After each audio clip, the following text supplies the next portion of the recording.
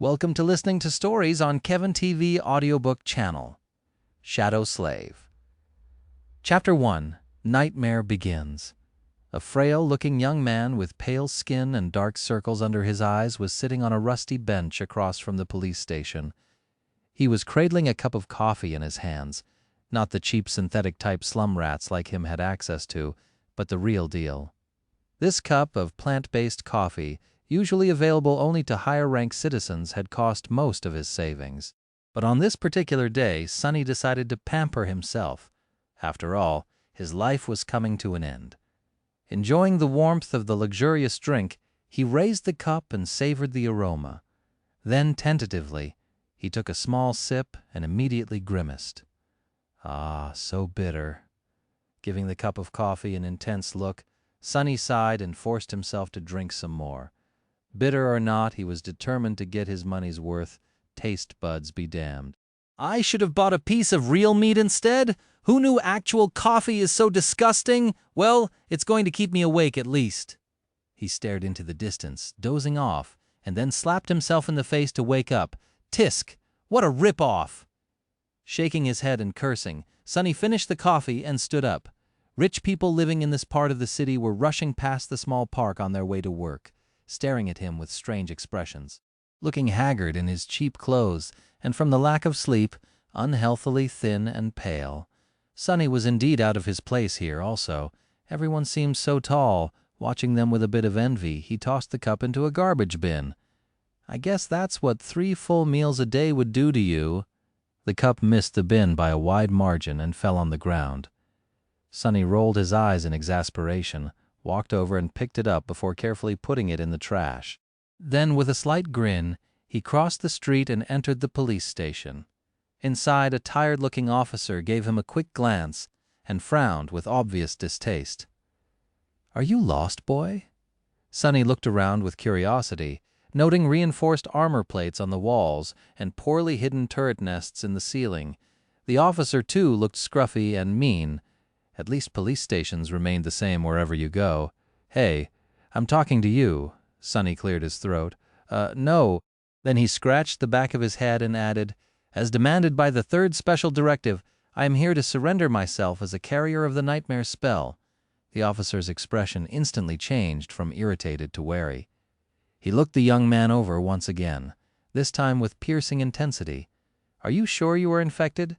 When did you start showing symptoms?" Sonny shrugged. A week ago, the officer became visibly paler. Shit.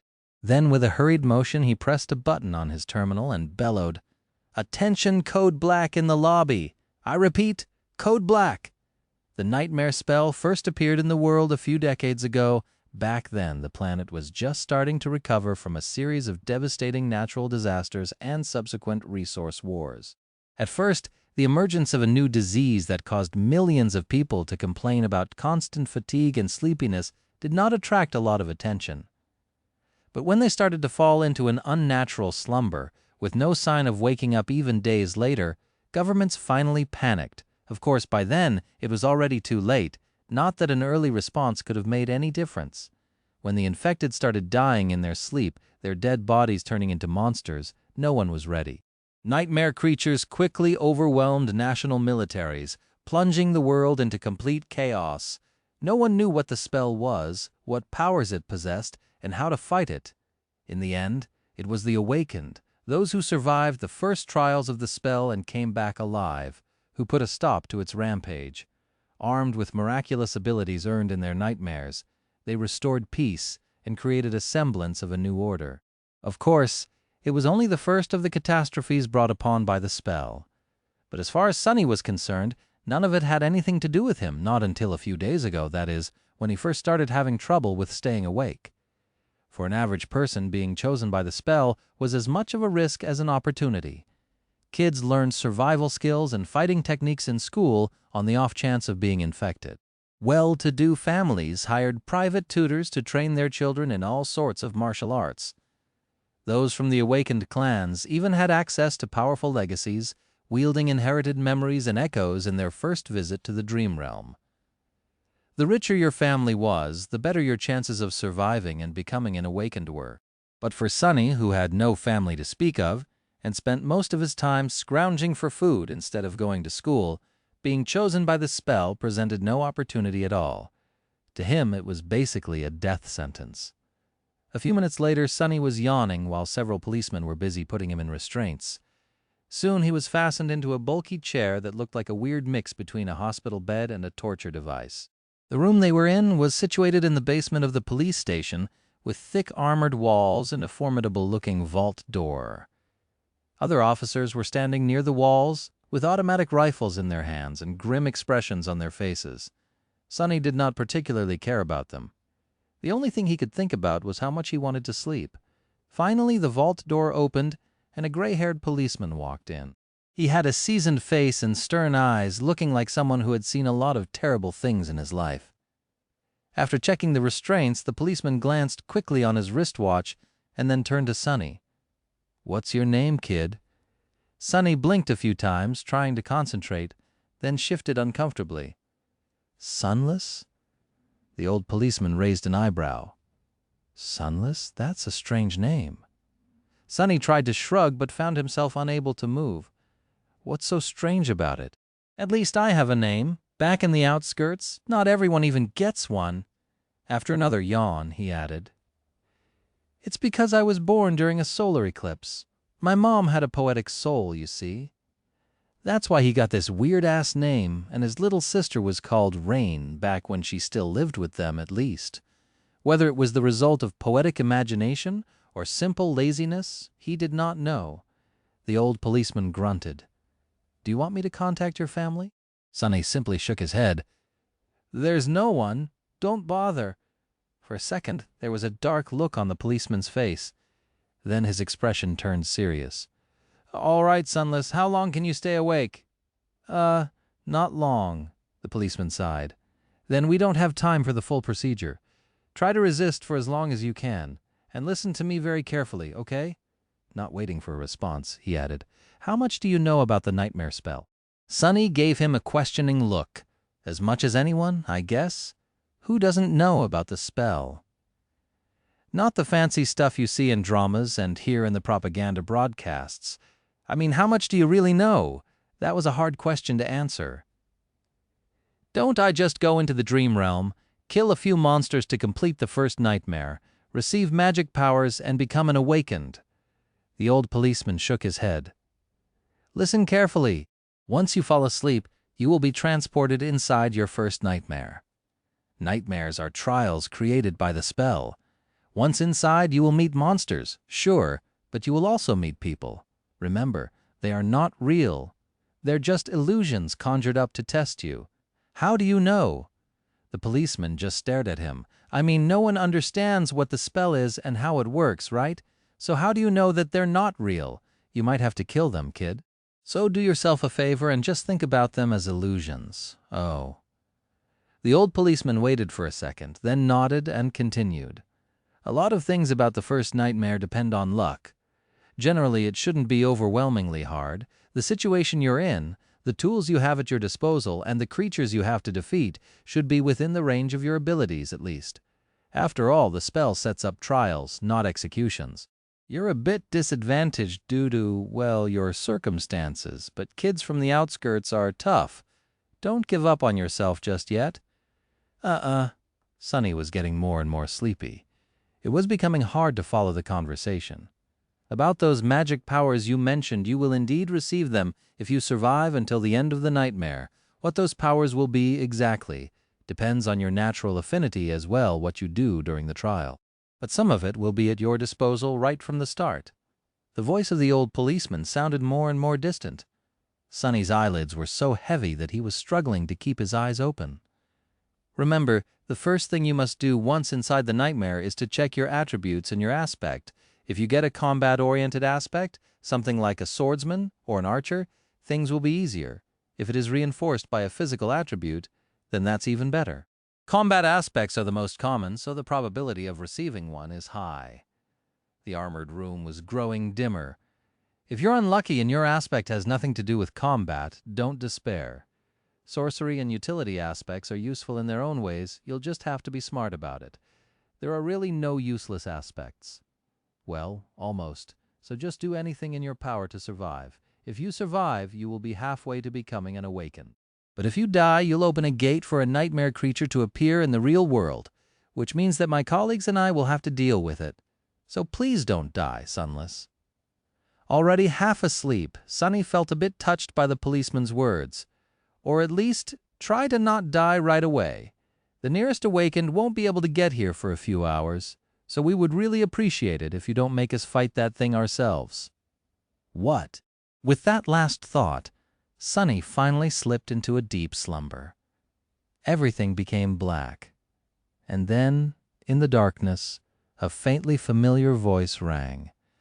"Aspirant, welcome to the nightmare spell. Prepare for your first trial." Chapter 2, Slave Caravans. Sunny dreamt of a mountain. Jagged and lonesome, it dwarfed other peaks of the mountain chain, cutting the night sky with its sharp edges. A radiant moon bathed its slopes in the ghostly pale light. On one of the slopes, the remnants of an old road stubbornly clung to the rocks. Here and there, weathered paved stones could be seen through the snow. To the right side of the road, a sheer cliff face rose as an impregnable wall. To the left, a silent black sea of nothingness indicated an endless fall. Strong winds crashed into the mountain over and over again, screaming in powerless rage. Suddenly, the moon fell over the horizon. The sun rose from the west, streaked across the sky, and disappeared in the east. Snowflakes jumped from the ground and returned into the embrace of clouds. Sunny realized that he was seeing the flow of time in reverse. In an instant, hundreds of years flew by. The snow retreated, bearing the old road. Cold shivers ran down Sunny's back as he noticed human bones littering the ground. A moment later, the bones were gone, and in their place, a slave caravan appeared, moving backwards down the mountain in the clamor of chains. Time slowed, stopped, and then resumed its usual pace. "Aspirant, welcome to the nightmare spell. Prepare for your first trial." What the hell is this? Step! Step! Another step! A dull ache was radiating through Sunny's bleeding feet as he was shivering from cold. His threadbare tunic was nearly useless against the biting wind. His wrists were the main source of agony, badly hurt by the iron shackles. They sent a sharp pang of pain every time the freezing metal touched his broken skin. What kind of a situation is this? Sunny looked up and down, noticing a long chain winding up the road, with dozens and dozens of hollow-eyed people, slaves just like him, shackled to it at small intervals. Ahead of him, a man with broad shoulders and a bloodied back was walking with a measured gait. Behind him, a shifty-looking guy with quick, desperate eyes was quietly cursing under his breath in a language that Sunny did not know, but somehow still understood. From time to time, armed horsemen in ancient-style armor would pass by, giving the slaves menacing looks. However you judged it, things were really bad. Sunny was more bewildered than panicked. True, these circumstances were not like what the first nightmares were supposed to be. Usually, freshly chosen aspirants would find themselves in a scenario that presented them with a fair amount of agency. They would become members of privileged or warrior castes, with plenty of access to necessary weapons to at least try to tackle any conflict. Starting out as a powerless slave, shackled and already half dead, was as far from being ideal as one could imagine. However, the spell was as much about challenge as it was about balance. As the old policeman said, it created trials, not executions, so Sunny was pretty sure that to counter this abysmal start, it would reward him with something good. A powerful aspect, at least. Let's see how do I do this. Remembering popular webtoons he read as a child, Sunny concentrated and thought about words like status, myself, and information. Indeed, as soon as he focused, shimmering runes appeared in the air in front of him. Once again, although he did not know this ancient alphabet, the meaning behind it was somehow clear. He quickly found the rune describing his aspect, and finally lost his composure. What? What the actual fuck? Name. Sunless. True name. Rank. Aspirant. Soul core. Dormant. Memories. Echoes. Attributes. Fated. Mark of divinity. Child of shadows.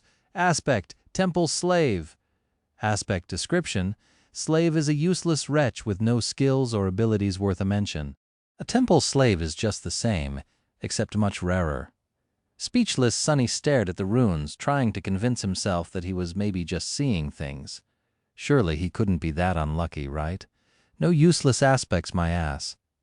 As soon as this thought appeared in his mind, he lost the rhythm of his steps and stumbled, pulling the chain down with his weight. Immediately, the shifty guy behind him screamed, "Whore's bastard, watch where you're going!" Sunny hurriedly dismissed the runes, which were only visible to him, and tried to recover his balance. A moment later, he was once again walking steadily, however, not before inadvertently pulling on the chain one more time. "You little shit, I'm going to kill you." The broad-shouldered man in front of Sunny chuckled without turning his head. "Why bother? The weakling will be dead by sunrise anyway. The mountain will kill him." A few seconds later, he added, "It'll kill you and me too." Just a bit later. "I really don't know what the Imperials are thinking, forcing us into this cold." The shifty guy gasped, "Speak for yourself, fool, I'm planning to survive." Sunny silently shook his head and concentrated on not falling again. What a charming pair. Suddenly a third voice joined the conversation from somewhere further back. This one sounded gentle and intelligent. "This mountain pass is usually much warmer this time of year. We just had really bad luck. Also, I would advise you against harming this boy." "Why is that?" Sunny turned his head slightly, listening. "Haven't you seen the markings on his skin? He is not like us who fell into slavery due to debts, crimes, or misfortune. He was born a slave, a temple slave to be precise. Not long ago the Imperials destroyed the last temple of the Shadow God. I suspect that this is how the boy ended up here." The broad-shouldered man cast a look back. "So what? Why should we be afraid of a half-forgotten, weakling god? He couldn't even save his own temples. The Empire is protected by the mighty war god. Of course, they're not afraid to burn down a few temples, but we here are not protected by anything or anyone. Do you really want to risk angering a god?" The broad-shouldered man grunted, not willing to answer. Their conversation was stopped by a young soldier riding a beautiful white horse. Clad in a simple leather cuirass, armed with a spear and a short sword, he looked dignified and noble. To Sunny's irritation, the asshole was really pretty, too. If this was a historical drama, the soldier would definitely be a male lead. What is going on here? There was no particular menace in his voice, even something resembling concern. When everyone hesitated, the gentle-voiced slave answered, "It's nothing, sir. We are just all tired and cold, especially our young friend over there." This journey is truly too hard for someone that young? The soldier looked at Sunny with pity.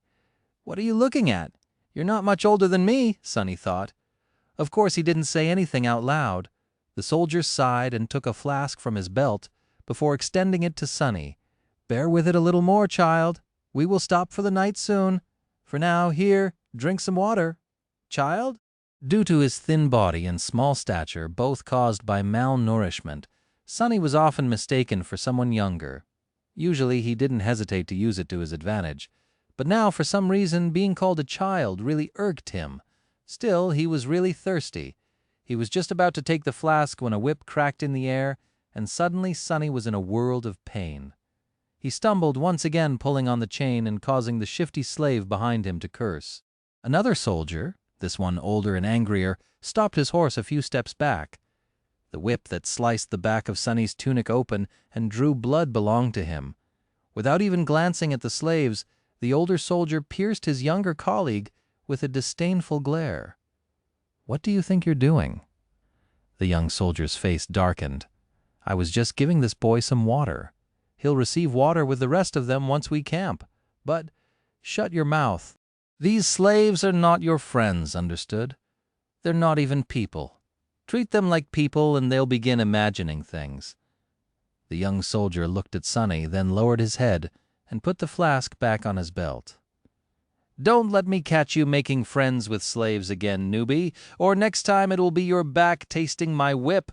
As if to illustrate his intention, the older soldier cracked his whip in the air and rode past them, radiating threat and anger. Sunny watched him go with well-concealed malice. "I don't know how, but I will watch you die first." Then he turned his head and glanced in the direction of the younger soldier, who was falling behind with his head still lowered and you second. Chapter 3. The Strings of Fate. For a few minutes after that, Sunny was in a dark mood. But then he pulled himself out of it and inhaled deeply, trying to enjoy the fresh air. Indeed, air like that was hard to come by in the real world. Microdust and other pollutants made it rough and unpleasant, not to mention the general stench of the outskirts. In the better parts of the city, sophisticated filtration systems worked diligently, however. Filtrated air tasted sterile and stagnant. Only the very rich had access to truly pleasant breathing. And here he was, able to enjoy an unlimited amount of pristine, delicious air like a second-generation chaebol. Truly being chosen by the spell has its benefits. If only there was no dreadful cold, his feet did not ache, and his wrists and back were not in agony. The slave caravan slowly dragged itself up the mountain, with more and more slaves stumbling and periodically falling to the ground. A couple of times, those who could not walk any more were taken off the chain and unceremoniously tossed off the road, down into the abyss that loomed to the left of it. Sunny watched them fall with a bit of compassion. Poor fellows, rest in peace, you pitiful souls. All in all, he was in good spirits. It was a bit strange to feel good amidst this disaster of a nightmare, but thankfully Sunny had time to prepare himself for this eventuality. When the symptoms of the spell first appeared, he did not handle it well. Dying before you even turned 17 was not something one could easily cope with. But in the end, it only took Sunny several days to come to terms with it. After visiting his parents' makeshift resting place, well, actually, since he was too poor to afford even the cheapest slot in the remembrance facility, it was just 2 lines carved into an old tree, and adding a 3rd line for himself, Sunny suddenly became relaxed and carefree. After all, he didn't have to worry about earning money, finding food, protecting himself, and planning for the future anymore. Once the worst that could happen had already happened, what else was there to fear? So becoming a slave and slowly freezing to death was not that much of a shock. Besides, he knew that cold would not kill him, simply because he had already seen what fate was awaiting the caravan further up the mountain. The picture of piled bones littering the ground was still fresh in his mind. Most likely, it was a pack of monsters that were going to do the caravan in, and by the look of it, the attack was going to take place in a matter of hours, not days, so he still had a chance. Using the opportunity, Sunny decided to take another look at his status and summon the runes again. The last time he was too outraged by the aspect and didn't study the attributes well. While not as important as one's aspect, the attributes were often the deciding factor between life and death. They represented one's natural traits and affinities, sometimes even providing passive abilities and effects. Fated attribute description: the strings of fate wrap tightly around you. Unlikely events, both good and bad, are drawn by your presence. There are those who are blessed and there are those who are cursed, but rarely both. Mark of divinity attribute description: you bear a faint scent of divinity, as though someone briefly touched by it once, a long time ago. Child of Shadows attribute description: shadows recognize you as one of their own. Interesting. Sunny quickly recognized the first attribute, fated, as the main culprit of his predicament. At first glance, it seemed to indicate that he was destined for a certain fate, to die miserably and vanish without a trace, for example. But after reading the description, he realized that being fated actually just meant that improbable things had a higher chance of occurring when he was around. I guess this is how I managed to receive one of the super rare useless aspects, and a weird variant of it at that. If fated was his innate attribute, then the other 2 came from the temple slave aspect. Mark of divinity was more or less straightforward. It was supposed to allow passage into certain sacred places inside the dream realm and enhance several types of sorcery. Since there were no sacred places in sight and Sunny's aspect had nothing to do with sorcery, it was useless too. Child of Shadows was a stranger one. He had never heard of it and had no idea what it was supposed to do, at least not until the sun hid behind the mountain and the sky began to darken. To his surprise, Sunny found himself able to see perfectly in the darkness, as though it was still as bright as day. This ability alone was nothing to scoff at, and it was quite possible that Shadows would reward him with some other, yet unknown gifts, finally something good. I wonder if... "Stop the caravan. Prepare to camp." Following the head soldier's order, the slaves stopped and fell to the ground, shivering and exhausted. The small clearing where the road widened was somewhat protected from the wind by a protruding mass of rock, but it was still too cold to rest with ease. The soldiers got busy herding the slaves into a tight circle, forcing them to share warmth and lighting up a large bonfire in the center of the camp, although not before tending to their horses. The heavy wagon carrying food, water, and other cargo, to which the main chain was firmly affixed, was pushed forward to block the wind. While looking around, Sonny noticed the young soldier from before watching the mountain with a complicated look on his face. What a weirdo! Soon the bonfire was blazing. The stronger slaves tried to find their way closer to the fire, while the weaker ones, like Sonny, were forced to sit at the outer end of the circle with their backs freezing in the cold. Of course, any movement was encumbered by the fact that they were still shackled to the chain. That's why the familiar broad-shouldered slave ended up just where he started, despite all of his efforts to get closer to the flame. "Damn Imperials," he hissed, clearly irritated. The soldiers walked among the slaves, giving them water and food. Sonny, just like everybody else, received a few sips of icy water and a small piece of rock-hard, moldy bread. Despite its unappetizing look, he forced himself to eat the whole thing, just to be left as hungry as he was before. By the looks of it, he wasn't the only one. The shifty slave that had been walking behind him looked around in anguish. "By all the gods, they used to feed me better even in the dungeons." He spat on the ground, desperate, and most of us innocent men in the dungeon were there waiting to visit the gallows too. A few steps away from them, where the paved road ended and sharp rocks began, a scattering of bright red berries were growing from the snow. Sonny had noticed them before, clustering here and there along the road, and even noted how pretty those resilient things looked contrasted against the white. The shifty slave's eyes glistened as he tried to crawl towards the berries on all fours. "I would advise against eating those, friend." It was the gentle-voiced slave again. Sonny turned around and finally saw him in the flesh for the first time. It was a tall man in his 40s, lean and strangely handsome, with a dignified look of a scholar. How a man such as him ended up a slave was a mystery. Yet there he was. "You and your advice again?" "What? Why?" The scholar smiled apologetically. "These berries are called bloodbane. They grow in the places where human blood was spilled. That's why there's always a lot of them along the slave trade routes." "So what?" The older man sighed. "Bloodbane is poisonous. A few berries might be enough to kill an adult man." "Curses!" The shifty slave flinched back and glared at the scholar. Sonny did not pay them a lot of attention, because while looking around, he finally recognized the site of the camp as the place where, in his vision at the start of the nightmare, the bones of the slaves were buried under the snow, and he was willing to bet that whatever it was that killed them all was going to happen soon. As if to answer his thoughts, a thundering noise rang from above, and in the next second, something massive came crashing from the sky. Chapter 4, Mountain King. Turning in the direction of the thundering noise, many slaves rose their heads, only to see rocks and heavy shards of ice raining on them from above. They instantly panicked, lurching away in a cacophony of screams. Shadows happily danced on black stones as, entangled by the thick chain, those slaves fell to the ground and pulled others with them. Sonny was one of the few that remained upright, mostly because he was ready for something like this to happen. Calm and collected, he gazed at the night sky, his attribute-enhanced eyes piercing the darkness, and took one measured step back. In the next second, a piece of ice the size of a man's torso hit the ground right in front of him and exploded, showering everything around with sharp shards. Others weren't that quick. As ice and stones continued to rain, many were wounded, and a few even lost their lives. Agonizing wails filled the air. "On your feet, fools! Get to the wall!"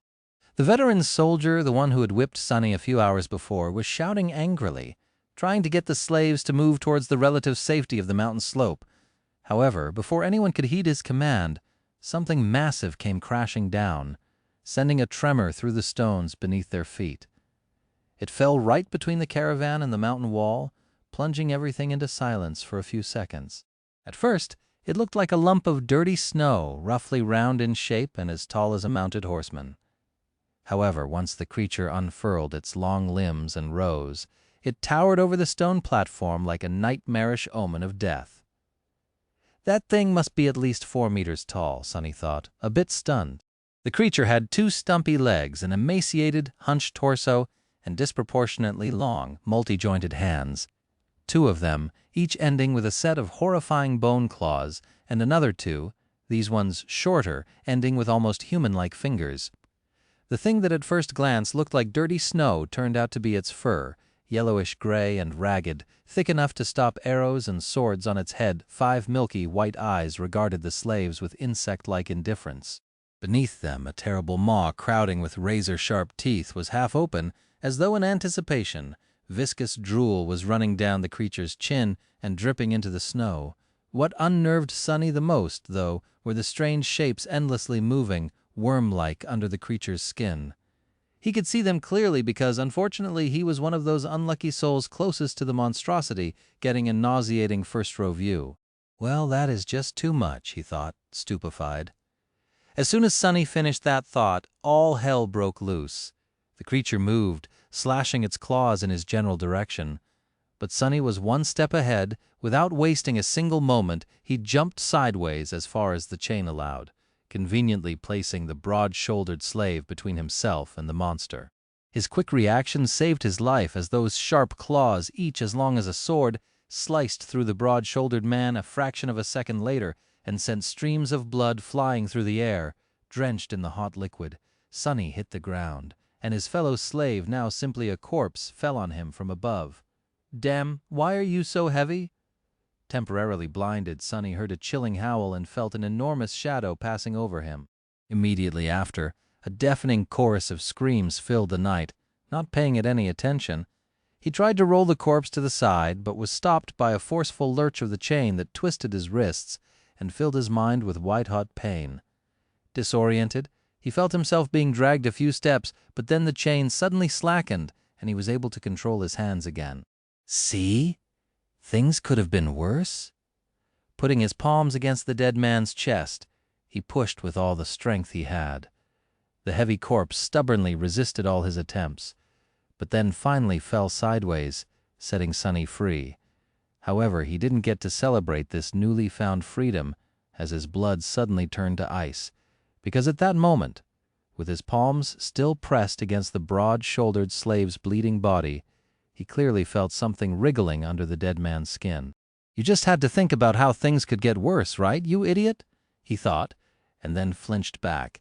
Pushing the corpse with his legs, Sonny crawled as far away from it as he could, which was about 1.5 meters thanks to the ever-present chain. He quickly glanced around, noticing a mass of dancing shadows and the silhouette of the monster rampaging amidst the screaming slaves on the opposite end of the stone platform. Then he concentrated on the dead body, which was starting to convulse with growing violence. On the opposite side of the corpse, the shifty slave was looking at it with slackened jaw and a horrified expression on his face. Sonny waved to get his attention. "What are you staring at? Move away from it!" The shifty slave tried, but immediately fell down. The chain was twisted between the 3 of them, pinned down under by the broad-shouldered man's weight. Sonny clenched his teeth. Right under his eyes, the corpse was going through a nightmare-inducing metamorphose. Strange bone growths pierced its skin, extending like spikes. The muscles bulged and wriggled as though trying to change shape. The fingernails were turning into sharp claws. The face cracked and split, bearing open a twisted mouth with one too many rows of bloodied, needle-like fangs. This is not right. Sonny twitched, feeling a strong urge to empty his stomach. The chain!" The scholarly slave was just a few steps behind the shifty one, pointing at his shackles with a face as pale as a ghost. That remark was far from helpful, but given the circumstances, his shock was understandable. Being shackled was bad enough, but being shackled to such horror was truly unfair. But Sonny's conclusion that things weren't right did not come from self-pity. He just meant that this whole situation was literally not right. The spell, mysterious as it was, had its own set of rules. There were rules for what type of creatures could appear in any given nightmare, too. Nightmare creatures had their own hierarchy, from mindless beasts to monsters, followed by demons, devils, tyrants, terrors, and finally mythical titans, also known as calamities. The first nightmare was almost always populated by beasts and monsters, rarely with a demon mixed in. And Sunny had never ever heard about anything stronger than a single devil appearing in it. However, the creature had clearly just created a lesser version of itself, an ability that belonged exclusively to tyrants, the sovereigns of the nightmare spell, and those above them. What was this tyrant even doing in a first nightmare? How powerful was that damn fated attribute? But there was no time to ponder. Unfair or not, there was only one person now who could save Sunny himself. The broad-shouldered man, what was left of him, slowly rose, his mouth producing strange clicking noises, without giving him time to fully come to his senses.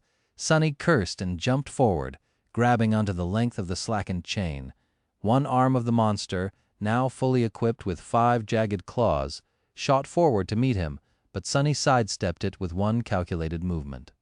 What saved his skin this time was not quick reaction, but simple presence of mind. Sunny might not have learned any fancy combat techniques, since his childhood was spent on the streets instead of a school, but the streets too were a kind of teacher. He had spent his whole life fighting for survival, quite often literally. That experience allowed him to keep a cool head on his shoulders in the midst of any conflict, so instead of freezing or being consumed by fear and doubt, Sunny just acted. Stepping close, he threw the chain around the monster's shoulders and pulled, pinning its hands to its body before the creature, still slow and groggy from its transformation, could properly react. Sunny wrapped the chain around it several times, barely saving his face from being bitten off by the creature's terrifying maw. The good thing was, the monster couldn't move its hands now. The bad thing was, the length of the chain he used to immobilize it was gone, leaving almost no distance between them. "You two?" Sunny screamed, addressing his 2 fellow slaves. "Pull on that chain as though your lives depend on it." Because they were.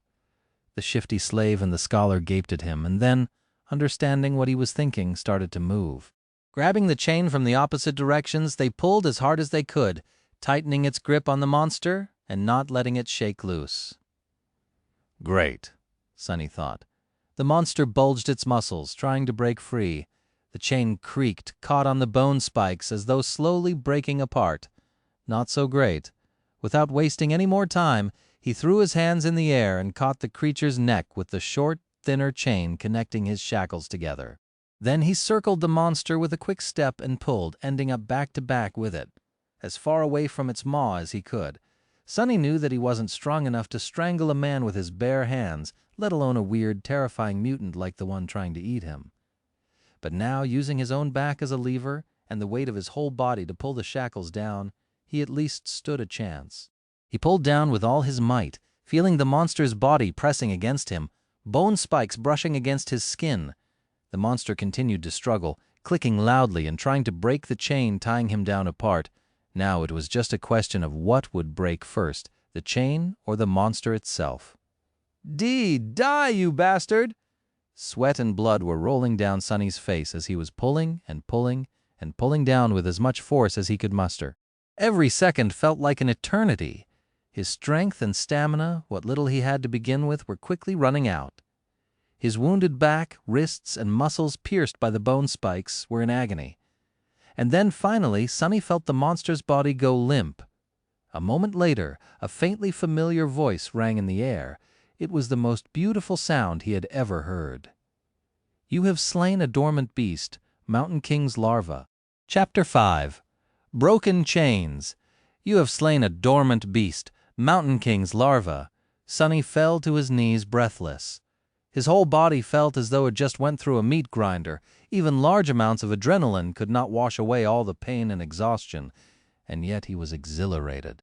The satisfaction of killing the larva was so vast that he even forgot to be disappointed about not receiving a memory, the special item tied to a dream realm inhabitant's essence, which was sometimes awarded by the spell to the triumphant awakened a magic sword, or a suit of armor would have come in handy right about now. Damn, he would even settle for a warm coat. 3 seconds, you can rest for 3 more seconds, Sunny thought. After all, the nightmare was far from over. A few moments later, he forced himself to come back to his senses and looked around. trying to ascertain the situation. The larva was dead, which was great. However, he was still tied to it by the damn chain. The shifty slave and the scholar, both pale as death, were busy untangling it to buy the three of them at least some freedom of movement. Further away, torn bodies and pieces of flesh were lying on the ground. Many slaves were killed. A few had somehow managed to escape and were now running away. Fools, they're dooming themselves. The chain, as it turns out, was at some point broken in two. That's why it suddenly slackened when Sonny was being dragged by the mass of panicking slaves. If their shackles had a less sophisticated locking mechanism, he could have tried to free himself now. However, each pair was fixed to a specific link. Without unlocking them, no one was going anywhere. The tyrant, Mountain King presumably, was hidden from sight by the bright glow of the bonfire. However, Sonny could feel its movements due to the subtle tremors spreading through the stones, as well as the desperate screams of those slaves who were yet to perish. An angry bellow or two could also be heard, indicating that some of the soldiers were still alive, desperately trying to fight the monstrosity off. What pulled his attention the most, though, was the fact that several of the maimed bodies were starting to move. More larvae? His eyes widened. One after another, 4 more corpses slowly rose to their feet. Each beast looked as disgusting as the first one had, and not a bit less deadly. The nearest was mere meters away from Sonny. Damn it all, he thought, and then weakly, I want to wake up. A strange clicking filled the air. One of the beasts turned its head toward the 3 slaves and gnashed its fangs. Shifty fell on his ass, whispering a prayer, while Scholar just froze in place. Sonny's eyes darted to the ground, trying to find something to use as a weapon. But there was not a single thing he could use. Full of vitriol, he simply wrapped a length of chain around the knuckles and raised his fists. "Come at me, you bastard!" The larva dashed forward with incredible speed in a flurry of claws, fangs, and terror. Sonny had less than a second to react. However, before he could do anything, a nimble figure moved past him and a sharp sword flashed in the air. The monster, beheaded with one strike, fell gracelessly onto the ground. Sonny blinked. What was that? Dumbfounded, he slowly turned his head and looked to his left. Standing there with a valorous expression was the handsome young soldier who had once offered him water. He looked calm and collected, if a little grim. There was not a speck of dirt or blood on his leather armor. He is awesome, Sonny thought before catching himself. Poser? He's a poser. With a short nod, the soldier moved forward to face the remaining 3 larvae. But after taking a few steps, he suddenly turned around and gave Sonny a long look. Then, with one swift motion, the young warrior took something from his belt and threw it to Sonny. Save yourself? With that, he was gone to fight the monsters. Sonny reflexively caught the item and watched the soldier go. Then he lowered his gaze and studied the thing clutched tightly in his hand. It was a short and narrow iron rod with a straight bend on its end. A key! It's a key. His heart began to beat faster. It's the key to the shackles. With one last glance at the fierce battle starting between the young soldier and the larvae, Sonny dropped on one knee and began to maneuver the shackles, trying to get his hand into a suitable position to insert the key. It took him a few tries to understand how the unfamiliar lock worked, but then finally there was a satisfying click, and he was suddenly free. The cold wind caressed his bloodied wrists. Sonny rubbed them and smiled with a dark gleam in his eyes. Just you wait now. For a moment, visions of violence and revenge filled his head. Boy, over here. Shifty was waving his hands in the air, trying to get his attention. Sonny briefly considered just leaving him to die, but then decided against it. There was strength in numbers, plus, despite Shifty's previous threats to kill him and overall unpleasantness, Sonny would have felt bad leaving a fellow slave in chains, especially since freeing him would not cost anything. He hurried over to the other 2 slaves and quickly unlocked their shackles. As soon as Shifty was free, he pushed Sonny away and did a little dance, laughing like a maniac. Ah, free at last! Gods must be smiling upon us. Scholar was more reserved. He squeezed Sonny's shoulder in gratitude and smiled weakly, casting a tense look in the direction of the ensuing fight. 2 of the 3 larvae were already dead. The third one was missing an arm but still trying to tear its opponent apart. The young soldier danced around it, moving with the graceful fluidity of a natural-born warrior. "What are you waiting for? Run!"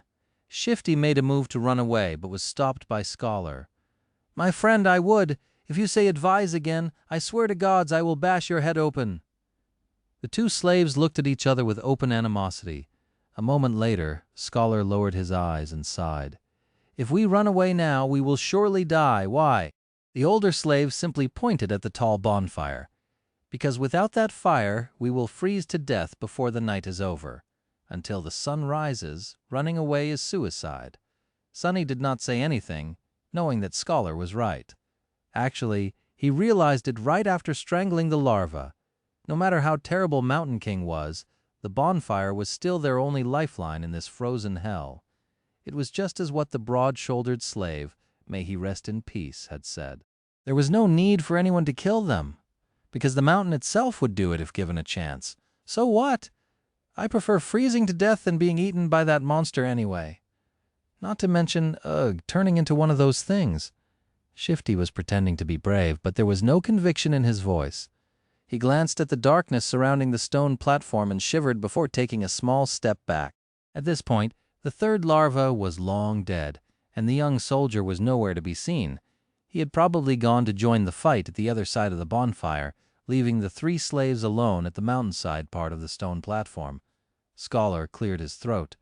The monster might be satiated with those it had already slain. It might be defeated or driven away by the Imperials.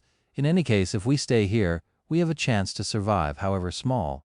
But if we run away, our doom will be certain. So what do we do? Unlike Scholar, Sonny was sure that Mountain King would not be satisfied with killing just most of the slaves.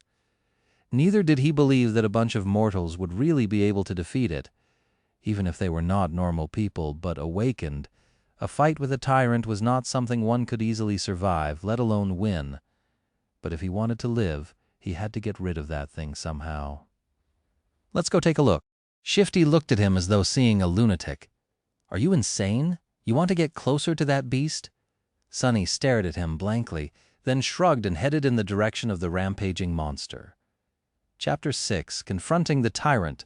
Sonny was off to face against a nightmare creature, and not any creature at that, but one of the fifth category, a dreaded, fearsome tyrant.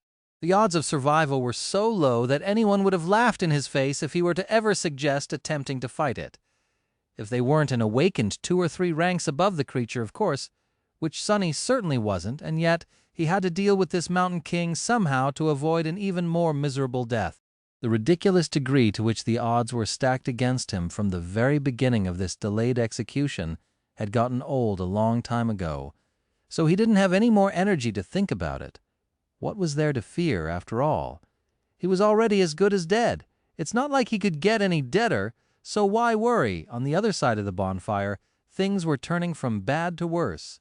Most of the slaves were already dead. A few soldiers were still desperately trying to fight the monster, but it was clear that they weren't going to last long. Right in front of Sonny's eyes, the tyrant picked up a dead slave, dragging the chain up with him, and opened its terrifying maw wide. With one crushing bite, the slave's body was torn in half, leaving only bloodied stumps inside the shackles. Mountain King's 5 indifferent milky eyes stared into the distance as he chewed, streams of blood flowing down its chin.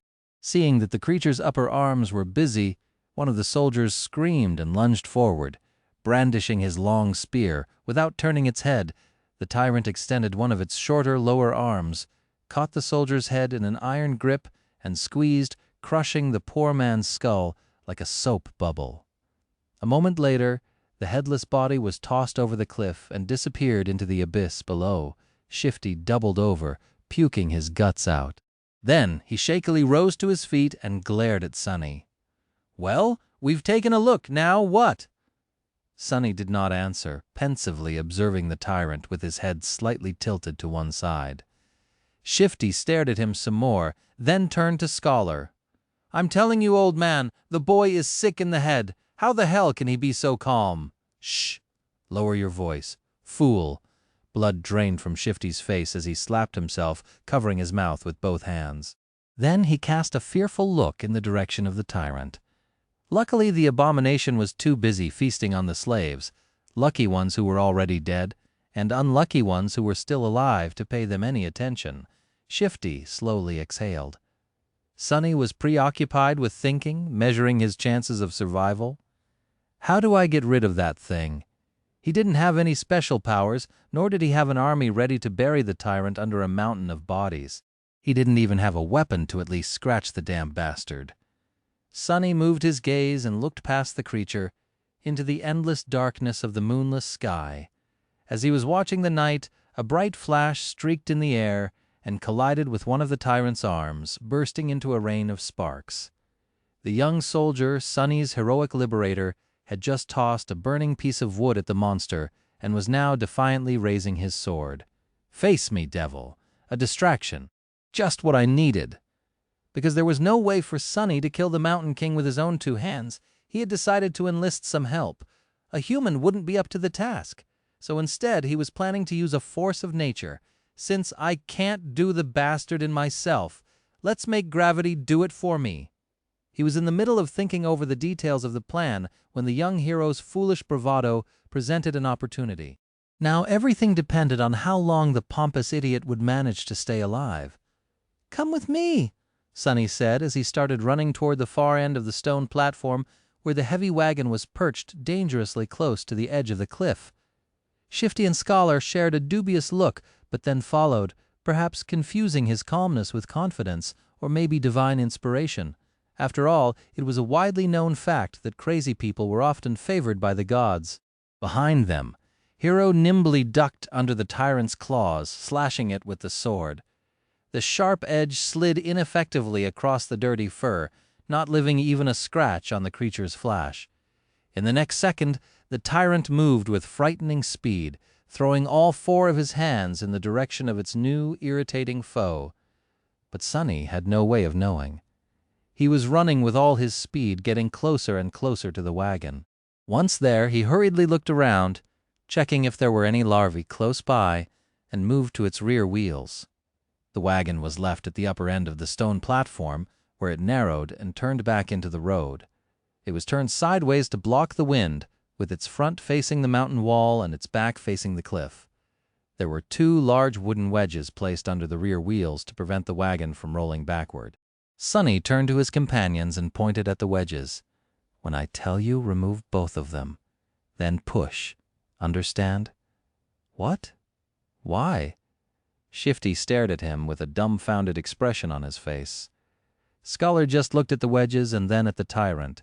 Hero, miraculously, was still alive. He was weaving between the creature's limbs, always just half a second away from being completely eviscerated.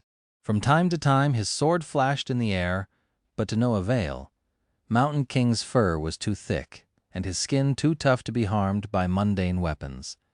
There was a hint of apprehension on the young warrior's face. All the other soldiers, as far as Sonny could see, were already dead, so he really needed that one to live a little bit longer. "Don't die yet," he thought to Shifty. He simply said, "You'll see." The next moment Sonny was running again, trying to follow the chain from the brace where it was affixed to the wagon. The thing he was searching for was hard to notice due to all the bodies, blood, and viscera littering the stone platform, but for once, luck was on his side. A short amount of time later, he had found what he needed, the torn end of the chain. Finding the nearest set of shackles, complete with a horribly disfigured body of a slave locked in them, Sonny plopped down on his knees and started to fumble with the key. There was a muffled scream, and with a sideways glance, he noticed Hero flying through the air, finally caught by one of the tyrant's strikes. Incredibly, the young soldier managed to land on his feet, sliding several meters across the stones. All of his limbs were still in place. There were no terrible wounds on his body either. Without skipping a bit, Hero rolled forward, picking up his sword from where it fell on the ground, and then rolled once more, this time sideways, narrowly avoiding a heavy stomp from the creature's foot. Rolling? Who the hell rolls around in this situation? Without any more time to waste, Sonny finally managed to unlock the shackles. Shaking the dead slave out of them, he then promptly locked them once again, this time around the chain itself, ending up with a makeshift slipknot and a loop. Now everything depended on his resolve, hand-to-eye coordination, and luck. Turning to Shifty and Scholar, who were still waiting by the wagon, he screamed, "Now!" Then picking up a sizable length of chain, Sonny stood up and faced the tyrant. Hero spared him half a glance. His eyes lingered on the chain for a moment and then quickly followed it to the wagon. Then, without showing a hint of emotion, the young warrior doubled his efforts, drawing the creature's attention away from Sonny. So he's smart too? What a scam! Clearing his head of all unnecessary thoughts, Sonny concentrated on the weight of the chain in his hands. The distance between him and the tyrant and his target time seemed to slow down a bit. Please don't miss. Gathering all of his strength, Sonny spun and threw the chain in the air as though a fisherman casting his net. The loop opened as it flew, closing in on the position of the fight between Hero and the tyrant. Sonny's plan was to place the loop on the ground close enough to them that, once one of the tyrant's feet landed in the trap, he could pull on the chain and tighten it around the monster's ankle. But his plan failed spectacularly, which is to say, it was literally a spectacle. In the last moment, Mountain King suddenly flinched back, and instead of falling on the ground, the chain loop landed perfectly around its neck. A second later, it tightened, acting as an iron noose. Sonny froze for a moment, not believing his eyes, and then clenched his fists, holding himself back from triumphantly shaking them in the air. "Yes!" he screamed inwardly. Moments later, the wagon would roll off the cliff, pulling the tyrant down with it. Sonny looked back to make sure and instantly turned even paler than he usually was. Shifty and Scholar did manage to remove the wedges from under the wagon's wheels and were now desperately pushing it to the edge of the road. However, the wagon was rolling slowly, very slowly, much slower than Sonny had anticipated. He turned to the tyrant, panicking. The creature, surprised by the sudden weight pressing down on its neck, was already raising its hands to tear the chain apart. Sonny's eyes widened. In the next second, Hero crashed into one of the tyrant's legs, throwing it off balance and buying them some time. Sonny was already running to the wagon, cursing loudly in his mind. Reaching it, he threw himself onto the damp wood alongside Shifty and Scholar, pushing with all the strength left in his rather small but terribly beaten and enormously exhausted body. Roll, roll, you creaky piece of shit. The wagon sped up a little, but was still rather slow in reaching the cliff's edge. At the same time, the tyrant finally managed to get a hold of the chain tied around its neck, ready to free itself. Now, whether they lived or not was just a question of which thing would happen first. Chapter 7, 3 Slaves and a Hero Roll. You creaky piece of shit. Sonny pressed himself against the wagon, pushing with all he had. 4 powerful oxen that used to pull it were now dead, and instead of them, 3 tired slaves were trying to do the job. Even with the slope of the road helping them, the speed of the wagon was agonizingly slow. The tyrant, in comparison, was moving much faster, pushing Hero back with a deadly swipe of his lower arms. He raised the other 2 to its neck and tried to grab the chain that was wrapped around it like a noose. However, this time Mountain King's fearsome physique turned into a disadvantage. Its long, terrifying bone claws were perfect for tearing flesh apart, but they weren't the best tool for precise manipulations. It took the tyrant some time to get a hold of the chain without slicing its own neck open. By then, the wagon was nearly at the edge of the cliff. "Come on, just a little bit more." What followed happened very quickly. The wagon's rear wheels finally slid from the road, hanging over the dark, seemingly bottomless pit beneath. The creature turned, staring expressionlessly at the 3 slaves with its 5 milky, dead eyes. The wagon careened, throwing Shifty and Scholar off their feet, and then froze, balanced precariously on its middle axis. Sonny was the only one left standing. He cast a last glance at the towering monster, and then slammed his shoulder into the front of the wagon, putting all of his weight behind it. The wagon finally lost its balance and rolled over the edge, scraping its underside deafeningly against the jagged rocks. Sonny fell forward and landed on his knees, narrowly saving himself from tumbling down the cliff with it. Turning his head to the tyrant, he gave it a wicked smile. Mountain King made a move to lunge at the scrawny slave, but it was already too late. A moment later, the chain on his neck drew tight, and he was yanked back with tremendous force, flying over the edge of the cliff like a rag doll. The creature fell into the darkness silently, as though refusing to believe that it was defeated by a tiny human. "Go and die, bastard," Sonny thought. Then he took one deep, ragged breath and dropped to the ground, utterly exhausted. Is this it? Did I pass the trial? He rested on the cold stone, staring at the night sky, and waited for that faintly familiar but elusive voice to announce his victory. But instead of that, wave after wave of pain that he had earlier chosen to ignore finally started to catch up with his abused body. Sonny groaned, feeling hurt all over. The skin on his back slashed by a slaver's whip and pierced by the bone spikes of a newborn larva especially, was in agony. He was also starting to shiver, once again consumed by the dreadful cold. I guess not. His thoughts were slow and muddy. What else am I supposed to do? A dark figure appeared above him. It was Hiro, looking calm and as handsome as ever. There were dirt and scratches on his armor, but otherwise the young soldier appeared to be fine. He extended one arm to Sonny. "Stand up. You'll freeze to death." Sonny sighed, accepting that his first nightmare was not over. Then he clenched his teeth and slowly rose to his feet, ignoring Hiro's helping hand around them. There was a scene of utter carnage. Except for the 3 slaves and Hiro, every member of the caravan was dead. Their bodies were littering the ground, horribly maimed or torn into pieces. Here and there, a repulsive carcass of a larva could be seen. Shadows cast by the bonfire were dancing happily across the stone platform, seemingly unperturbed by this morbid view. Sonny was also too tired to care. Shifty and Scholar were already up, looking at Hiro with weary apprehension. With or without shackles, they were still slaves, and he was still a slave driver. Noticing their tense gazes, the soldier sighed. "Come closer to the fire, all of you. We need to warm ourselves and discuss what to do next." Without waiting for their response, Hiro turned around and walked away. After hesitating for a few moments, the slaves followed. A bit of time later, the 4 of them were seated around the bonfire, soaking up pleasant heat.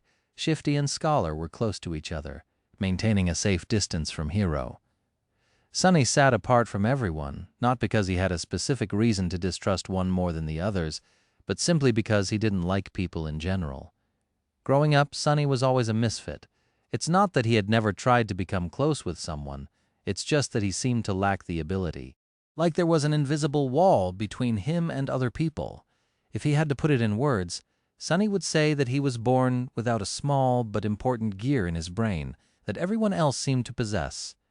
As a result, he was often baffled and stumped by human behavior, and his attempts to imitate it, however diligent, inevitably fell flat. This strangeness made others uncomfortable. In short, he was a bit different, and if there was one thing people hated, it was those different from them. Over time, Sonny simply learned to avoid getting too close to anyone and settled comfortably into his outcast role. This habit served him well, since it not only made him self-reliant, but also saved him from being stabbed in the back by shady characters on multiple occasions.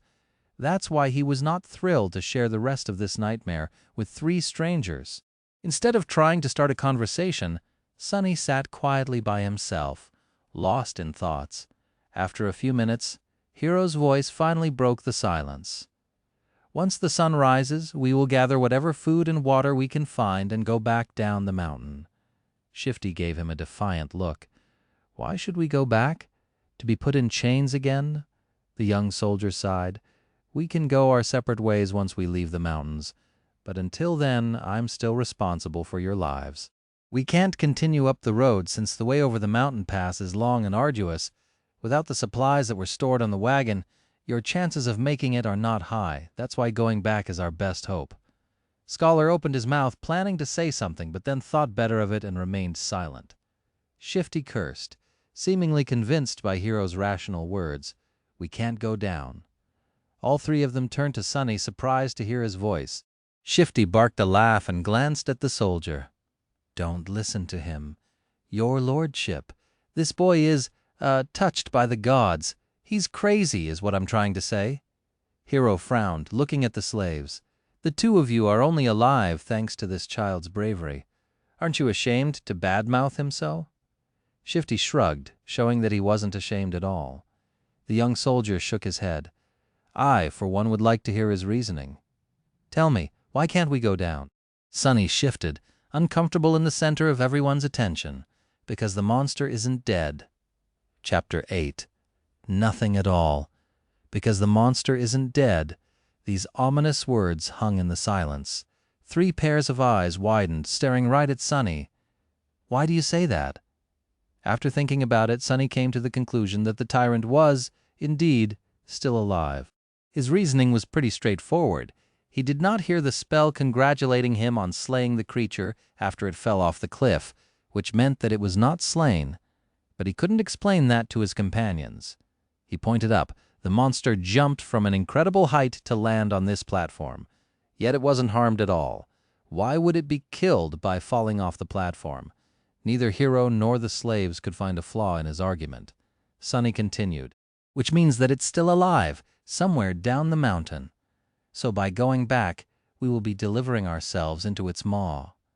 Shifty cursed loudly and crawled closer to the bonfire, staring into the darkness with terror in his eyes.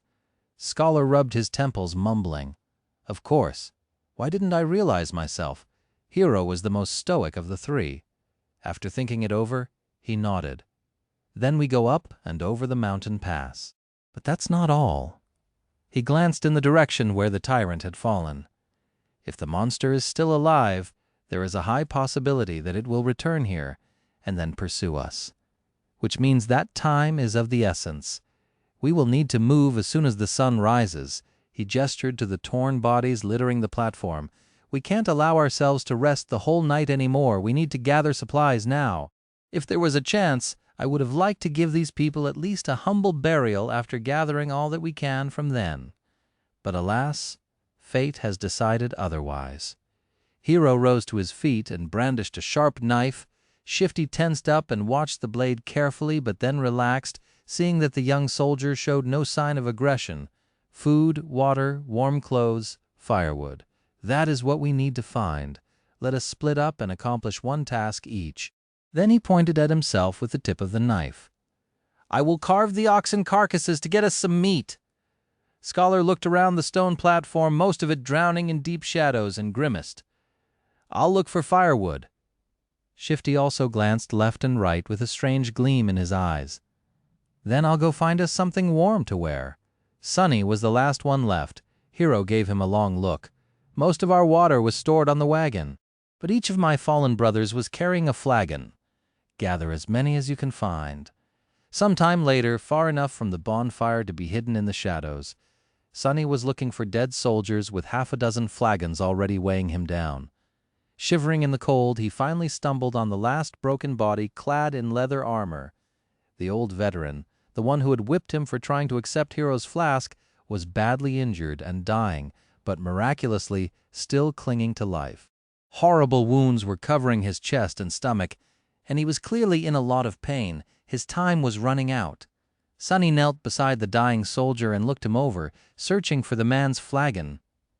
What irony, he thought. The older man tried to focus his eyes on Sunny and weakly moved his hand, reaching for something. Sunny looked down and noticed a shattered sword lying on the ground not far from them. Curious, he picked it up. "Are you looking for this? Why? Are you guys like Vikings longing to die with a weapon in your hands?" The dying soldier didn't answer, watching the young slave with some unknown intense emotion in his eyes. Sunny sighed. "Well, it might as well do. After all, I promised to watch you die." With that, he leaned forward and slit the old man's throat with the sharp edge of his broken blade, then threw it away. The soldier twitched, drowning in his own blood. The expression in his eyes changed. Was it gratitude or hatred? Sunny did not know. Illusion or not, it was his first time killing a human. Sunny expected to feel guilt or fear, but actually, there was nothing at all. It seemed that, for better or worse, his cruel upbringing in the real world had prepared him for this moment well. He sat quietly near the old man, keeping him company on this last journey. After a while, the spell's voice came whispering into his ear. "You have slain a dormant human, name unknown." Sunny flinched. "Oh, right. Killing people is also an achievement as far as the spell is concerned. They don't usually show this in webtoons and dramas." He registered that fact and put it away. But as it turned out, the spell wasn't done speaking. "You have received a memory." Sunny froze, opening his eyes wide. Yes, come on, give me something good. Memories could be anything from weapons to enchanted items. One received from a dormant rank enemy wouldn't be too powerful, but it was still a boon, weightless and undetectable, able to be summoned from nothingness with a simple thought. A memory was incredibly useful. What's more, unlike corporeal things, he would be able to bring it back with him to the real world. The advantage of having something like that back in the outskirts was hard to overestimate. A weapon. Give me a sword, received a memory. Silver Bell. Sunny sighed, disappointed. Well, with my luck, what was I expecting? Still, this thing was worth investigating. Maybe it had a powerful enchantment, like being able to send out destructive sonic waves or repelling incoming projectiles. Sunny summoned the runes and concentrated on the words Silver Bell. Immediately, an image of a small bell appeared in front of his eyes, with a short string of text below. Silver Bell, a small memento of a long-lost home, which once brought its owner comfort and joy. Its clear ringing can be heard from miles away. What a piece of crap, Sunny thought, dejected. His first memory turned out to be pretty much useless. Like everything else he possessed, he was almost starting to see a theme in how the spell was treating him. No matter. Sunny dismissed the runes and then got busy removing the dead man's fur cloak and warm, sturdy leather boots. As an officer, the quality of these clothes was a notch above those of the simple soldiers. After putting them on, the young slave finally felt warm for the first time since the nightmare began, not considering the short time he had spent near the bonfire. Perfect, he thought. The cloak was a bit bloodied, but then again, so was Sunny.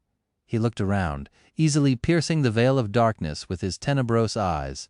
Hero and Scholar were still in the middle of their tasks. Shifty was supposed to be looking for winter clothes, but was greedily pulling rings off the dead men's fingers instead. Unseen to them, Sunny hesitated, considering if he had really thought things through well. His companions were unreliable. The future was too uncertain. Even the requirements of passing the nightmare remained a mystery. Any decision he could make would have been a gamble, at best. Still, he had to make some if he wanted to survive. Not wasting any more time thinking, Sunny picked up the flagons and sighed. They spent the rest of the night seating with their backs against the bonfire, staring fearfully into the night. Despite the exhaustion, no one could sleep. The possibility of the tyrant coming back to finish the 4 survivors off was too frightening. Only Hero seemed to be fine, calmly sharpening his sword in the bright light of the dancing flames. The sound of the whetstone scraping against the blade was somehow comforting. At the break of dawn, when the sun had lazily begun to warm up the air, they loaded themselves with all the supplies they'd managed to gather and set out into the cold. Sunny looked back, taking in the sight of the stone platform for the last time. He had managed to get past the place where the slave caravan was supposed to perish. What was going to happen next?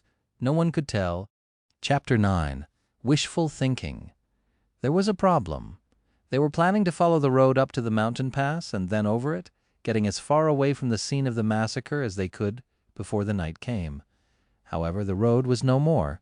At some point during the last months, or maybe even just yesterday, a terrible rockfall occurred, obliterating whole segments of the narrow roadway and making its other parts untraversable. Sunny stood on the precipice of a vast chasm, looking down with no particular expression on his face. "What do we do now?" Scholar's voice was muffled by the collar of his scavenged fur cloak. His follower Shifty angrily looked around. His gaze stopped at Sunny, a suitable victim to vent his frustration. "I'll tell you what we need to do. Get rid of some dead weight?" He eyed Sunny's fine boots and turned to Hero. "Listen, your lordship. The boy is too weak. He is slowing us down. Plus, he's weird. Doesn't he give you the creeps?" The young soldier answered with a judgmental frown, but Shifty wasn't done. Look how he's glaring at me. I swear to gods, ever since he joined the caravan, nothing had gone right." Maybe the old man was right. The boy is cursed by the shadow god. Sunny struggled to not roll his eyes. It was true that he was unlucky, however. The whole truth was opposite to what Shifty was trying to insinuate. It was not that he had attracted misfortune to the slave caravan. On the contrary, it was because the caravan was doomed to begin with that he had ended up here. Scholar cleared his throat. "But I've never said that. Whatever. Shouldn't we get rid of him just in case? He can't go on for much longer anyway." Scholar gave Sunny a strange look. Perhaps Sunny was getting paranoid, but there seemed to be a bit of calculating coldness in the older slave's eyes. Finally, Scholar shook his head. "Don't be too hasty, my friend. The boy might prove useful later on." "But," Hero finally spoke, putting an end to their quarrel, "we're not going to leave anyone behind. As for how much longer he'll be able to endure, just worry about yourself." Shifty clenched his teeth, but then just waved a hand. "Fine. So what do we do then?" The four of them looked at the broken road, then down the slope of the mountain, and finally up, where a sheer cliff wall was broken apart by the falling rocks. After a bit of silence, Scholar finally spoke. "Actually, in the old days, there used to be a path leading to the peak of the mountain. It was sometimes used by pilgrims. Later, the Empire had widened parts of the path and built a proper road on top of it, now leading to the mountain pass instead of the peak, of course." He looked up. The remnants of the original path should still be somewhere above us. If we reach it, we should be able to find our way back to the undamaged section of the road. Everyone followed his gaze, shifting uncomfortably at the prospect of climbing the treacherous slope, except for Hero, of course, who remained as calm as a saint. Due to the rock fall, the slope wasn't an almost vertical wall anymore, but still, the incline was quite sharp. Shifty was the first one to speak. "Climb that? Are you insane?" Scholar helplessly shrugged. "Do you have a better idea?" No one did. After a bit of preparation, they began the ascent. Shifty and Scholar stubbornly carried the weapons they had picked up off the dead soldiers' bodies, but Sunny, with some regret, decided to leave his newfound short sword behind. He knew that this climb was going to test the limits of their endurance. The sword might not have seemed to be that heavy right now, but every extra gram of weight was bound to feel like a ton all too soon. As the weakest member of the group, he was already struggling to keep up, so there wasn't a lot of choice. Shedding a few kilograms of iron was the right thing to do. Walking up the mountain road with the weight of the supplies on his shoulders was already hard enough, but climbing up the mountain itself turned out to be pure torture. Just half an hour later, he felt like his muscles were going to melt, with his lungs on the verge of imploding. Clenching his teeth, Sunny continued to move forward and up. He had to constantly remind himself to watch his footing, too. On this unstable, icy slope, one misstep was enough to send a man tumbling down to his death. Just think about something pleasant, he thought. But what happy thoughts could he summon? Failing to come up with something else, Sunny began to imagine what reward he was going to receive at the end of this trial. The boon of the first nightmare was the most important thing given to an awakened by the spell. Sure, later trials could provide them with more abilities and vastly improve their power. But it was this first one that determined what role an awakened would be able to play, how great their potential would be, and what price they would have to pay, not to mention giving them the necessary tools to survive and grow in the dream realm. The main benefit of the first nightmare's boon was simple, yet possibly the most important. After completing their trial, aspirants were bestowed with the ability to perceive and interact with soul cores.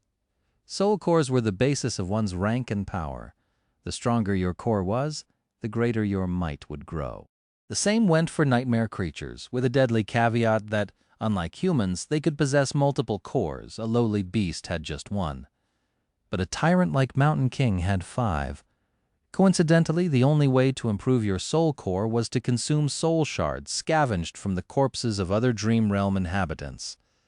That's why Awakened went out of their way to battle powerful nightmare creatures despite the risk of death. The second benefit was less straightforward, but nevertheless vital.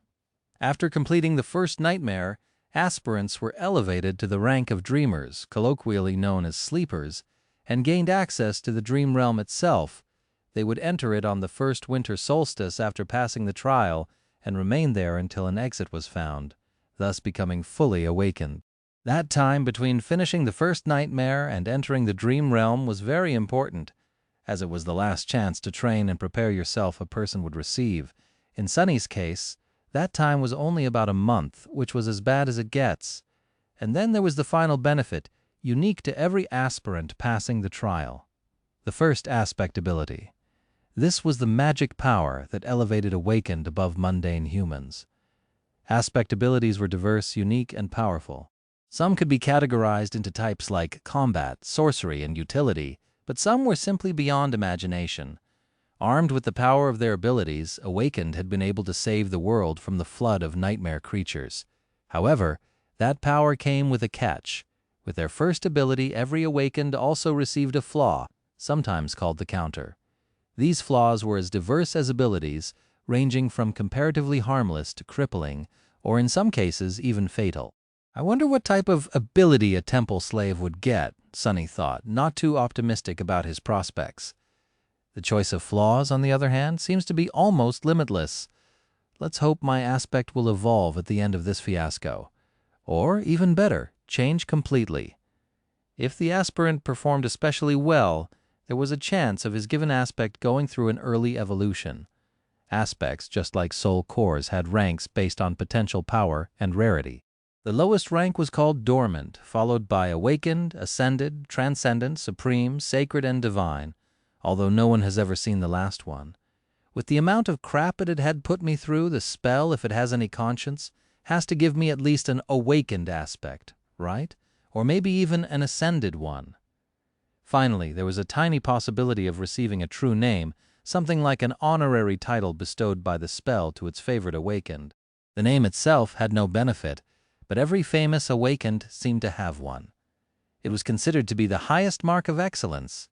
However, the number of people who had managed to get a true name during their first nightmare was so small that Sunny didn't even bother thinking about it. "Who needs excellence? Give me power," he cursed, feeling that this attempt at wishful thinking had only made him more depressed and angry. Maybe I'm allergic to dreaming.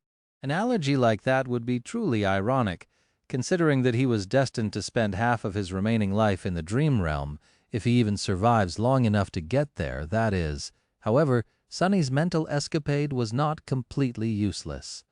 Looking up from the slippery rocks under his feet, he noticed that the sun was already considerably lower. Come to think of it, the air also seemed to be much colder. At least it helped me pass the time, Sunny thought. The night was approaching. Chapter 10. First Man Down. By the time they decided to stop, Sunny was on the verge of fainting. After hours and hours of traversing the rough mountain slope, his body was almost at its limit. However, to everyone's surprise, Shifty seemed to be doing even worse than him. The roguish slave's eyes were muddy and unfocused, aimlessly wandering around. His breath was ragged and shallow, as though something was exerting pressure on his lungs. He looked feverish and unwell. As soon as Hero found a suitable place for a camp, Shifty simply collapsed on the ground. The most unnerving part about all of this was the lack of angry cursing that they had already gotten used to. The slave lay silent and motionless, with only movements of his chest betraying that he was still alive. Several moments later, he uncorked his flagon with a shaky hand and greedily drank a few large gulps. "Conserve your water," Hero said, a hint of concern somehow finding its way into his usually stoic voice. Disregarding these words, Shifty drank more, emptying the flagon completely. Scholar didn't look much better than him. The arduous climb took a heavy toll on the older slave. Despite the unbearable cold, he was sweaty, with bloodshot eyes and a grim expression on his face. Being the weakest of the three, Sunny had somehow managed to endure the best. "Can't we just melt the snow once there's no more water?" Hero gave Scholar a complicated look. "There might come a time when we won't be able to make a fire, as to not attract unwanted attention." No one commented, knowing perfectly well whose attention they had to avoid. The memory of Mountain King's horror was still fresh in their minds. Luckily today, Hero had managed to find a natural alcove in the mountain wall, perched precariously behind a narrow ledge. The fire was well hidden by the rocks, allowing them to enjoy its warmth without the fear of being noticed. No one was in the mood to talk, so they just roasted slices of oxen meat above the flames and ate in silence. By the time the skies had turned completely black, Shifty and Scholar were already asleep, lost in the thrall of their own nightmares. Hero took out his sword and moved to the edge of the rock outcropping. "Try to rest as well. I'll take the first watch." Sunny gave him a nod and lay down near the fire, dead tired. Falling asleep inside a dream was a new experience for him, but unexpectedly it turned out to be quite mundane. As soon as his head touched the ground, His consciousness slipped into darkness. After what felt like only a second, someone had gently shaken him awake. Groggy and disoriented, Sunny blinked a few times, finally noticing Hiro hovering above him. These two didn't look too well, so it's better to give them some time to recover. Don't let the flames go out and wake us up once the sun starts to rise. Or if the beast appears, Sunny silently rose and changed places with Hiro, who added a couple of logs into the fire and was soon fast asleep. For a few hours he was on his own. The skies were black, with dim stars and a sharp crescent of the newborn moon. However, its light was not enough to pierce the darkness that enveloped the mountain. Only Sunny's eyes seemed to be able to do so. He sat quietly, looking down the way they came. Despite the fact that they had managed to climb quite high during the previous day, he could still see the distant ribbon of the road. He could even trace it back to the stone platform where the fight with the tyrant had taken place. The tiny dots littering the stones were the dead bodies of the slaves. As he was watching them, a dark figure slowly crawled on the platform from beneath the cliff. It stayed motionless for a while and then moved forward, scraping its claws against the ground. Every time a claw hit one of the bodies, the tyrant would grab and bring it to its maw. The wind brought the muffled sounds of crunching bones to Sunny's ears.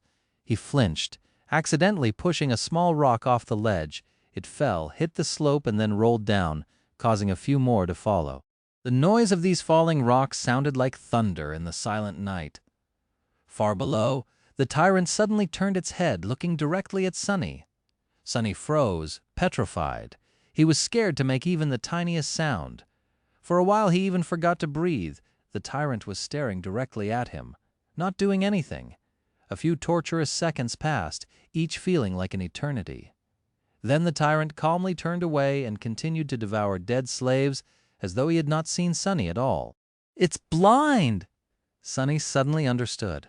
He inhaled, watching Mountain King with widened eyes. It was true, the creature could not see. Looking back at everything that had happened earlier, he grew more and more certain of his guess. Those milky, expressionless eyes, come to think of it, he never saw the tyrant moving them at all. And back when Sunny was pushing the wagon off the cliff, the tyrant only reacted after the wagons had started to fall, scraping loudly against the rocks. Of course, it was all making sense now.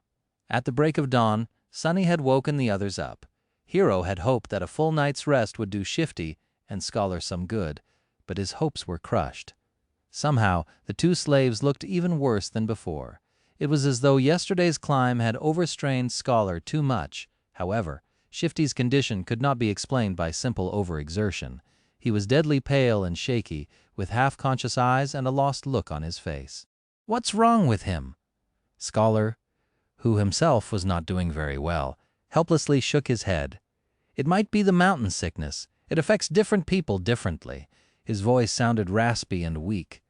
"I'm fine, assholes. Get out of my face." Shifty had trouble forming full sentences, but still insisted that he was all right. Hiro frowned, and then took most of the supplies the defiant slave was supposed to carry before adding them to his own load. After hesitating a little, he gave some to Sunny, too. "Did anything happen while we were asleep?" Sunny stared at him for a few seconds. The monster ate the dead. The young soldier's frown deepened. "How do you know?" "I heard it." Hiro moved to the edge and looked down, trying to make out the distant stone platform. After a minute or so, he clenched his jaw, showing signs of uncertainty for the first time. "Then we'll have to move faster. If the creature is finished with all the bodies, it will come for us next. We need to find that old path before nightfall." Frightened and dejected, they set out again and continued to climb. Sunny was slowly dying under the weight of the added load. Thankfully, Shifty and Scholar had already drunk most of the water, lightening it a little. This is hell, he thought. They climbed higher and higher and higher. The sun was climbing with them, slowly approaching the zenith. There was no talking, no laughs, only strained breathing. Each of the 4 survivors was concentrated on his own steps and footing. However, Shifty was falling farther and farther behind. His strength was abandoning him. And then, at some point, Sunny heard a desperate scream. Turning around, he only had time to see a panic-stricken face. Then Shifty fell backward, his foot slipping on an ice-covered rock. He hit the ground hard and rolled down, still trying to grab onto something. But it was too late. Frozen in place and powerless, they could only watch as his body tumbled down the slope, leaving bloody marks on the rocks.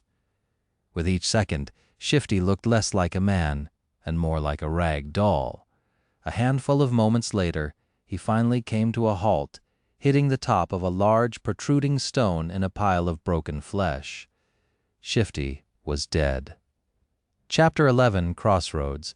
The three of them stood motionless, looking down in uneasy silence. What happened to Shifty didn't come as a shock, but it was still a hard thing to digest. An ominous feeling settled in their hearts, seeing the broken body of their companion. It was too easy to imagine one of them sharing the same fate. No one knew what to say. After a minute or so, Scholar finally sighed. It's a good thing that you took most of the supplies he had been carrying. A bit heartless, but not wrong, Sonny thought, giving the older slave a careful look. Scholar frowned, realizing that his mask of a kind-hearted gentleman had slipped for a second, and hurriedly added in a somber tone, "May you rest in peace, my friend." Wow, what a performance! Actually, Sonny had not believed in his benevolent act for a second. Every kid from the outskirts knew that people who acted kind for no reason were the ones to be most wary of. They were either fools or monsters. Scholar didn't seem like a fool, so Sonny became cautious of him from the moment they met. He got this far by being a mistrustful cynic, and there was no reason to change now. "We have to go," Hero said, casting one last look down. His voice was even, but Sonny could feel a well of emotion behind it. He just couldn't tell what that emotion was. Scholar sighed and turned away too. Sonny stared at the bloodied rocks for a few more seconds. "Why do I feel so guilty?" he thought, bewildered by this unexpected reaction. He got what he deserved. A little unsettled, Sonny turned around and followed his two remaining companions. Just like that, they left Shifty behind and continued to climb. At this altitude, traversing the mountain was getting harder and harder. The wind was slamming into them with enough force to throw a person off balance if they were not careful, making every step seem like a gamble. The air was becoming too thin to breathe. Due to the lack of oxygen, Sonny was starting to feel dizzy and nauseated. It was as though they were all slowly suffocating. Altitude sickness was not something one could overcome with effort. It was subtle and overbearing at the same time, affecting the strong and the weak with no regard to their fitness and endurance. If his luck was bad, an elite athlete could succumb to it faster than a random passerby. It was just a question of your body's innate aptitude and adaptability. Lucky ones were able to get over it after experiencing mild symptoms. The others were sometimes crippled for days or weeks, suffering from all kinds of torturous side effects. Some even died. As though all that wasn't bad enough, it was getting colder too. The warm clothes and fur weren't enough to keep the chill at bay anymore. Sonny felt simultaneously feverish and freezing, cursing every decision he had made in his life to end up here on the endless icy slope. This mountain was not a place for humans, and yet they had to go on. A few hours passed. Despite everything, the three survivors continued to struggle forward, slowly moving higher and higher. Wherever that old path Scholar had talked about was, by now, it couldn't have been far. At least that's what Sonny was hoping for, but at some point, he started to doubt if the path even existed. Maybe the older slave lied. Maybe the path was long ago destroyed by ravages of time. Maybe they had already missed it without even noticing. Just as he was about to fall into despair, they finally found it. It was weathered and narrow, barely enough for two people to walk side by side. The path wasn't paved, but rather cut from the black rock by some unknown tool or magic, winding its way up the mountain like a tail of a sleeping dragon. Here and there it was hidden beneath the snow, but most importantly, it was flat. Sonny had never been that happy to see something flat in his life. Without saying a word, Scholar dropped his rucksack and sat down. He was deathly pale, gasping for air like a fish out of water. Despite that, there was a slight grin on his face. "Told you!" Hero gave him a nod and looked around.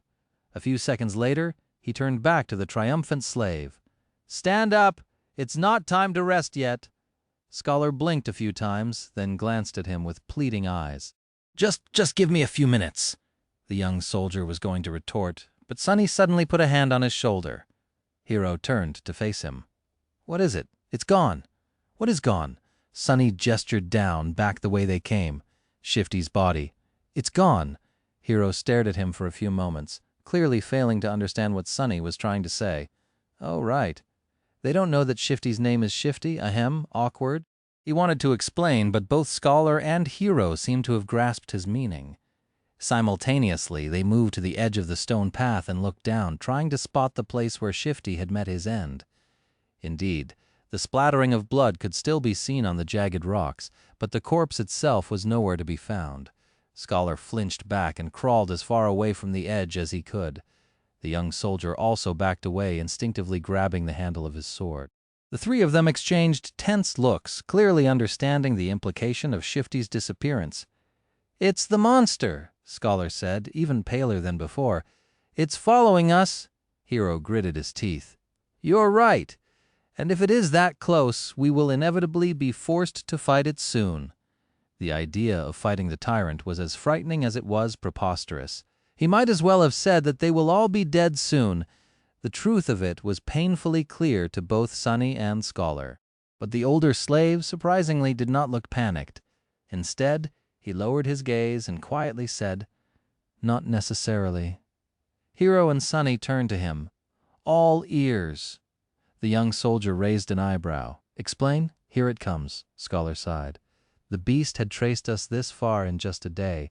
That means that there are two most probable possibilities. Either it is smart enough to realize where we are going, or it is following the scent of blood." After a bit of thinking, Hiro nodded, agreeing with this logic. The older slave smiled slightly and continued, "Whether it is one or another, we can throw him off our trail and buy some time. How do we do that?" Despite the urgency in Hiro's voice, Scholar hesitated and remained silent. "Why are you not answering? Speak." The older slave sighed again and slowly, as though against his will, answered. Sunny was waiting for this moment for a while now. "We'll just have to make the boy bleed. Drag him down the path, then leave him there as bait and go up instead. His sacrifice will save our lives. Right on time." If Sunny wasn't mad, and scared witless, of course, he would have smiled. His judgment, it seems, was eerily on point. Affirmation was always nice, but not in the situation where being right also meant potentially being used as monster bait. He remembered the words Scholar had spoken back when Shifty was campaigning to have Sunny killed. "Don't be too hasty, my friend. The boy might prove useful later on." These words, which had sounded benevolent then, now turned out to hide a much more sinister meaning. What a bastard! Now it all depended on whether or not Hiro would decide to follow through with Scholar's plan. The young soldier blinked, astonished. "What do you mean? Make him bleed?" Scholar shook his head. "It's simple, really. If the monster knows where we are going, we have no choice but to abandon our plans to reach the mountain pass and go over the peak of the mountain instead. If the monster is following the scent of blood, we have to use one of us as bait to mislead it." He paused. "Only by leaving a bleeding man further down the path can we reliably avoid the pursuit, no matter how it is tracking us." Hiro stood motionless, his eyes jumping between Scholar and Sunny. After a few seconds, he asked, "How can you bring yourself to propose something so vile?" The older slave masterfully pretended to look aggrieved and somber. "Of course it pains me, but if we do nothing, all three of us will die. This way, at least, the boy's death will save 2 lives. The gods will reward him for his sacrifice." Gee, what a silver tongue. I'm almost convinced myself.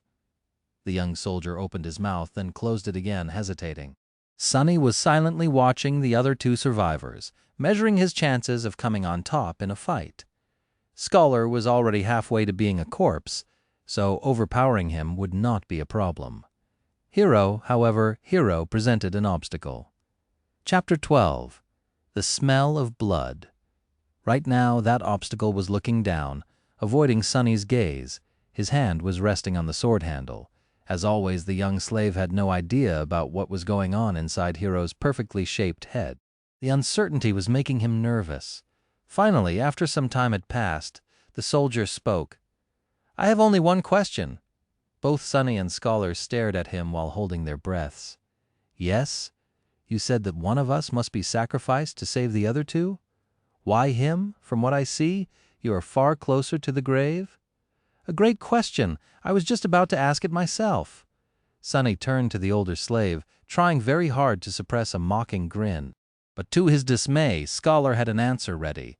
Before the first attack, he was already bleeding because of your senior's whip. During the attack, he was drenched in the blood of a fellow slave.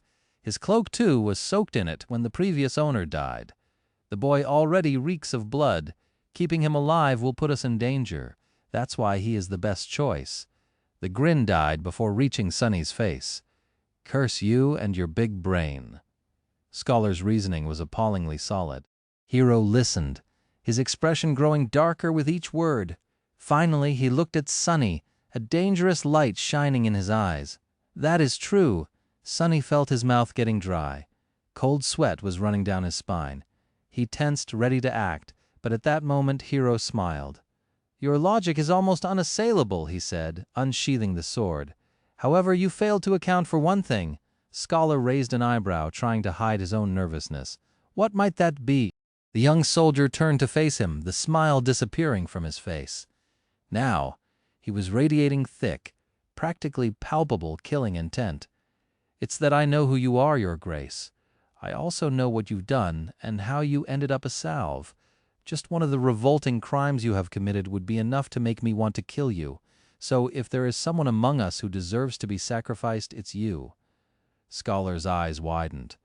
But the smell of blood. Don't worry about it. I'll make you bleed enough to overpower whatever residual scent the boy carries. It all happened so fast that Sonny barely had time to react.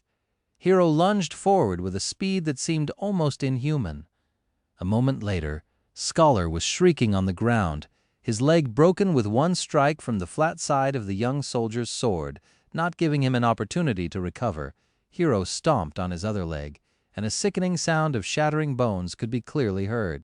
The shriek turned into a sobbing howl. Just like that, Scholar was done for. The brutality of Hero's actions was in such stark contrast with his usually graceful demeanor that Sonny felt blood turning to ice in his veins. This was scary. The soldier gave him a calm look and said in a placid tone, "Wait for me here?" Then he grabbed the older slave and dragged him down the path, soon disappearing behind a rock outcropping. After a few minutes, terrible screams could be heard echoing through the wind. Sonny was left alone, trembling. Crap. This is too much. He still couldn't believe how sudden Scholar's demise came to be, and how ruthless it was. Some time later, Hero was back, acting as though nothing had happened. But it was exactly that normalcy that unnerved Sonny the most. After sorting through the contents of Scholar's rucksack and throwing most of the firewood out, the young soldier put it over his shoulder and nonchalantly turned to the young slave. "Let's go, we need to hurry." Not knowing what to say, Sonny gave him a nod and headed forward. Now there were only two of them left. It was sort of stupid, but Sonny suddenly felt lonesome. Walking on the stone path was much easier than scaling the mountain wall. He even had time for unnecessary thoughts. A strange feeling of melancholy descended on Sonny somehow. He began to feel that the end of this nightmare, whatever it might be, was not far off now. They walked in silence for some time before Hero spoke. "Don't feel guilty about what happened. It's not your fault. The decision was mine, and mine alone." The young soldier was a few steps ahead, so Sonny couldn't see his face. "Besides, if you knew this man's sins, actually, it's better that you don't. Just trust me when I say that killing him was an act of justice. I wonder which one of us feels guilty. These people always trying to rationalize their actions, always desperate to maintain an illusion of righteousness, even while doing most foul things." Sonny hated the hypocrisy. "Not getting an answer," Hero chuckled. "You don't like to talk, do you? Well, fair enough. Silence is gold." They didn't speak again after that, each preoccupied with their own thoughts. The sun was setting, painting the world into a million shades of crimson. This high up, the air was clean and crisp, pierced by streams of scarlet light. Below them, a sea of maroon clouds was slowly rolling past the mountain.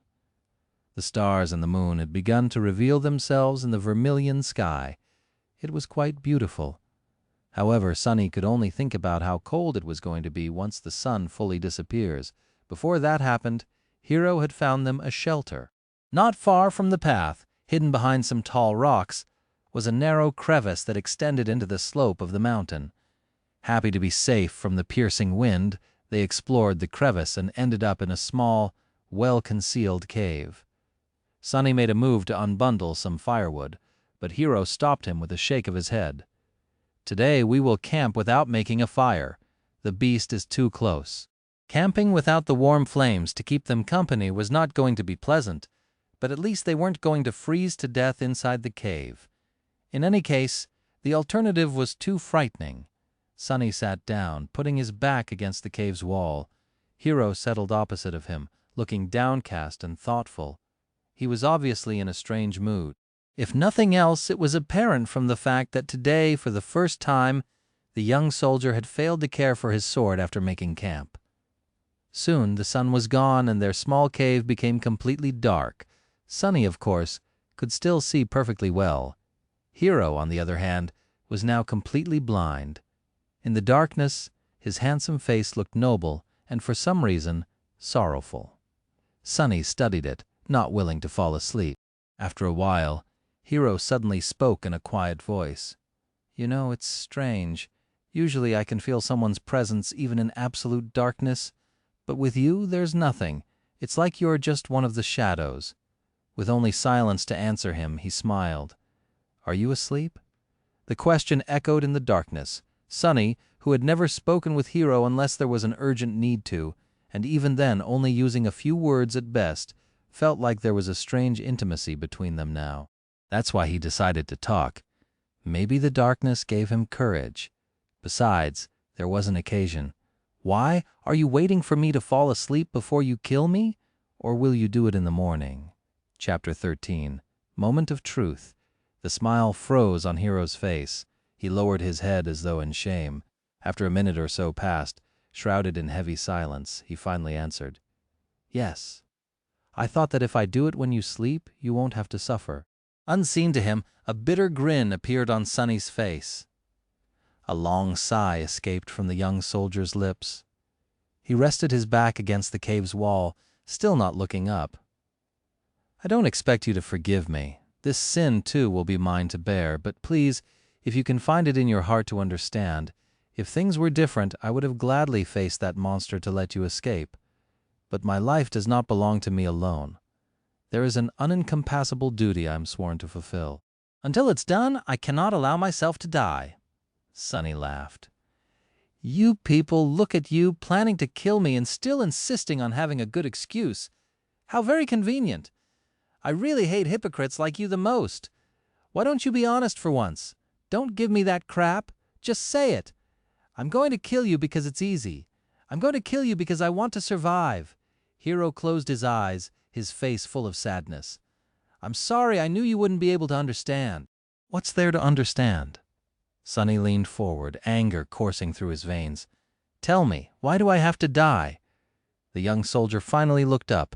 Even though he couldn't see in the dark, he turned his face in the direction of Sunny's voice. "That man was a villain, but he was also right.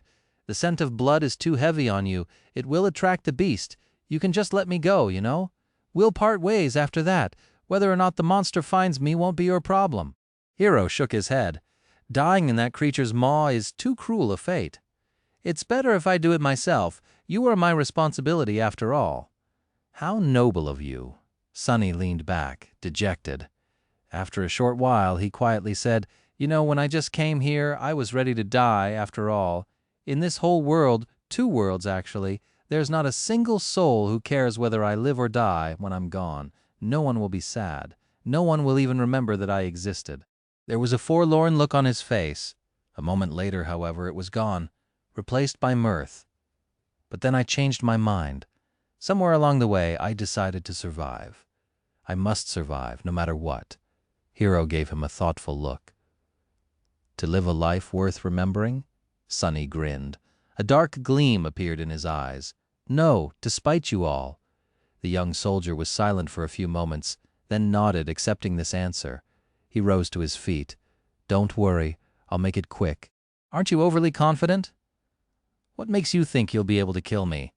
Maybe I'll kill you instead." Hiro shook his head. "I doubt that." But in the next second, he staggered and fell on one knee. The young man's face turned deathly pale, and with a pained groan, he suddenly vomited blood. A satisfied smile appeared on Sunny's face. Finally, Hiro was standing on his knees, the lower part of his face covered in blood. Astonished, he was staring at his hands, trying to understand what had happened to him. What magic is this? With wide eyes and a pale face, he turned to Sunny. Was that thief right? Did you put the curse of the shadow god on us?" Sunny sighed. "I wish that I had the ability to throw divine curses around, but no, to tell you the truth, I don't have any abilities at all." "Then how?" The young slave shrugged. "That's why I poisoned you all." Hiro flinched, trying to comprehend his words. "What?" "After the tyrant first attacked, you sent me to search for water. While gathering flagons from the dead soldiers, I squeezed bloodbane juice into each one except my own, of course. Not enough to taste it, but enough to slowly kill anyone who would drink from them." The soldier gritted his teeth, struggling through pain. A sudden realization appeared on his face. "So that's why the other two were in such bad shape." Sunny nodded. "Shifty drank the most, so his condition worsened the fastest. Scholar was also not long for this world, but you finished him off before the poison could. Yourself, however, it was as though bloodbane had no effect on you at all. I was really starting to get worried." Hiro's face darkened. "I see, I understand." He thought about something, then looked at Sunny with surprise. But back then you didn't know that we will turn on you." Sunny just laughed. "Oh, please. It was obvious. Shifty was the kind of man who would kill for a pair of boots. Scholar was like a wolf in sheep's clothing. People are selfish and cruel in the best of situations. Was I supposed to believe that those two weren't going to do something terrible to me when faced with certain death?" Hiro spat more blood.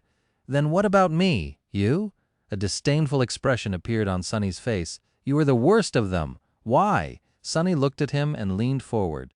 "I might have not learned much in my short life, but I do know one thing," he said, all traces of humor gone from his voice. Now there was only cold, callous contempt. Sunny's face hardened as he spat. There is nothing more pathetic than a slave who begins to trust his slaver. Hearing these words, Hiro lowered his head. "I see," then suddenly he laughed. You are a wicked little shit, aren't you?" Sunny rolled his eyes. There's no need to be rude. But Hiro wasn't listening to him. "Good, this is good. My conscience will be clearer." The young slave sighed in irritation. "What are you mumbling about? Just die already." Hiro chuckled and suddenly pierced him with a stare. Somehow he didn't look so sick anymore. You see, that plan would have worked if I was a normal human. But alas, my soul core has awakened long ago. I've slain countless enemies and absorbed their power. Bloodbane poison, unpleasant as it might be, can never kill me. Crap! Sunny turned around and tried to run away, but it was already too late. Something hit him in the back, sending his body crashing into the rock wall. With a scream, he felt a sharp pain piercing his left side, rolling out of the cave. Sunny clutched his chest, scrambled back onto his feet, and ran, trying to escape the narrow crevice. He managed to reach the old path, finally being able to see the stars and the pale moon shining brightly in the night sky. But it was as far as he was able to get. Stop! As the cold voice sounded behind him, Sunny froze. If Hiro really had an awakened soul core, he had no chances of getting away from him. In a fight, he had no chances at all. Turn around. The young slave obediently turned, holding his hands up. He looked at Hiro, who was wiping the blood off his face with a displeased look in his eyes. The two of them stared at each other, shivering in the murderous cold. Was it worth it? No matter. Despite it all, I will be true to my promise. I'll make it quick. The soldier unsheathed his sword. "Do you have any last words?" Sunny did not answer. However, a small silver bell suddenly appeared in his hand. Hiro frowned. "Where were you hiding that thing?" Sunny shook the bell. A beautiful, clear, ringing sound flowed over the mountain, filling the night with an enchanting melody. "What are you doing? Stop!" The young slave dutifully stopped. What was right under Hiro's bewildered eyes? the silver bell disappeared into thin air. He looked at Sunny, stumped and suspicious. "Tell me, what did you just do?" But Sunny didn't answer.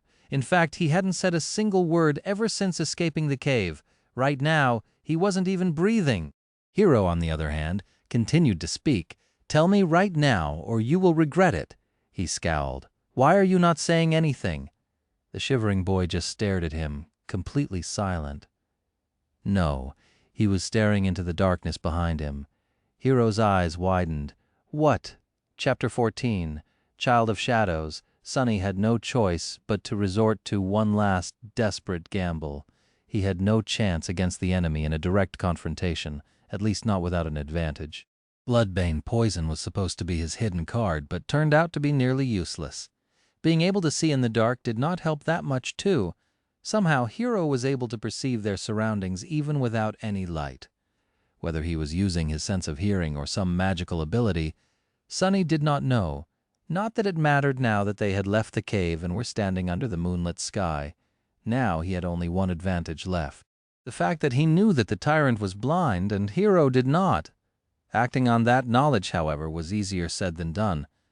But what else could he do? That's why he tried to stay as quiet as possible and rang the silver bell. If the description did not lie, its ringing could be heard from miles away. Surely, the tyrant was going to hear it too. Now Sunny only had to stay silent, stall for time, and hope that the monster would come. As he did so, Hiro's bewilderment slowly turned into anger. "Tell me right now, or you will regret it." His voice was quite threatening, but still, the young slave did not answer. He just shivered in the cold and tried not to moan despite the pulsing pain in his chest. "Why are you not answering?" But Sunny did not dare to answer. He held his breath and watched, horrified, as the familiar colossal figure appeared behind Hiro. His lungs were on fire, and his heart was beating like crazy. It was beating so loud that he was even afraid that the blind tyrant would hear it.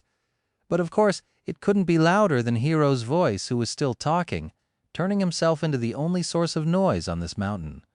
At the last second, a hint of understanding appeared in the young soldier's eyes. He began to turn around, his sword rising with lightning speed. But it was too late. A massive hand appeared from the darkness and caught him into an iron grip. The bone claws scraped against the armor, pulling it apart. Mountain King dragged Hiro back, paying little attention to the sword biting into its wrist. Viscous saliva was streaming from its opened maw. Petrified by fear, Sunny slowly turned his back to them and took a couple of steps up the old winding path. Then he darted away, running as fast as he could. Behind him, a desperate scream tore apart the silent night. Then a hungry roar followed. It seemed that Hiro wasn't going down without a fight, even though his fate was already sealed. But Sunny didn't care. He was running away, climbing higher and higher. "I'm sorry, Hiro," he thought. "I did say that I will watch you die, but as you know, I'm a liar, so go and die on your own." A lonesome dark mountain stood tall against the raging winds. Jagged and proud, it dwarfed other peaks of the mountain chain, cutting the night sky with its sharp edges. A radiant moon bathed its slopes in the ghostly light. Under that light, a young man with pale skin and black hair reached the peak of the mountain. However, his looks didn't match the magnificence of the scene. Wounded and staggering, he looked pathetic and weak. The young man looked like a walking corpse. His coarse tunic and cloak were torn and smeared with blood. His sunken eyes were cloudy and lifeless. His body was bruised, beaten, and cut. There were specks of bloody foam on his lips. He was hunched over, cradling the left side of his chest. Each step caused him to moan, ragged breath barely escaping through gritted teeth. Sunny was hurting all over, but most of all he was cold. So cold. He just wanted to lie down in the snow and fall asleep. But instead he continued walking, because he believed that the nightmare will be over once he reaches the peak. Step, step, another step. Finally, he had made it. At the highest point of the mountain, a vast expanse of flat rock was covered with snow. In the center of it, illuminated by moonlight, stood a magnificent temple. Its colossal columns and walls were cut from black marble, with exquisite reliefs decorating the Stygian pediment and broad frieze. Beautiful and awesome, it looked like a palace of a dark god, at least it did once. Now the temple was in ruins. Fractures and cracks marred the black stones, parts of the roof had collapsed, letting in ice and snow. Its tall gates were broken, as if smashed into pieces by a hand of a giant. Still, Sonny was satisfied. "Found you," he said in a hoarse voice. Gathering the last of his strength, the young slave slowly limped in the direction of the ruined temple. His thoughts were muddled and confused. "See this, Hero?" he thought, forgetting for a second that Hero was already dead. "I've made it. You were strong and ruthless, and I was weak and timid, yet now you are a corpse and I'm still alive. Isn't it funny?" He stumbled and groaned, feeling the edges of his broken ribs cutting deeper into his lungs. Blood was dripping from his mouth. Dead or not, Hero had gotten him good with that single strike. Actually, it's not. What do any of you even know about being ruthless? Poor fools. In the world where I come from, people had thousands of years to turn cruelty into an art. And as someone on the receiving end of all that cruelty, don't you think I would know more about being vicious than you ever could? He was getting closer to the temple. Truth be told, you never stood a chance. Wait, what was I thinking about? A moment later, he had already forgotten. There was only pain, the dark temple, and the overpowering desire to sleep. Don't fall for it. It's just hypothermia. If you fall asleep, you'll die.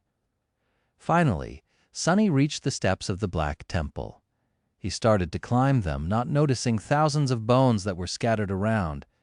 These bones once belonged to humans and monsters both. All of them were killed by the invisible guardians still lingering around the temple. As Sonny was climbing the steps, one of the shapeless guardians approached him. It was ready to snuff out the spark of life that was burning weakly in the defiler's chest, but then stopped, sensing a faint, strangely familiar scent coming from his soul. The scent of divinity. Sorrowful and lonesome, the guardian moved aside, letting Sonny pass. Oblivious, he entered the temple. Sonny found himself in a grandiose hall. Cascades of moonlight were falling through the holes in the partially collapsed roof. Deep shadows were surrounding these circles of silver light, not daring to touch them. The floor was covered in snow and ice. At the far end of the hall, a large altar was cut from a single piece of black marble. It was the only thing inside the temple untouched by snow. Forgetting why he came here, Sonny headed for the altar. He just wanted to sleep. The altar was dry, clean, and as wide as a bed. Sonny climbed on it and lay down. It seemed like he was going to die. He was okay with it. Sonny tried to close his eyes, but was stopped by a sudden noise coming from the direction of the temple's entrance. He turned his head to look, not even a little bit curious. What he saw would have sent chills running down his spine if he wasn't so cold, tired, and indifferent. Mountain King was standing there looking at him with its 5 blind eyes. He was still massive, terrifying, and revolting. Worm-like shapes were still moving frantically under its skin. It was sniffing the air, salivating. Then it opened its maw and moved forward, slowly approaching the altar. What an ugly bastard, Sonny thought, and suddenly clutched his chest, convulsing in a fit of torturous coughing. Bloody foam flew from his mouth and fell on the altar. However, the black marble soon absorbed it. A second later, it was as pristine as it was before. The tyrant was just about to reach Sonny. It was already stretching its hands to grab him. I guess this is the end, he thought, resigned to his fate. But at the last second, suddenly the voice of the spell resounded in the dark temple. You have offered yourself as a sacrifice to the gods. The gods are dead and cannot hear you. Your soul bears the mark of divinity. You are a temple slave. Shadow God stirs in his eternal slumber. He sends a blessing from beyond the grave. Child of shadows, receive your blessing. Under Sonny's astonished eyes, the shadows crowding the great hall suddenly moved, as though coming alive. Tentacles of darkness surged forward, entangling Mountain King's arms and legs. The mighty tyrant struggled, trying to get free.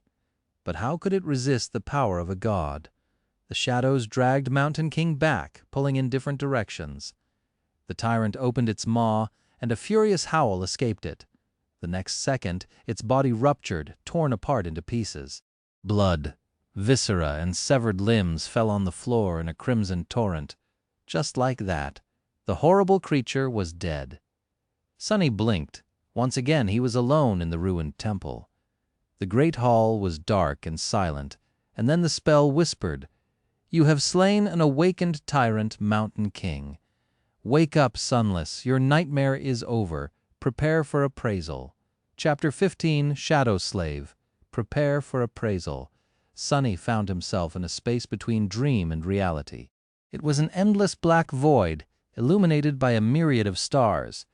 Between those stars, countless strings of silver light were woven into a beautiful and inconceivably complex net, forming various nexuses and constellations. It was truly breathtaking. Somehow Sunny understood that he was seeing the inner workings of the nightmare spell. He also couldn't help but think that it looked a lot like the celestial equivalent of a neural network. If so, was the spell alive? This was a question that countless people had been asking themselves for the past few decades. The best answer they had come up with was that there was no way to know. The spell was neither alive nor dead, neither sentient nor mindless. It was more of a function than a creature, but Sunny was in no mood to ponder philosophical questions. He was eagerly awaiting his boon. The spell was still appraising his performance. However, the first reward had nothing to do with it. "You have received a memory, Puppeteer's Shroud." Yes. Sunny felt incredibly elated.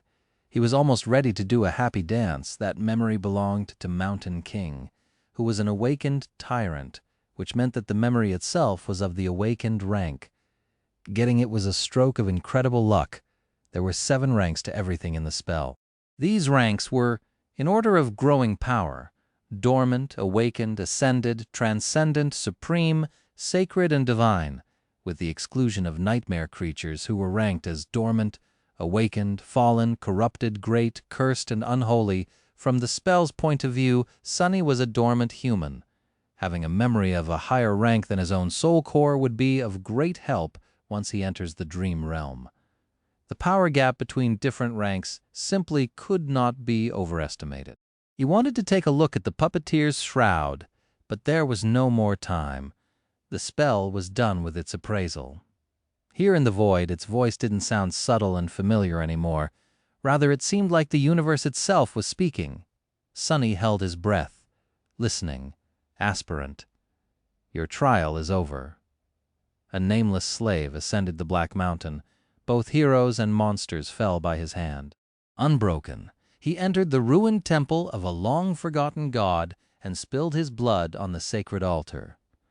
The gods were dead, and yet they listened.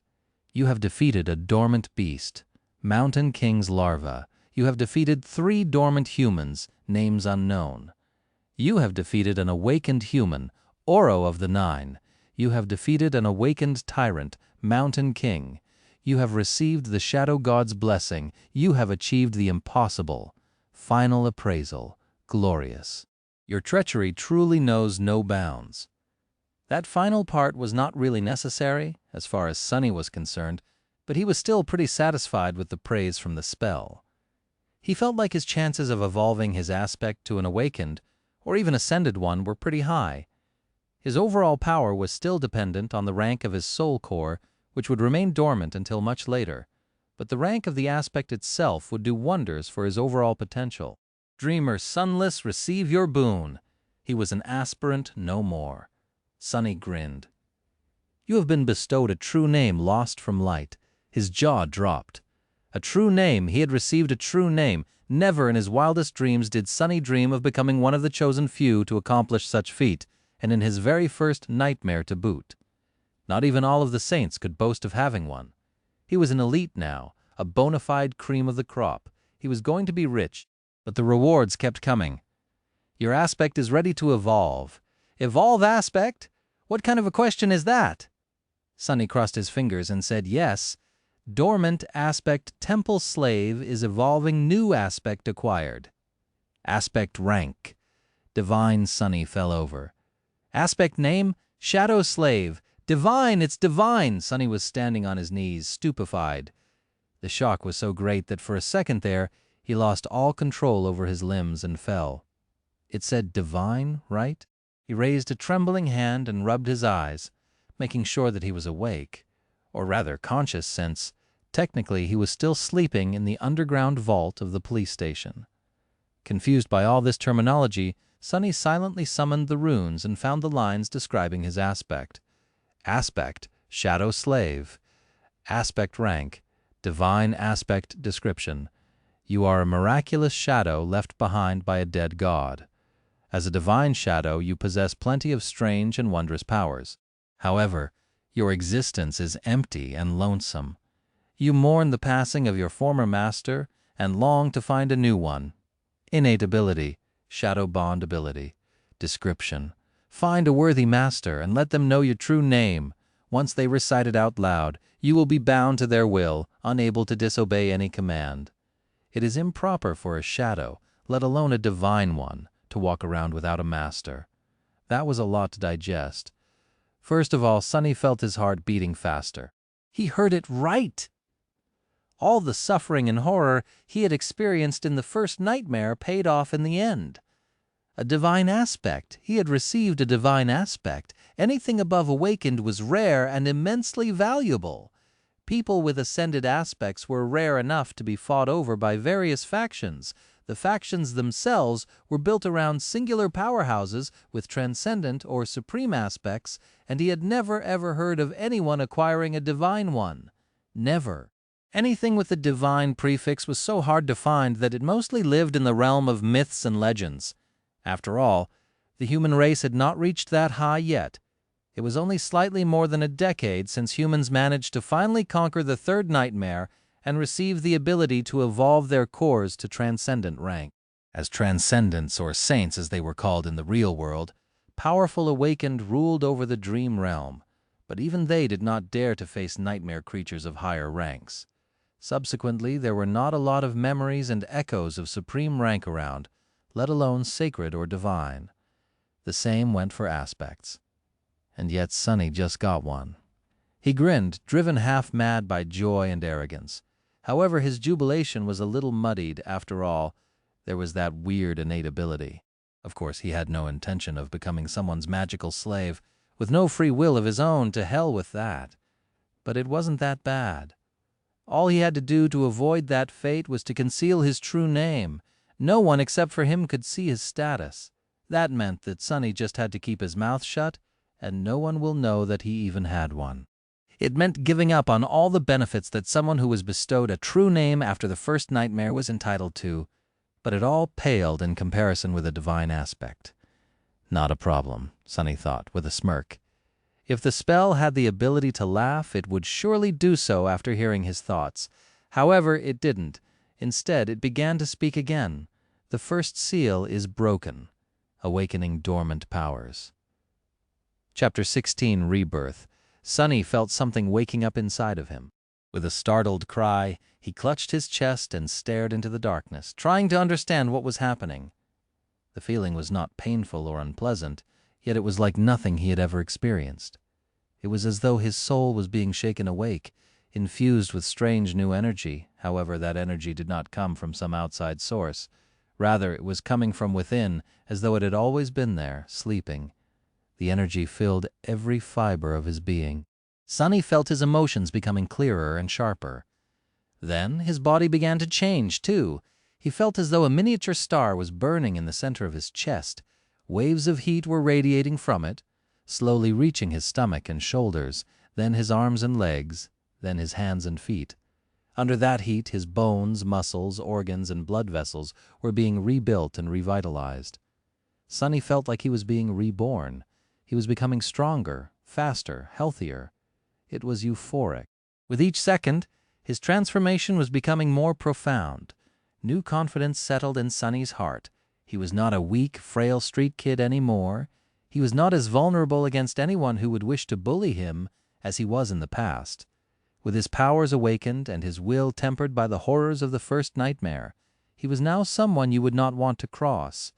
After some time had passed, the star burning in his chest finally cooled down. The heat was replaced with a soothing coldness. That coldness washed over Sunny's body, taking away all the aches and discomforts that had been accumulated there over the years. Then it moved up, reaching his brain and finally his eyes. His vision strangely doubled. He could still see the void populated by an endless pattern of stars. But he could also see something different. A silent, calm, dark sea illuminated by a lonely black sun. From his previous knowledge, Sunny knew that this was his so-called Sea of Soul, but he also knew that it was supposed to look quite different. For starters, it was supposed to be much more lively. The star hanging above, the visual representation of his soul core, was supposed to be burning with bright light, filling the soul sea with a warm, blinding shining. However, Sunny's soul was dark and lightless. That's strange. He took a look at the black sun. At a closer examination, it actually turned out to be transparent. It's just that with no other major source of light around, the star had appeared to be as dark as its surroundings. Also, no one was supposed to be here except for him. It was his soul, after all. But Sunny had a nagging feeling that somewhere just beyond the periphery of his vision, hidden in the darkness, shapeless forms were constantly moving. No matter how he turned his head, he couldn't catch a clear glimpse of them. And yet the feeling would not go away.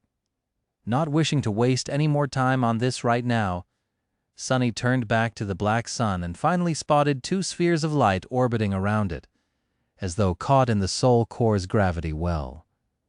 A subtle smile appeared on his face. These were his memories, Silver Bell and Pupitar's Shroud. Later, there would be dozens of such spheres here. If he was lucky, he would even acquire an echo or two. The spell's voice suddenly pulled him out of the Sea of Soul. Awakening aspect ability? This is it? The moment of truth, Sunny thought. Divine aspect or not, his immediate future still depended on the first aspect ability he would receive. His role in the dream realm would be based on its characteristics. If it was a combat ability, he would be most useful on the front lines of the bloody battles against the nightmare creatures. If it was tied to sorcery, he would likely become a powerful but fragile ranged fighter. If it was something having to do with utility, he would be a vitally important part of the behind-the-scenes workings of the dream realm. Utility abilities were also extremely valued in the real world, where Awakened performed many tasks that kept it going. If he was lucky, he could even become a healer. Healers were very rare, and as such sought-after specialists. Aspect ability acquired. Aspect ability name, Shadow Control.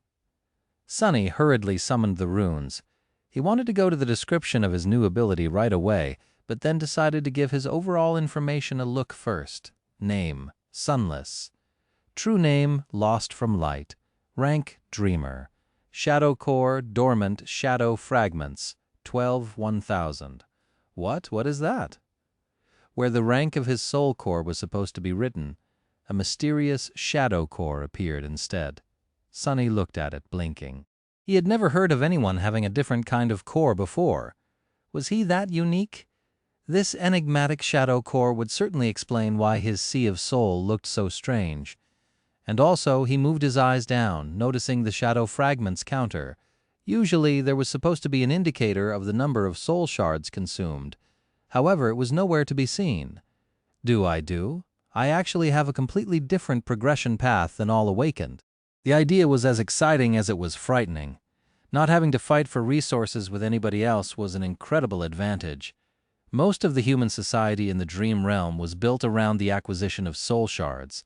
If he had no need to gather them to evolve, not only would he be able to become more powerful with incredible speed, he would also be completely self-sufficient.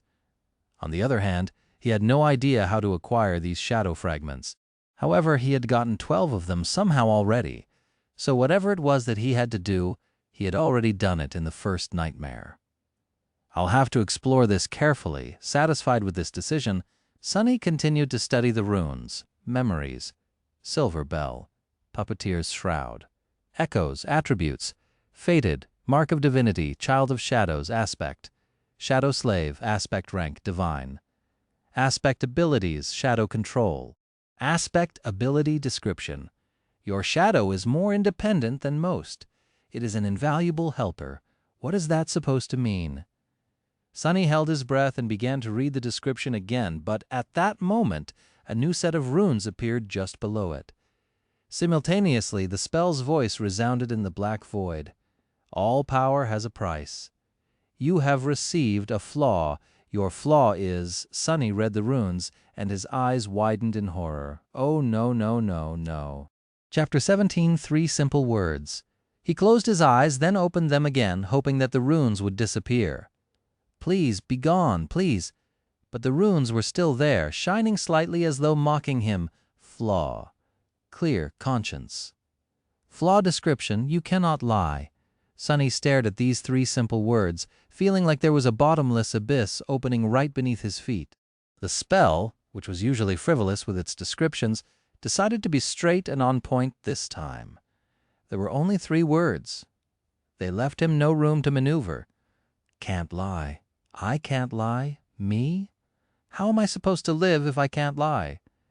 Sunny's very survival was predicated on his ability to deceive and outsmart other people. Even the spell itself congratulated him on his treachery. Without the ability to lie, he wouldn't be able to achieve anything. Not to mention, his heart suddenly felt as though it was about to stop.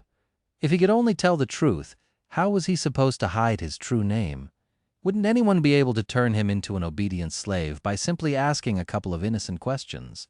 Sunny was about to scream and curse, but at that moment the spell spoke again.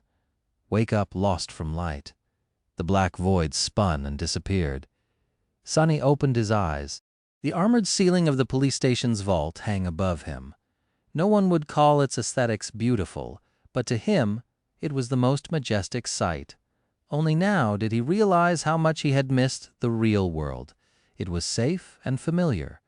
There were no monsters or slavers. Well, at least officially, there was no constant fear of torturous death. It was home. In addition, Sunny felt incredible. The cold that had crept deep into his bones during the nightmare was gone, taking with it all the pain that his wounded body had been enduring day after day. His feet and wrists were not in agony.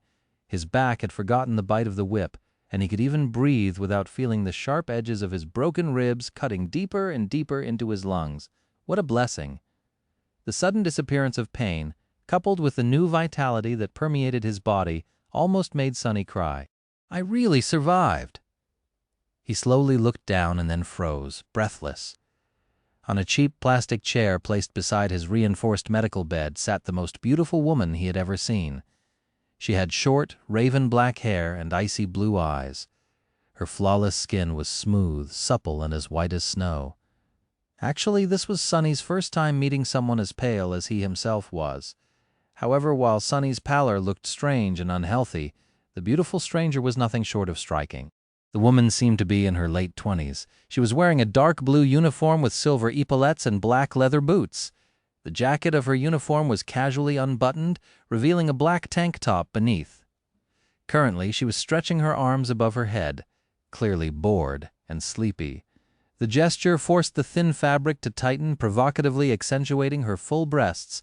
Mesmerized, Sunny almost missed the fact that there was a shoulder insignia on the woman's left sleeve. There were 3 stars on it. 3 stars, huh? He thought, distracted. 3 stars means an ascended, huh? Yeah. Wait, an ascended? But before Sunny could fully digest the meaning of this word, he realized that the woman was staring at him, too. What are you looking at?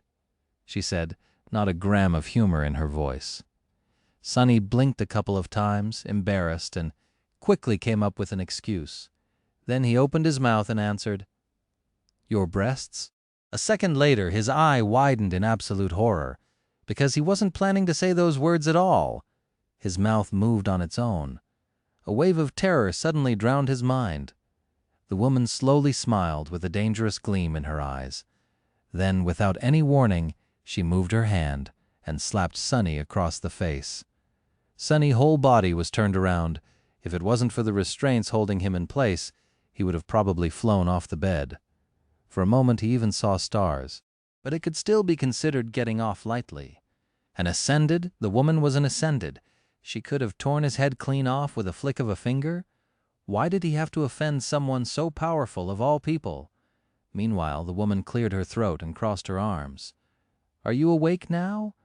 Sunny held his numb cheek and carefully nodded. Good. Let me give you a piece of advice. Don't just say anything that comes to your mind, especially to girls. It's not like you haven't seen a girl before, right?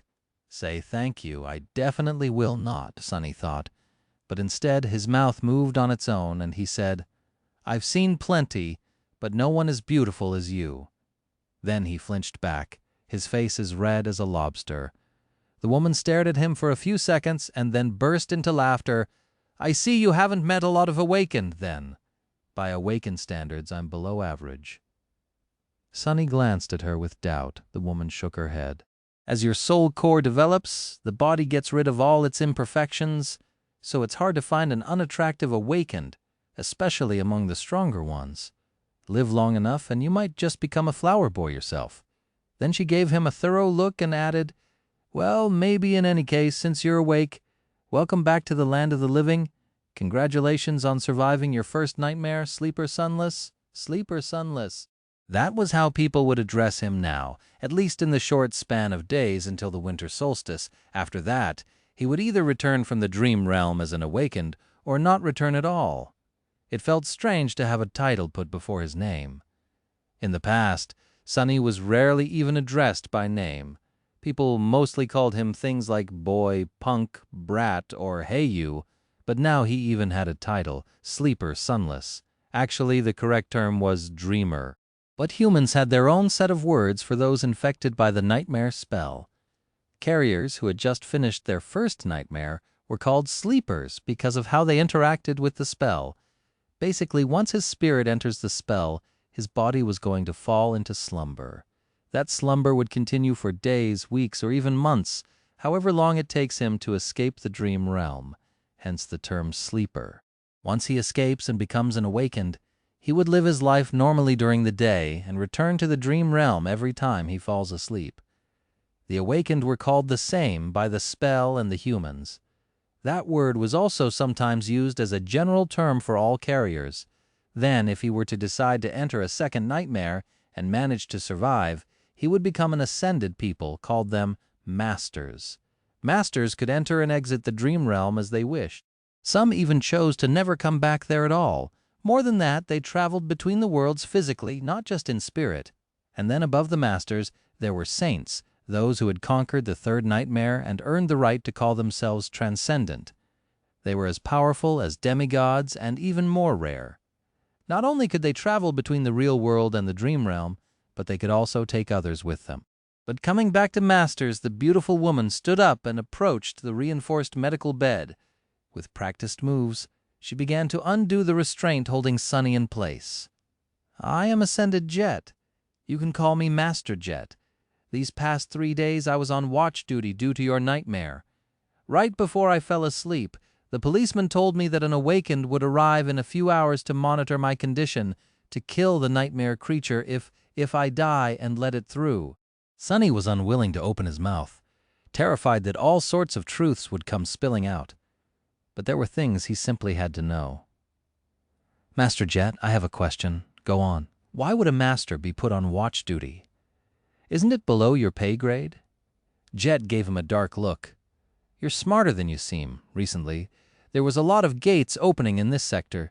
Most of the local awakened are either wounded or occupied with the cleanup, or dead. It's always like that, close to the winter solstice. She opened the final restraint and took a step back. Plus, there's not a lot of awakened who, like me, directly work for the government. It's by far the least lucrative or glorious carrier one of us can choose. Would you abandon wealth and fame to work abysmal hours and risk your life, fueled only by altruism and sense of duty? Sunny wanted to say something flattering. Instead, he looked Master Jet right in the eyes and smirked. Of course not. I'm not an idiot. Damn this damn flaw, damn! She stared at him with a humorless expression. Sunny thought that he was going to get slapped again, but instead, Jet smiled. See, I was right. You really are smart. Chapter 18, Absence of Light. Sunny was enjoying a hot shower. After their short conversation, Master Jet had sent him to clean himself, saying that he reeked of nightmare. The unnatural slumber of the spell would slow down the body's metabolism, and the medical apparatus he had been strapped into was supposed to take care of the rest. But he was still asleep for 3 whole days. Even if only psychological, the scent of bloodshed and despair lingered around him. Ah, I'm in heaven, Sunny thought. Willing himself to temporarily forget about the looming disaster of the flaw, he was alone in the police station's showers, relaxing under the streams of hot water. After a bit of time had passed, Sonny reluctantly turned the tap off and walked over to the towel rack. Coincidentally, he saw himself reflecting in the mirror. The changes in his physique were subtle but noticeable. His pale skin seemed a little healthier, his muscles a bit more pronounced. He looked slender and lean instead of emaciated and frail as he did before. There was a slight luster to his dark hair and a shine to his eyes. However, he was still rather diminutive. Not exactly a picture of masculine handsomeness, to say the least. "Flower boy, huh?" Sonny thought, full of bitterness. Then he suddenly froze, noticing something strange. As he was looking at himself in the mirror, the reflection of his shadow seemed to move. It was as though the shadow lowered its head and quietly face-palmed. Sonny quickly turned around, piercing his shadow with a nervous look. However, everything seemed normal. The shadow was doing exactly what it was supposed to do, repeating his every motion. "I clearly saw you move," he said, feeling a bit strange. "You have just moved on your own, right?" Sonny glared at the shadow, which obediently glared back. "Did you move or not?" The shadow enthusiastically shook its head. "What the? What do you mean, no? You just moved your head. Do you think I'm a fool?" The shadow seemed to think for a bit and then shrugged. Sonny was left with his mouth agape. "Your shadow is more independent than most. It is an invaluable helper," he muttered finally. "Right?" This was how the spell had described his aspect ability. But what exactly could his shadow do? He decided to experiment a little. "Hey you, tell me what you can do." The shadow was silent and motionless. "Right? It doesn't have vocal cords. As though that made any sense. Shadows were not supposed to have muscles either, and yet it knew how to move. Show me." No reaction. It seems the shadow was content pretending to be an ordinary, lifeless blob of darkness. Sonny sighed. "I'm doing this wrong. Independent or not, the shadow was still a part of him. It was a manifestation of his aspect ability. So instead of asking the shadow, he really should have been asking himself. Not going to talk, are you?" Sonny closed his eyes and directed his perception within, exploring himself for the first time since returning to the real world. He felt the beating of his heart, the steady rising of his chest, the slight chill of the shower room. He heard droplets of water falling on the tiled floor. Felt the movement of filtered air against his skin, and there, on the verge of his consciousness, something new. A completely new sense. Sonny concentrated on it, and suddenly a whole other world opened to him. It was hard to describe with words, just like one would have trouble explaining how hearing or touch feels. It was as though he could communicate with vast forms that crowded around him and receive an understanding of both their own shape and the surrounding space, guided by the different degrees of pressure they exerted on his mind and each other. That understanding came naturally and instantaneously, like an instinct. These forms were shadows, and among them one, not the largest one, but the deepest, didn't feel like an external entity. It was like a part of his soul. Once Sonny grasped the feeling of it, he could sense the shadow just like he sensed his limbs. The only thing was that his limbs were made out of flesh, and the shadow was made from the absence of light. Sonny opened his eyes and looked at the shadow, then, with a thought, he willed it to raise an arm. The shadow raised an arm. He willed it to sit, stand, turn around, kick. Then he willed it to change shape, turning into a circle, then a line, then a monster. And finally, back to his own silhouette. The shadow was mercurial and fluid like water. The only constant was its size. How about that? The shadow pouted, then reluctantly raised its thumbs. "But how are you useful?" He willed the shadow to strike the towel rack. It obediently moved and delivered a powerful kick. Of course, since it was just a shadow, its leg passed over the towels harmlessly, not even causing them to sway a little. Is that all you can do? In his mind, the image of shadow tentacles tearing the mighty tyrant into little pieces cracked and shattered mercilessly. It seemed he would not be competing with Shadow God any time soon. How regretful. The shadow looked at him with disdain. Then it shrugged and stopped moving altogether, clearly offended. Sunny sighed and took a towel off the rack.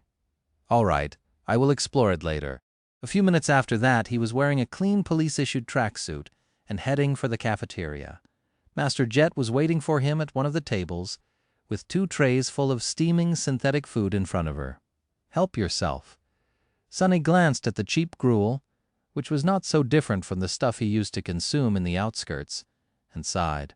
Somehow, he had expected his first meal after becoming a sleeper to be more lavish. Still, it was food. He sat down and began to wolf down the gruel ravenously. He was very, very hungry. In the process, his thoughts began to wander. Sunny stole a glance at Jet and wondered. The spell told him to find a master, and the next thing he knew there was a woman calling herself master right in front of him. He tried to imagine being an obedient slave to someone like her. Weird thoughts started to appear in his mind. "You know what, Sunny?" he thought with dark irony. "Knowing your luck, this would be a perfect moment for her to ask, 'What are you thinking about?'" Sunny choked on the gruel. He felt his mouth beginning to open and put all of his will into staying silent. A second passed without him saying anything. Then a weird pressure appeared in his mind, which soon turned into blinding pain. He endured it for a couple more seconds before giving up. "I was thinking that it would be a perfect moment for you to ask me about what I am thinking," he finally said. Jet gave him a weird look. "All right. Are you almost finished with your food?" Sunny nodded. "Then I'll begin. As per protocol, I am obligated to inform you of a few things. It is mostly a formality, first of all, concerning your nightmare." She glanced at him and sighed. "You are entitled to receive free psychological counseling. No matter what traumatic experience you have encountered, there is no shame in asking for help. Your mind is as important as your body. It's only right to keep it healthy. Are you interested?" Sunny shook his head. Jet shrugged and continued. "As you wish. You can also talk to me. Was it very hard?" How could he answer? It was simultaneously much worse than I expected, and exactly as bad as I expected. She nodded, satisfied with that explanation. "That's a good attitude. I won't pry any further. Us outskirt rats are way more resilient than people think."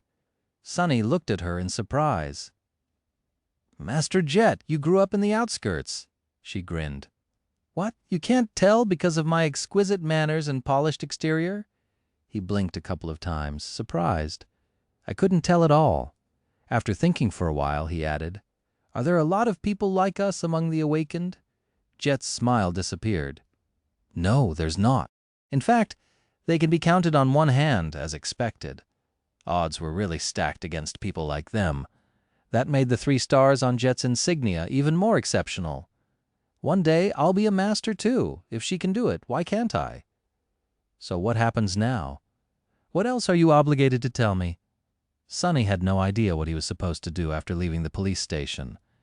The winter solstice was just several weeks away. Jet leaned back and answered, "That's basically it. There are some additional hoops to jump through, mostly having to do with your family, but, well, I've read your file, so I know it doesn't apply. The only thing left is to decide how you will be preparing for your first journey into the dream realm." She looked at her communicator and grimaced. "I must stay. Your luck is exceptionally bad. There's not a lot of time at all. First of all, you are free to do what you want. No one is forcing you to make a certain decision. That is to say, you can choose to prepare on your own or not prepare at all, party until the lights go out." Sunny was not very well versed in partying. "However, I would advise against that. As a sleeper, you are also entitled to enroll in the Awakened Academy. You'll be provided with food, lodging, and a wide choice of preparatory classes. This late into the year, you won't be able to learn a lot, but it's better than nothing." She was silent for a few seconds, then added, "More importantly, you will get acquainted with most of the people who will enter the dream realm with you. Some of them might become your companions for life, and some may end up trying to end that life once we're inside the spell," Sunny added, reading between the lines of what Master Jet had said. "So what do you say? Do you want me to take you to the academy?" Sunny thought about it. Strangely, his flaw was silent, not forcing him to answer one way or the other. "Is it because I haven't made up my mind yet?" Finally, he looked down at his empty tray and made a decision. Free lodging and food, you say? Yeah, I want to go to the academy. Chapter 19, Crossing the Bridge. Sunny was standing in front of the massive, seemingly indestructible red gates of the awakened academy. The academy was, in fact, a city within the city. It was built like a fortress, with a high wall made of hard alloy, deep moat, and numerous large-caliber turrets which were placed in certain positions to create a deadly air suppression dome. No nightmare creature, not even colossal titans, were supposed to be able to break through its defenses. It was a legendary place. Actually, many of the most popular webtoons, youth dramas, and novels took place right behind that wall. Adventures, rivalries, and romantic entanglements of the young awakened heroes were the mainstream theme of modern entertainment. Never in his wildest dreams did Sunny imagine actually becoming one of these heroes. Of course, how things really were differed a lot from how it was portrayed in the media. More than that, he had only 4 weeks to spend here before venturing into the dream realm. Even if he wanted to, there was not enough time for any type of entanglement. And he definitely did not want to. He had to learn how to survive, not waste time on such nonsense. The snow was slowly falling to the ground. It was cold and silent in front of the academy gates. Except for Sunny, there was only one other person, another new sleeper, if he had to guess. It was a tall, slender girl of around his age, with clear gray eyes and a detached look on her face. She had strange, silver-white hair that was cut short and neatly parted to the side, just like him. She was dressed in a police-issued tracksuit and had no personal belongings with her. On her head there was a pair of old-fashioned headphones. She was calmly listening to music while they waited. There was a certain vibe to the silver-haired girl. It was sort of as though she was apart from the world. She looked confident and self-sufficient, but also a bit lonely. Sunny wasn't going to start a conversation. Who knew what kind of situation he would put himself in due to that damn flaw? It was better to keep to himself. He glanced at the girl and sighed. I wonder what flaw does she have? Finally the gates began to open. The giant, ridiculously thick sheet of reinforced metal slowly descended, creating a long bridge. Sunny looked ahead with grim determination. Master Jet's parting words echoed in his mind. On their drive to the academy, Sunny didn't speak much, looking at the sights of the city that were flying past the window of Jet's personal transport vehicle. Actually, it was his first time sitting in a PTV. Most people in the city couldn't even dream about getting a license and purchasing a vehicle like that. Having to do with public transportation, he had ridden in the back of a police cruiser once or twice, but that was a completely different experience. At some point, Master Jet looked at him and said, Since we both come from the outskirts, I'll give you 3 pieces of advice. Whether you listen to me or not is your business. Sunny turned his head, waiting. First, once you're registered in the academy, they'll offer you psychological counseling again. There will also be a valuable reward for sharing your experiences in the nightmare and the details of your appraisal. You'll be able to receive a soul shard, maybe even several of them. He frowned. Are you trying to convince me to visit a psychiatrist again? Jet shook her head.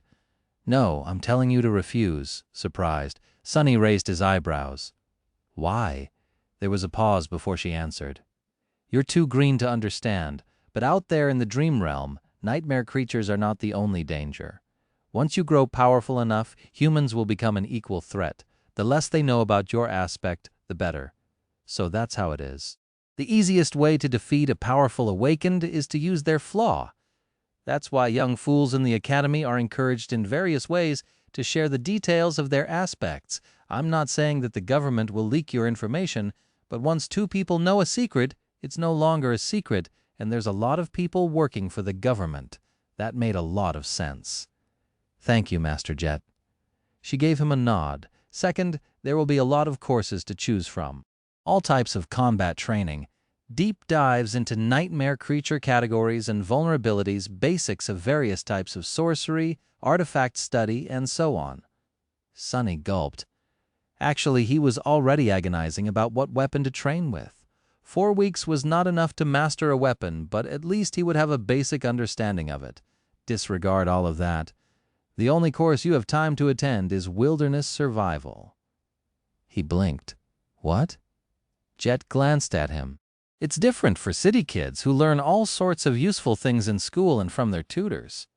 But we don't have that advantage, do we? What was the biggest threat to your life during the nightmare? Sunny thought about it. On the surface, the most dangerous thing he faced was the tyrant, followed by Hero Oro of the Nine. But actually, what almost killed him in the end was the cold. Jet smiled. Smart. You only know how to survive in the city. But the dream realm is mostly made of wilderness.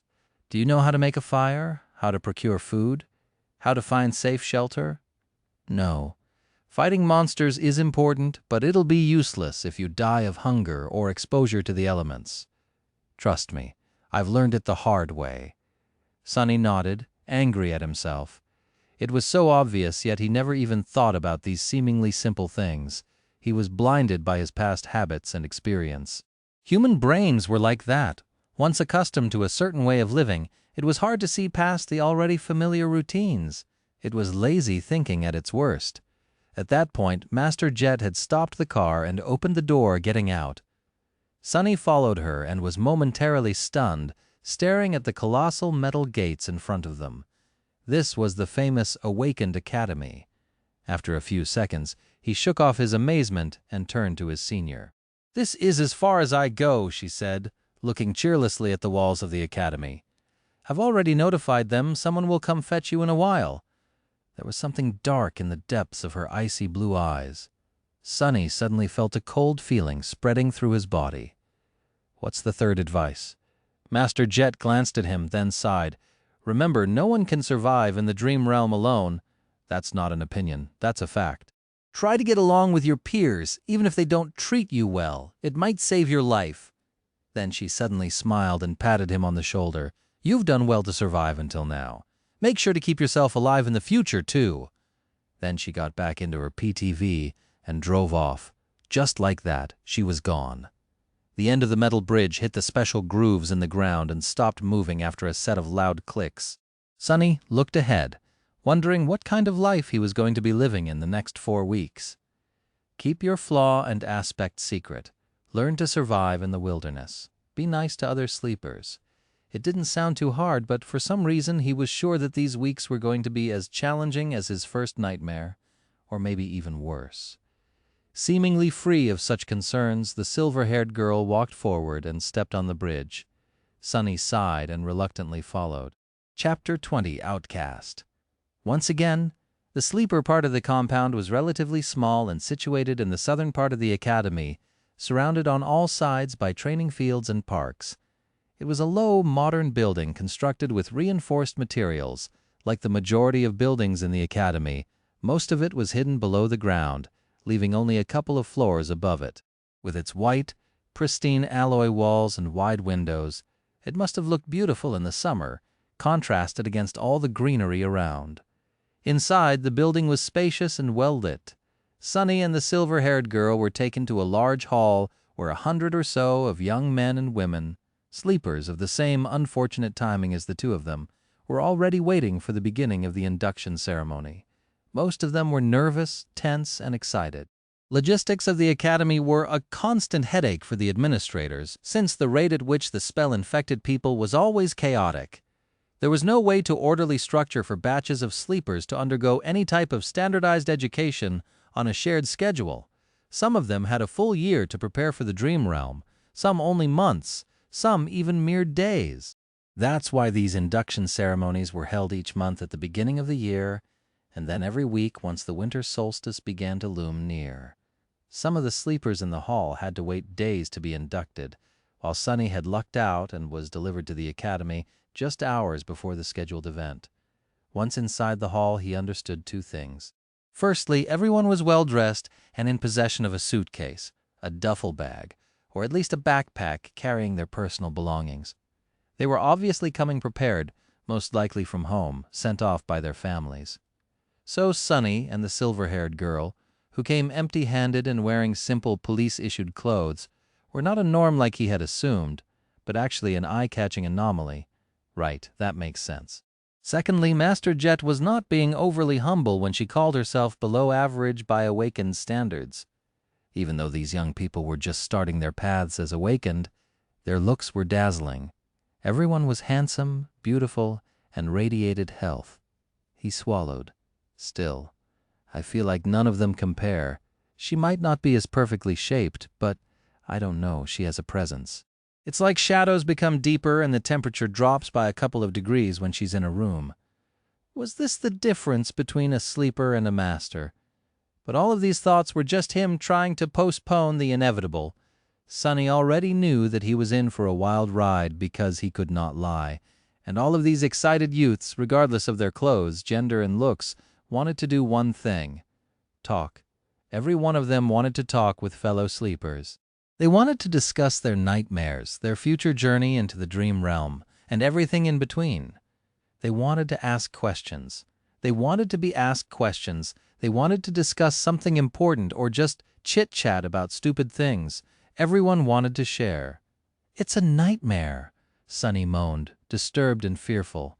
"I'm doomed," then, with a bit of grim determination, he gritted his teeth and slowly exhaled. Just think about it as a continuation of your trial. You survived the Black Mountain, so you can survive this too. He had faced heroes, villains, monsters, and even gods. Was he going to be afraid of a bunch of teenagers? He might have underestimated how scary teenagers can be. In half an hour, pretty much everyone in the room hated his guts. After a short series of conversations, Sonny had acquired a reputation of an obnoxious, foul-mouthed pervert. This reputation was quickly solidified. He was slapped a few times and even punched once. He also discovered a couple of new things about his true self, namely that deep down inside he was apparently rude, arrogant, and more than a little bit lustful. The conversations went something like this. "Look at all these young people. How many do you think will return from the dream realm? How many will perish? What do you think our own chances of survival are? I don't know, but I'm pretty sure that a pompous fool like you will die first." Or, "I even received an armor-type memory in my nightmare. It's an enchanted robe. Would you like to see? Actually, I would prefer to see you without a robe." Or, "Then those lowlifes began to rob the bodies. It was disgusting. They even took their shoes. What kind of degenerate would take a dead man's shoes? I once killed a man and took his boots. They were nice boots." "What? You killed someone just for a pair of boots?" "Of course not. There were other reasons." "I also took his cloak." Once again an outcast, Sonny was eventually left alone. People seemed to be avoiding him, unperturbed. He found a quiet corner and stood there, glad that no one wanted to talk to him anymore. His face hurt, and there was blood dripping from his nose. Being ostracized from a group was nothing new, but it still stung. However, he was smiling, because in the process of turning the whole batch of sleepers against himself, Sonny had discovered something vital. He learned how to control his flaw. Once asked a question, he could not keep quiet. He also couldn't lie. However, after a lot of experimentation, Sonny had found out that with a bit of practice, he could influence the exact way the truth eventually came out. It was like this: after receiving a question, his mind automatically produced a truthful answer. After that, the flaw would force him to say that answer aloud. Refusal to speak would result in the buildup of pressure, then piercing pain. The longer he kept quiet, the worse the pain would become. Eventually, he would have to surrender and reveal the truth. However, in these moments between receiving the question and surrendering to the pain, the actual wording of the answer could be changed. The more it strayed from the initial thought, the more resistance he would meet once again in the form of pressure, then pain. It still had to be truthful, but it didn't have to be so stark. For example, if Master Jet were to catch him staring again and ask what he was looking at, instead of embarrassing himself, Sonny would have been able to endure a bit of pain and simply say, "You." That would still be the truth, however, the result would be entirely different. Hidden in the corner, Sonny grinned as he observed the sleepers. "This is good. This is great. This is something I can work with." After all, one didn't have to lie to deceive a person. Sometimes truth was the best material for creating deceit. If used with a certain devious type of intelligence, truth could be as misleading as lies. For example, in one of his previous conversations, Sonny had confessed that he had once stolen boots from a dead man. The other guy was horrified and asked if he had really killed someone just for a pair of boots. The answer the flaw forced him to give was that there were other reasons and that he had also taken the man's cloak. The true reason for killing the veteran slaver was that he had whipped Sonny a few hours prior. Besides, he was already dying. The cloak had nothing to do with the killing itself. However, the wording of the answer created an impression that it did. Thus, two truthful statements, when put together, created an effect akin to a lie. This was just a simple example. With a lot of effort and intense thinking, Sonny could create other types of manipulative truths. It was going to be extremely difficult and risky, but it could be done. He just needed a bit of luck. It was time to put his theory to practice. Sonny didn't forget what his main goal was, to make sure that no one ever finds out his true name. To achieve that, he had to create an impression that he was the most pathetic, weak person in this whole building. Someone who would never receive a positive appraisal, let alone a divine aspect and a true name. However, since this would be a lie, he couldn't just go and say it. So how was he to convince everyone that he definitely did not have a powerful aspect and an impressive record with the spell? His eyes fell on a particular group of sleepers. There were 5 or 6 of them gathered around a tall, confident young man. The young man had brown hair and a gentle, handsome face. His eyes were green with a hint of friendly humor. His posture, figure, and attentive gaze betrayed someone who went through extensive training. Everything about the young man screamed of nobility and strength. Just at that moment, one of his companions was saying with a tone of amazement, "Ascended? You have received an ascended aspect? What was your appraisal?" The young man smiled humbly. "Oh, it was excellent." Sonny stopped in front of the group as though by accident. After hearing the young man's answer, he frowned and looked at him with disdain. Then, with a voice full of utter bewilderment, Sonny said, "Ascended? Excellent! That's it! What's the big deal?" Chapter 21. First Performance. His words hung in silence. The sleepers looked at Sonny with a hilarious assortment of emotions, ranging from bewilderment to shock. The young man with humorous eyes just smiled politely. To be honest, getting an ascended aspect during the first nightmare was extremely rare. He was certainly someone special, maybe even outstanding.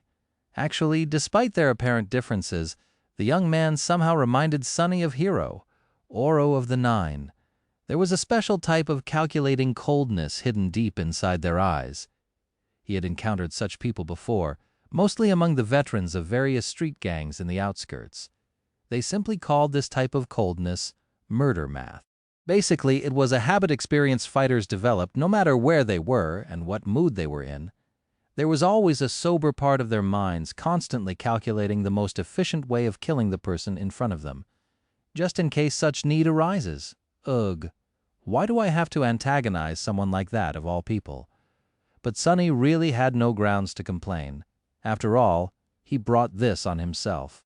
After a few seconds, one of the young man's companions finally blinked and said, "Friend, you must not know a lot about the spell. Caster's results are truly remarkable." Then, with a furtive glance at the remarkable caster, he added, "He is a legacy, after all, an actual living and breathing descendant of an awakened clan." Sonny reevaluated his opinion of the humorous young man. Legacies were known to be trained for their eventual entrance into the spell from the moment they could walk. For them, being infected was a certainty instead of a possibility.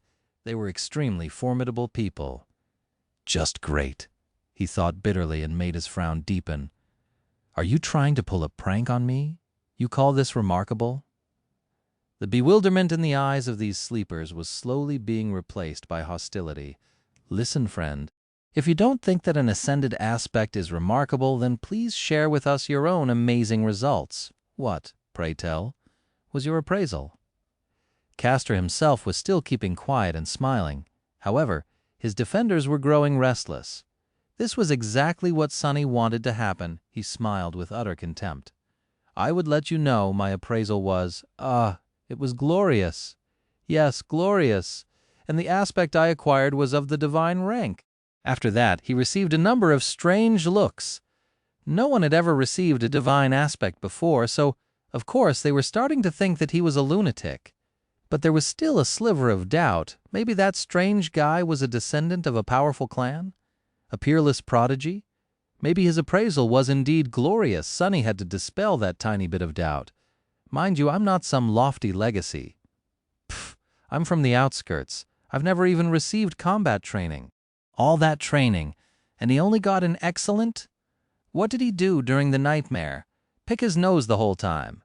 The expressions of all the sleepers that were listening to his bragging instantly changed. An outskirt rat with no training. Yeah, sure. Who was he trying to fool? Finally, with the same polite smile, Castor spoke. Glorious. That is interesting. Would you mind telling us what were your achievements in the nightmare? Sonny grinned. Sure, no problem. First of all, I killed an awakened tyrant. Cost him a couple of moments of intense pain, but he didn't let it show on his face. His expression was nothing but smug and confrontational. The mere mention of a tyrant, let alone an awakened one, made a couple of sleepers smile with ridicule. Oh, really? How did you kill it? An arrogant look appeared on Sonny's face. How? Let me tell you, I didn't even have to lift a finger. I just spat, and it was torn to pieces. Which was true. Sonny had spat a mouthful of blood on the altar, and as the result, Mountain King was ruthlessly dismembered by Shadow God. Someone openly laughed. This guy is either insane or purposefully messing with us. Listen here, Shorty, have some decency, okay? Who would believe such a lie? Sonny was genuinely angry. He wanted to retort saying that he wasn't short, but he couldn't, because that would be a lie, damn it. So instead, he just gritted his teeth and said with a voice full of outrage, I can't answer that, because it's not a lie. Are you really insisting that you had killed an awakened tyrant? A tyrant. And with a bit of spit, no less?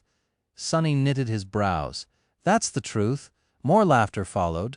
Crazy bastard. He actually believes in his own crap. Insane. He's insane. Unexpectedly, Castor stopped his companions. Guys, after the laughter quieted down, he asked in a friendly manner, what else did you achieve? What? That wasn't enough. Sonny raised his chin. Let me think. Oh, I also killed an awakened swordsman. Really? How did you do that? Acting as though he was a little bit embarrassed, Sonny looked down. That time I had to lift a finger. I even had to shake it a couple of times. That was enough to kill him, though. He was holding the silver bell between his fingers, which led to Hero being attacked and eventually killed by the tyrant. So, technically, all his statements were true. What a crackpot. Huh? Can you believe this idiot? Poor bastard. Not only is he weak, he's also lost it. Castor gave his companions a long look and then turned to Sonny. Anything else? Sonny blinked. Time for the finishing touch. Something else? Oh, right. I communicated with a bunch of gods even though they were all dead. I made one of them wake up. He gave me a blessing. I was blessed by a god. Do you all understand?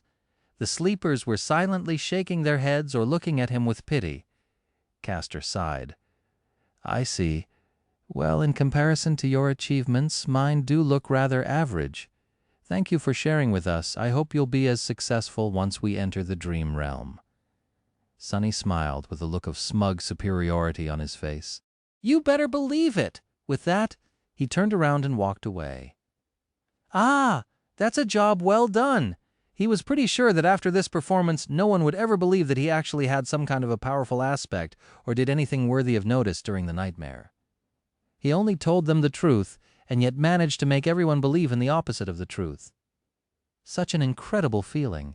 What did they think of him now? They thought that he was weak, grew up without any education in the outskirts, and had no training. More than that, he was apparently either insane or incredibly stupid. His temper was terrible. Truly pathetic and pitiful fellow. Now, whenever he was asked about his aspect, he could just honestly say that it was of the divine rank and be laughed at. People would rather believe that the spell had ceased to exist than that he was someone noteworthy.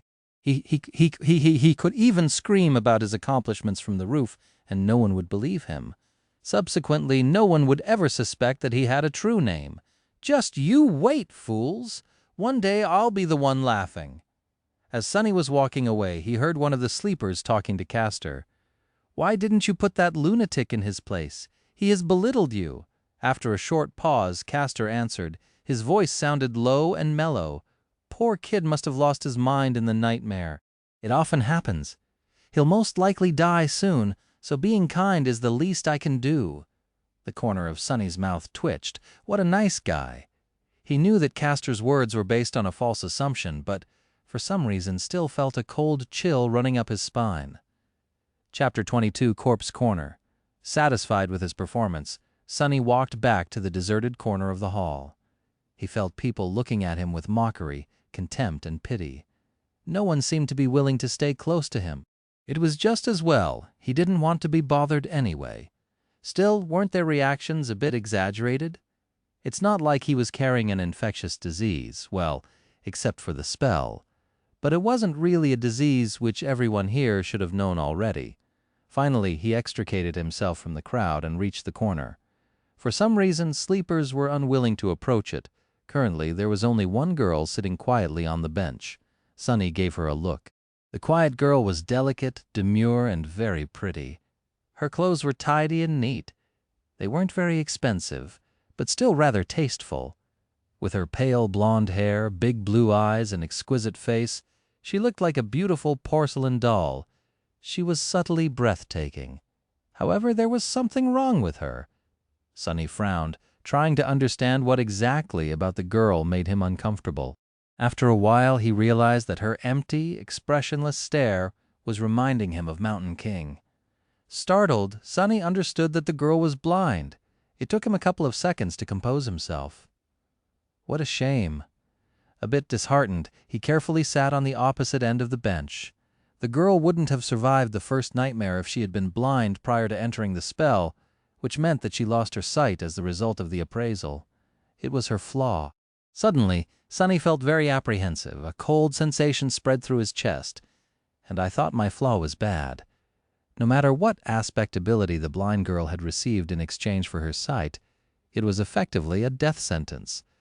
A blind person had no chances of surviving in the dream realm, at least not with a dormant core. In some sense, the girl was already dead. She was effectively a walking corpse. Feeling extremely disturbed, Sonny turned away and studied the crowd of sleepers. Now he understood why people were trying to avoid this corner. The girl was surrounded by an invisible but almost palpable aura of death. Sleepers usually weren't very superstitious, but anyone would feel uncomfortable in her company. Armed with this knowledge, Sonny suddenly saw a pattern in how the young people in the hall were grouped. Instinctively, they all tried to stand close to those of their own circumstance. At the far end of the hall, closest to the stage, were one or two small groups. People in these groups were distinct from the rest of sleepers. They were all confident, calm, and had an air of readiness. These were the legacies. They were trained for the spell since birth and had the highest chances of survival. Castor especially stood out from the rest. Next to them was a larger number of expensively dressed young people. They were lively and excited and only a little nervous. They were the scions of rich and high-ranking citizens. Their training was pretty good since such families had ample funds to hire private tutors, even awakened ones. Their chances of survival weren't bad.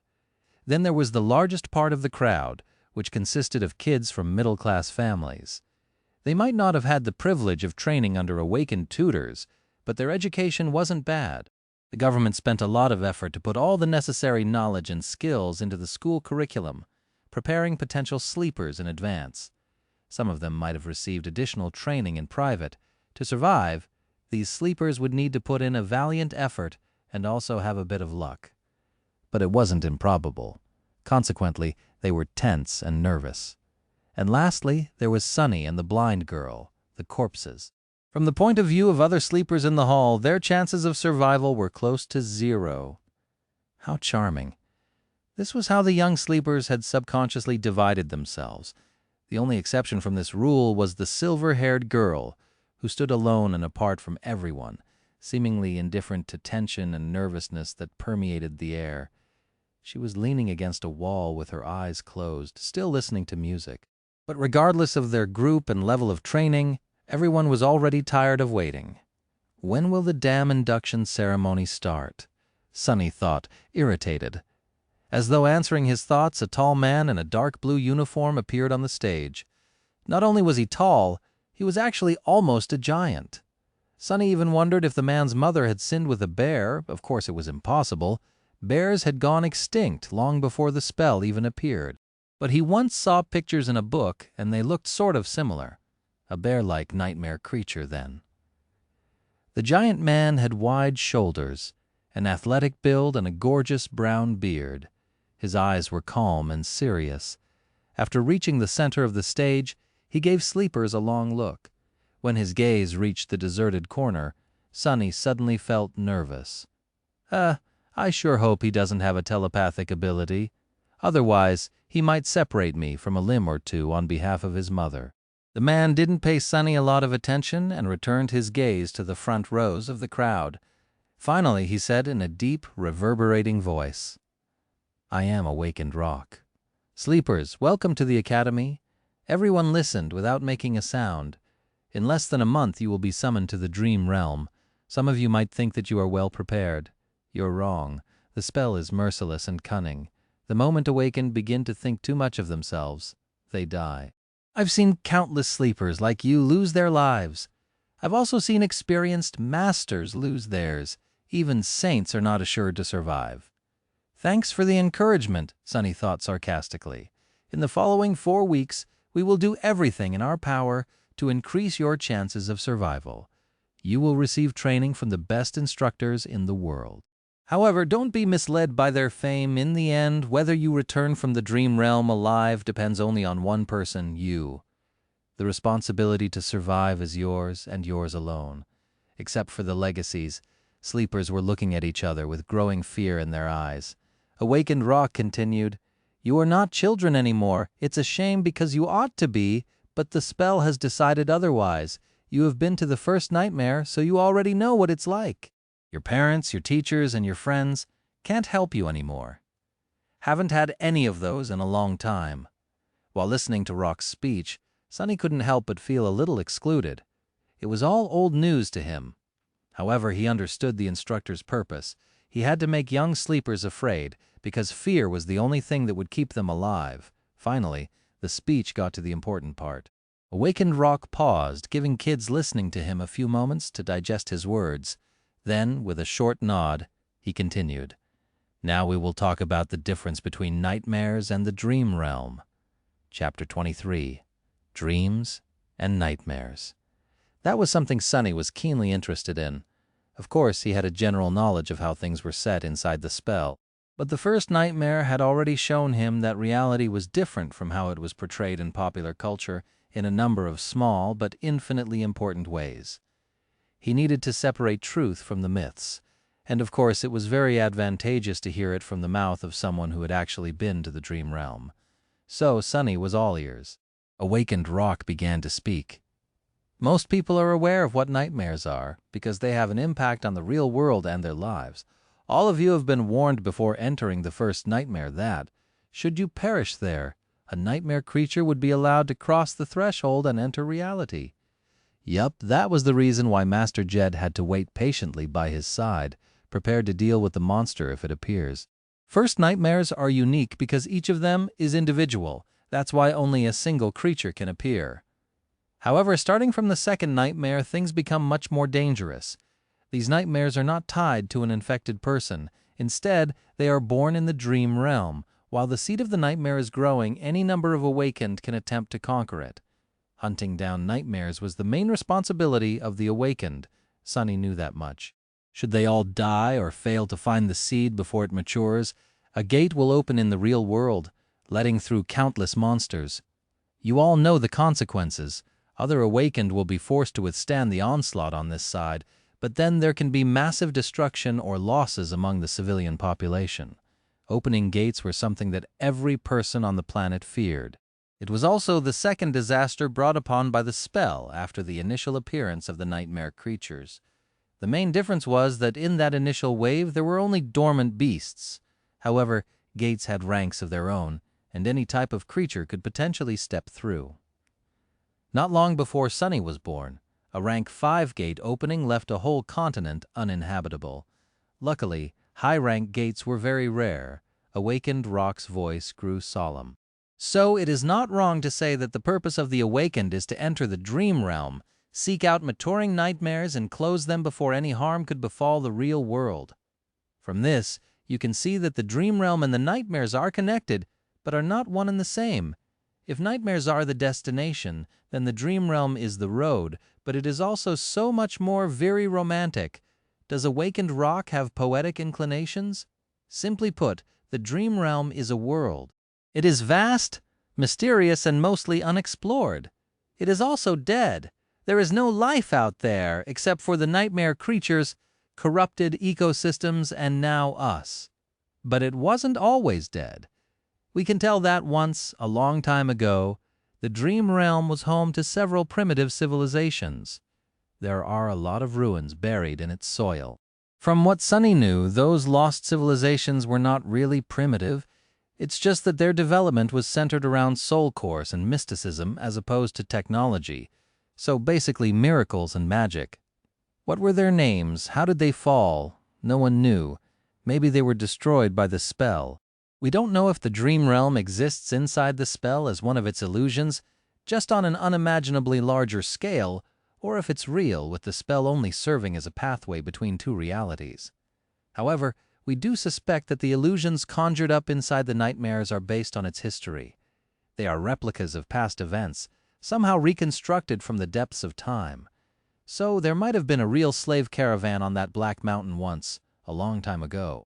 Sunny remembered how time seemed to move in reverse at the beginning of his nightmare. He thought about how things would have ended up without his involvement. Did the nameless temple slave perish in Mountain King's maw with the rest of the caravan? Somehow, he felt that the nameless slave was not that simple. Otherwise, why would the spell remember him? And what about Hero? Was he able to escape? I wonder. There are 4 main differences between the dream realm and the nightmares. Firstly, it doesn't have a story. There is no predetermined conflict you are forced to resolve. You can move freely and explore, provided that you have the strength to stay alive in the wilderness. Most people tend to stay close to one of the human citadels. That's good to know, Sunny thought, unconvinced. Sure, there were no predetermined conflicts in the dream realm, but, with his fated attribute, he was pretty certain to end up in some kind of trouble. So that freedom Awakened Rock had mentioned was relative in his case. Meanwhile, the instructor continued. Secondly, as I have already mentioned, there are no people in the dream realm except for those who came from the real world. There are only monsters. Some of them can mimic human appearance, though, so be mindful of that. Sunny felt cold sweat running down his back. Nightmare creatures mimicking humans. So creepy? Since when was that a thing? Why hasn't he ever heard about it? He stole a glance at the legacies standing in the first row and noticed that they did not show any sign of surprise, so they knew. Thirdly, unlike the first nightmare, no nightmare creatures will appear in the real world if you die in the dream realm. It may sound cruel, but that's a good thing. Awakened forces are already spread thin. If we had to monitor every sleeper, we wouldn't have resources to handle more important matters. Considering that each sleeper could spend weeks, sometimes even months in the dream realm, there was ruthless logic in that statement. And lastly, and most importantly, unlike nightmares which are bound by the rules of fairness, there is no limit to what kind of creature you can meet in the dream realm. During its trials, the spell won't pit a dormant human against an opponent many ranks above them. Oh, really? Sunny sneered. However, he was forced to agree with Awakened Rock. Even though both Hero and Mountain King were way out of his league, they were still just 1 rank above him. But in the dream realm, no such restrictions exist. Theoretically, you can stumble upon an unholy titan and die before even realizing what happened. So be careful and stick to the regions with enemies on par with your own rank. It's not an ironclad guarantee, but at least there will be less of a chance of you biting off more than you can chew. Sticking to a region populated by nightmare creatures below his rank was even better. That was exactly what Sunny was planning to do. Awakened Rock paused for a few moments, studying the faces of sleepers in front of him. Then he added, "When the solstice comes, you will be drawn into the dream realm. The exact location of where you will appear can't be predicted in advance, but there is a high chance that many of you will find yourselves in close proximity to each other. Band together and proceed to the nearest human citadel. Each citadel is built around a gateway. Once you reach it, you will be able to return. Gateways were special portals that served as exit points from the dream realm. Once sleepers reached such a portal, they would be able to escape back to reality and become awakened. Their core would evolve, and they would also receive a second aspect ability. After that, they would return to the dream realm each time they fall asleep. If you can't locate or are unable to reach the nearest human citadel, search for an unclaimed gateway. It will usually be inside or near the most prominent landmark of the region. Work together to defeat its guardians and come back alive. He gave them a heavy look. That is all for today. Next, follow the instructions sent to your communicators to find your assigned dormitory. Once settled, you may proceed to the cafeteria for some late supper. There will be a round of interviews after that to prepare your suggested curriculums. Get a good night's rest. Your training starts tomorrow with that. He gave them a short nod and left. Sunny sighed. Can't be predicted in advance, huh? With his luck, he would either drop right in the middle of a prosperous human citadel and immediately roll into a gateway, or appear in some region of the dream realm so remote and deadly that no one had ever heard about it or returned from it alive. Let's hope for the former. Since he couldn't do anything about it, Sunny wasn't very worried. There was something much more important on his mind. What, exactly, do they serve here for supper? Chapter 24. Moving Up in the World. Everything having to do with sleepers was situated in the same building. Sunny followed the instructions sent to his communicator and quickly found the dormitories, which were situated on one of the lowest levels. To his surprise, he actually got a whole room to himself. It had a bed with a soft mattress, a table, a dresser, and even a separate bathroom. The materials were new and aesthetically pleasing, the air crisp and sterile. It was warm inside, and the outer wall was equipped with a hidden screen that seamlessly imitated a wide window opening to a picturesque vista of a snowy park. There were even several sets of clothes with the Academy emblem provided to him for free. How extravagant, Sunny thought, a little stunned. Rationally, he understood that such an arrangement was not really luxurious. However, to him who grew up wandering the outskirts, this room was like a palace. He scratched his head. Looks like I've made it. Sunny glanced around, then winked at his shadow and smiled. I guess we're moving up in the world, huh? The shadow didn't respond, apparently not very impressed. Perhaps it didn't care about such things. Right? What would a stupid shadow know? Sunny changed into new clothes and studied himself in the mirror. Then, remembering something, he summoned the runes.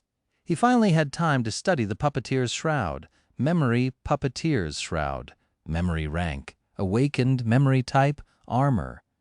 Memory description. A worm of doubt once found its way into a righteous king's heart. With time, the king was devoured from inside and became its puppet. A lifetime later, the puppeteer worm escaped from the king's dead body, leaving behind a cocoon of black silk. No one knows where it went. However, once people dared to approach the silent castle, they found the silk among the mountains of gnawed bones and fashioned it into an armor. Sunny made a sour face. That is not that terrifying. Yeah, I'm not creeped out at all. Come to think of it, the first creature he killed was called a larva. If he were to assume that Mountain King was a mature puppeteer worm and already a tyrant, then what the hell would it transform into after becoming a moth? No, it's better not to think about it. With a sigh, he summoned the puppeteer's shroud. Thin black threads immediately appeared around his body and wrapped it into a set of armor. It was made of dark gray, soft fabric with several elements, such as bracers and shoulder guards, fashioned out of black, lusterless leather. The armor was light, understated, and did not restrain his movements at all. It also made no sound when he moved. Perfect equipment for someone who likes to lurk in the shadows. Sunny smiled. He knew that this armor would be tough to pierce for any creature below the awakened rank, which gave him a great advantage in dealing with all dormant monsters. He also felt a sort of strange, faint calmness while wearing it. A worm of doubt, does it have enhanced protection against mental attacks? Somehow he was sure of it. A great trophy. He wouldn't expect anything less from the memory of a powerful tyrant. The only problem was that the puppeteer's shroud was obviously not meant to be worn on top of a full set of clothes. Quite satisfied, Sunny dismissed it and left his room, heading for the cafeteria. Not bad, he thought, recalling all the rewards he had received during and after the first nightmare. The supper turned out to be as lavish as the dormitory. Sunny's wish to taste real meat finally came true. Not only was it freely available to sleepers, there wasn't even a limit to the amount each of them could eat. More than that, there were rice, bread, various side dishes, sauces, fresh vegetables, fruits, and all kinds of delicious beverages. Extravagant, Sunny thought, steering clear of the coffee. After building a small mountain of food on his plate, he found an empty seat and for a while forgot about the world's existence, as juicy, textured, perfectly seasoned meat filled his mouth. Sunny's vision suddenly was full of stars. He had to hold back an exhilarated moan. And to think he could have lived like that for a whole year. Damn spell, why didn't you infect me a few months ago? He concentrated on the food, decimating the whole plate in no time. Satiated and more than a little gorged, Sunny longingly looked back and thought about getting another serving. But it was already time for his appointment with the academy personnel. Full of regret, he stood up and left the cafeteria. Soon he found himself in a small office sitting across from an administrative worker. The worker was very friendly and started the interview right away. Just like Master Jet had warned him, Sunny was offered psychological counseling again. Remembering her advice, he refused, and the interview smoothly switched to questions about his aspect. He didn't want to give up information about his abilities, but also knew that he had to tell the worker something. Luckily, the questions were worded in a way to put sleepers at ease. As such, most of them started with nice and polite preambles like, "Would you like to tell me?" or "If you're willing to share," which gave Sunny an opportunity to give neutral answers. "Would you mind telling me about the type of aspect ability you received, as in combat, sorcery, utility?" He did mind, but had to be careful. I'm not sure. I haven't had time to understand it well." "That's all right. Are you able to directly deal damage with your ability?" "I guess not. Earlier, I wasn't even able to harm a towel." Things went on like that. In the end, Sunny shared just enough information to create an impression that his aspect was weak, harmless, and most likely having something to do with utility. After that, he returned to his room, undressed, and went to sleep. Sunny thought that falling asleep for the first time after the nightmare would be weird, but in fact it was surprisingly easy. Lying on a soft mattress with his skin against clean bed sheets and a fluffy pillow under his head, he slept like a baby. Early in the morning, Sunny washed up in his private bathroom and, bursting with energy, hurried to get breakfast in a happy mood. The cafeteria was a bit crowded. After filling his plate with all kinds of delicious stuff, he quickly realized that the only place he could sit was near the blind girl from yesterday. Her table was empty. Since no one wanted to be close to her, Sunny grimaced. It seemed that the two of them were doomed to be outcasts together for the remaining 4 weeks. He also felt uncomfortable in the company of someone who was practically a dead person, but there wasn't much of a choice. Losing his good mood, he sat at the blind girl's table and gave a precursory nod to the social worker who was helping her get around. After that, he tried to pretend that they didn't exist and concentrated on his food.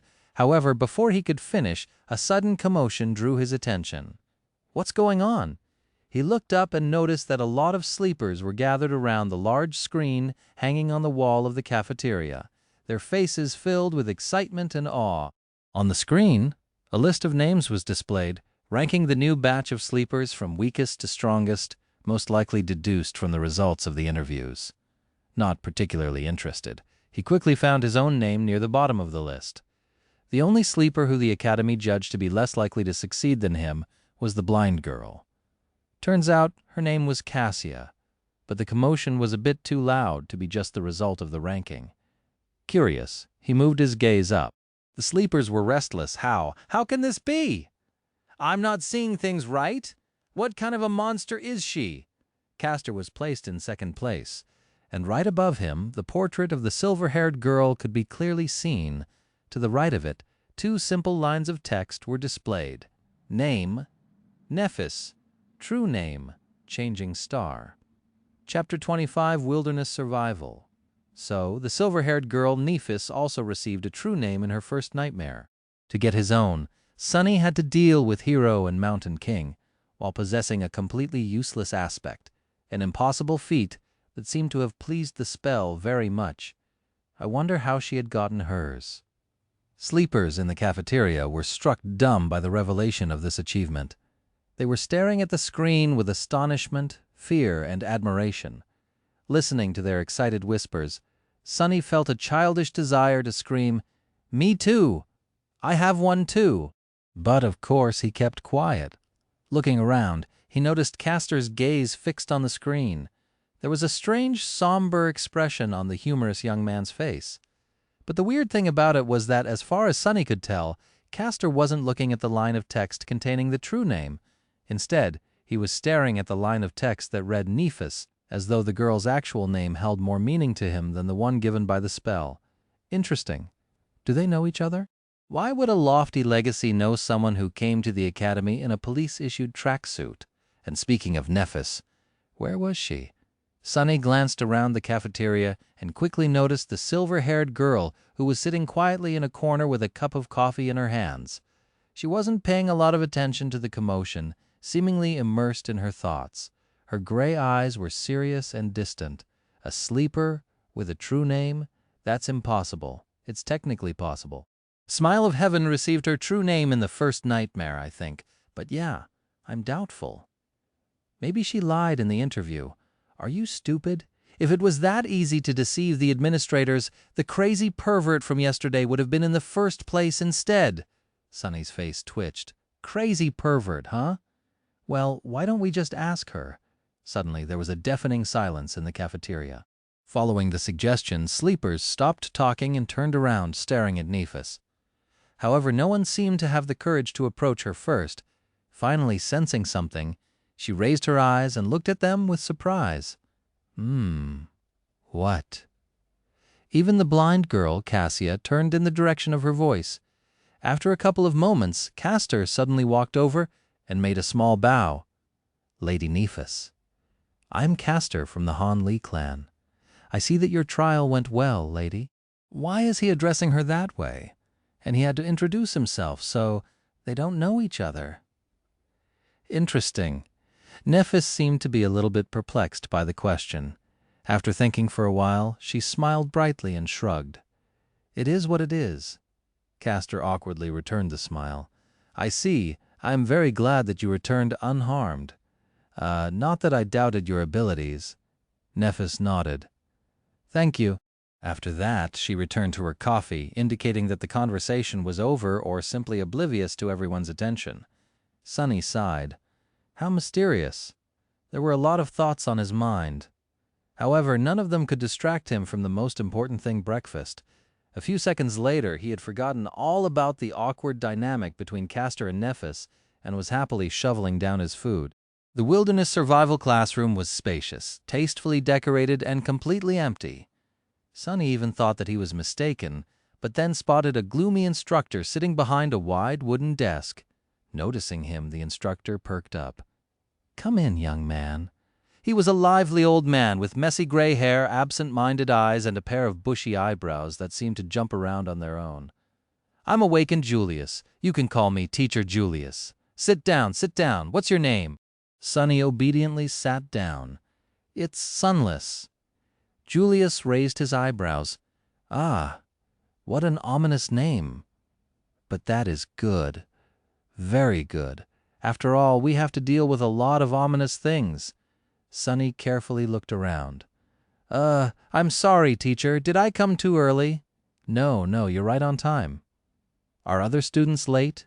The instructor grunted with incredible contempt. No one else is coming. Those brutes are only interested in swinging their fists and swords around. Very few are smart like you, and know the true value of knowledge. Oh, so it was that unpopular. Sunny inwardly sighed, hoping that he won't regret the decision to abandon combat training in favor of this course. Say, young man, why did you choose wilderness survival, of all things? There was no point in hiding the true reason, not that Sunny would have been able to anyway. The awakened that monitored me during the first nightmare, Master Jet, had advised me to study it above all things. A very wise advice that Master truly knows what's important. Wait, Did you say Jet? His eyes widened. Soul Reaper Jet? That murderous savage? Who would have thought that a barbarian like her would know the value of intricate knowledge? Soul Reaper? Sunny's curiosity was piqued. Teacher, do you know Master Jet? Julius carefully looked behind his back before answering. Who doesn't know the Soul Reaper?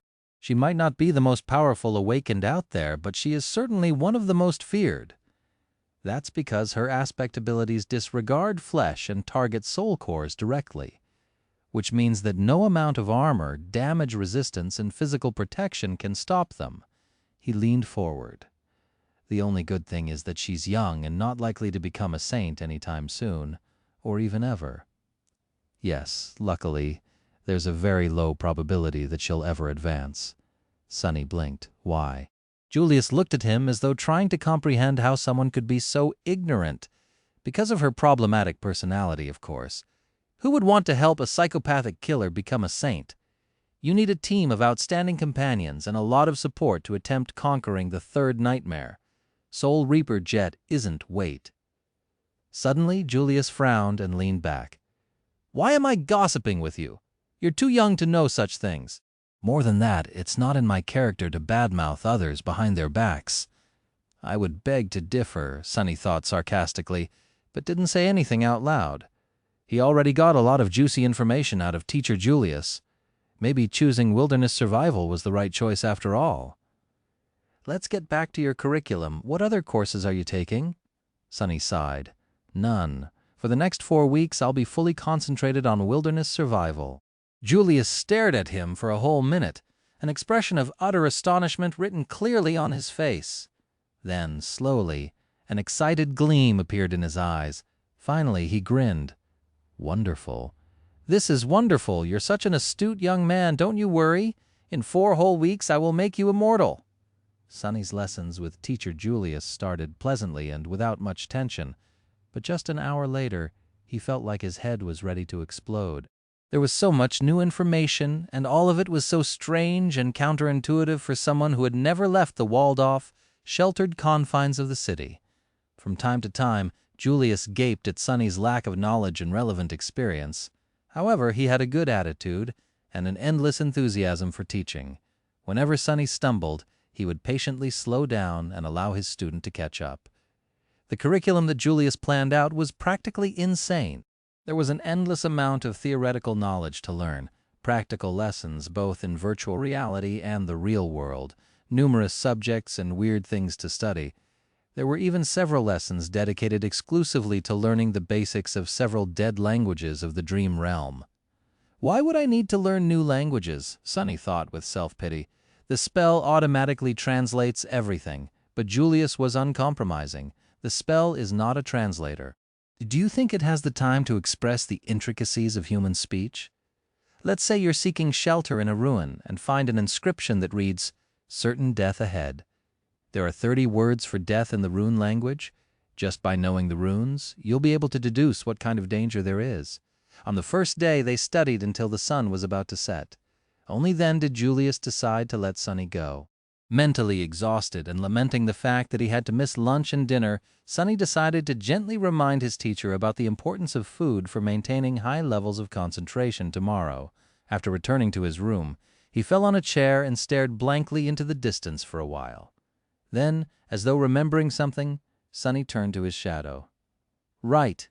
He had a lot to accomplish before supper. He observed the shadow for a few seconds and then grinned. Let's see what you can really do.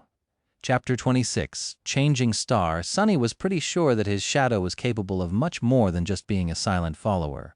After all, the spell had described it as being an invaluable helper. It was now up to him to find out how exactly shadow control could be of help.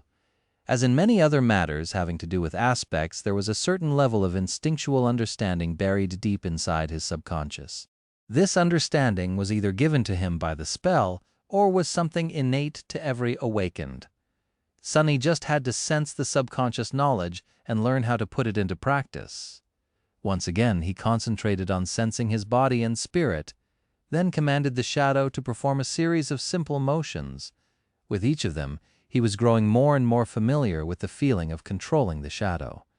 Pretty soon, it was as natural to him as breathing and walking. The shadow felt like a part of his body.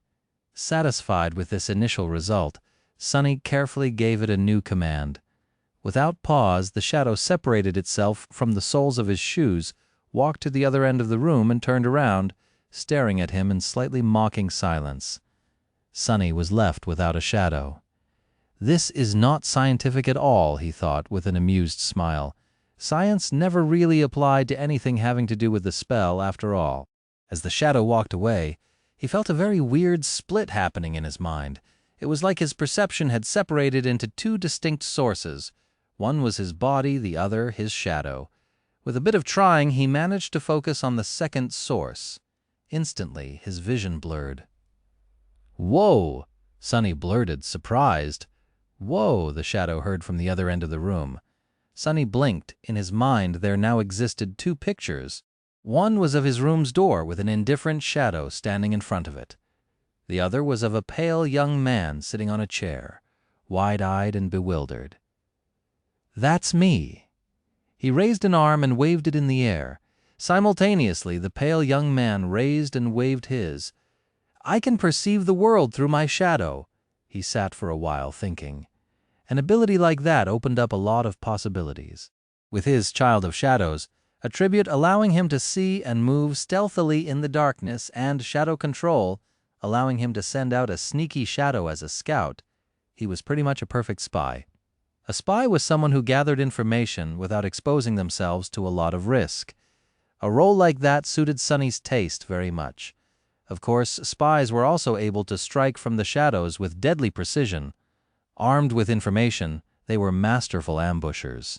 With the prior knowledge of the opponent's weaknesses, their attacks were surgical and lethal.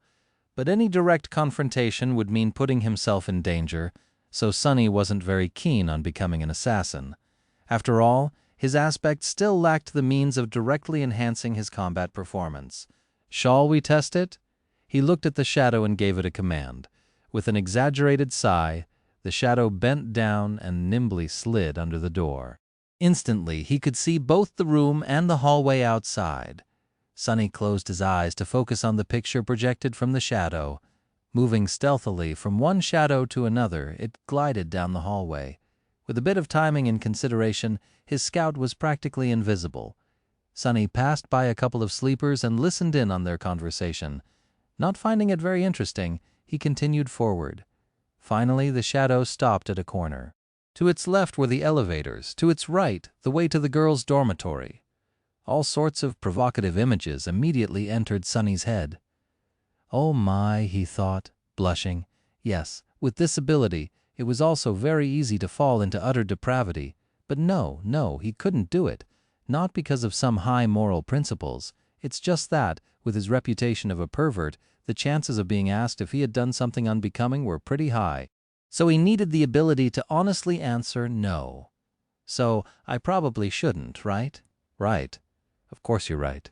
Don't even think about it." Back in his room, Sunny sighed with a lot of regret. Then he directed his scout to hide in the shadow of a passing sleeper and followed him to the elevators.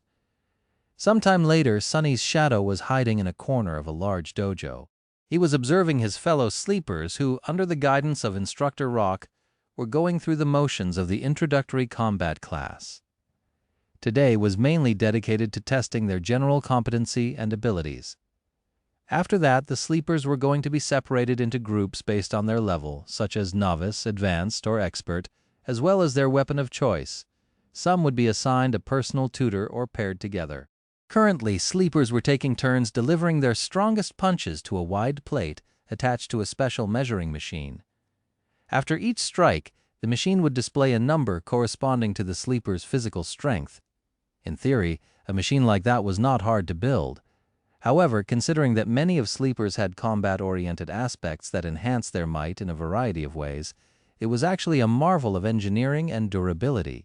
Their technique and training also affected the final result. Most people were getting numbers ranging from 10 to 14. It was considered a good result, something that only the most athletic people could reach. However, a lot of sleepers, obviously those with enhancing aspects, were able to achieve a score of 15 or even 16. I would probably get 10 or 11, Sunny thought, feeling a little bored.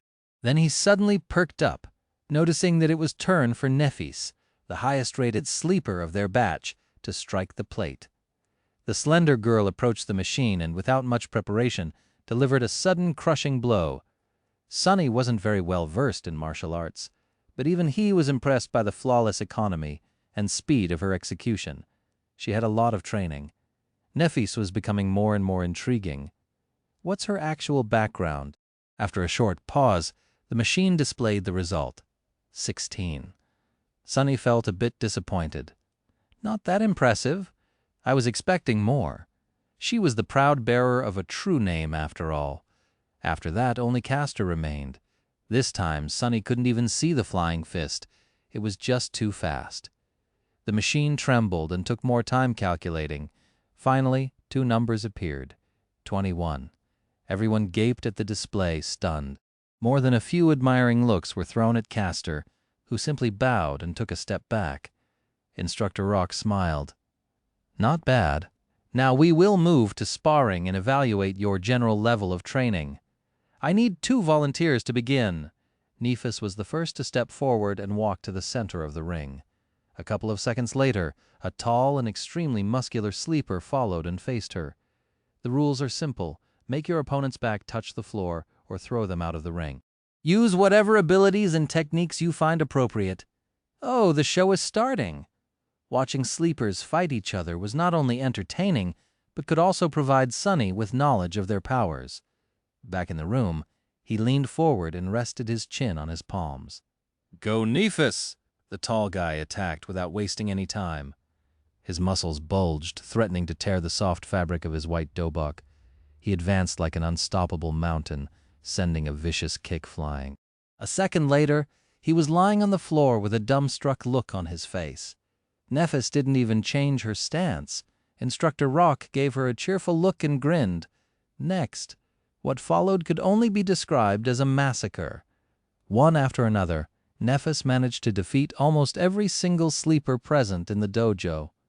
She didn't seem to be faster or stronger than them, but each time someone entered the ring to fight her, they would inevitably end up beaten and thrown to the ground. Sunny watched the process with a growing sense of amusement. However, at some point, even he felt a bit of unease.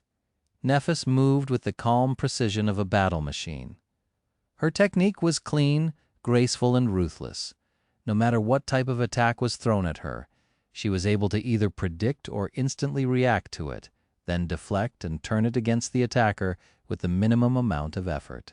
It didn't matter whether her opponent was poor, rich, or a legacy. Everyone would end up dealt with in a matter of seconds. What's more, through the whole process, the composed expression on her face didn't even change once. It was like Nefis was made out of metal. Is she even human? Sunny thought, suddenly apprehensive. What was he going to do if this changing star were to end up as his enemy?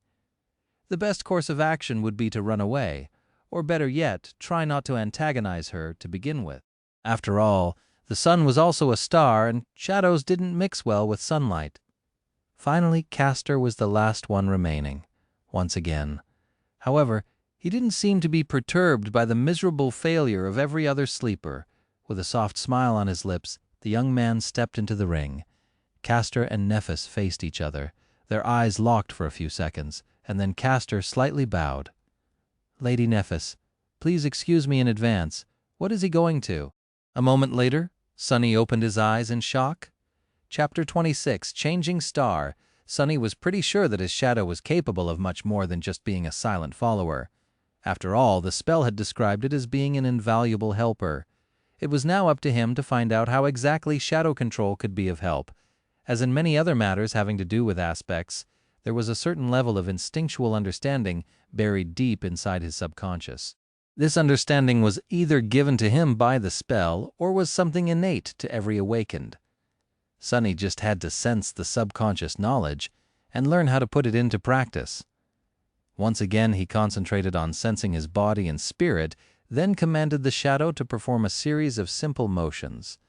With each of them he was growing more and more familiar with the feeling of controlling the shadow.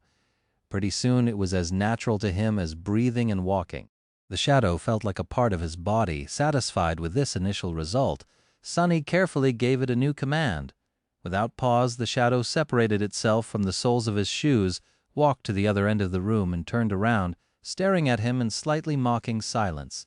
Sunny was left without a shadow. This is not scientific at all, he thought with an amused smile.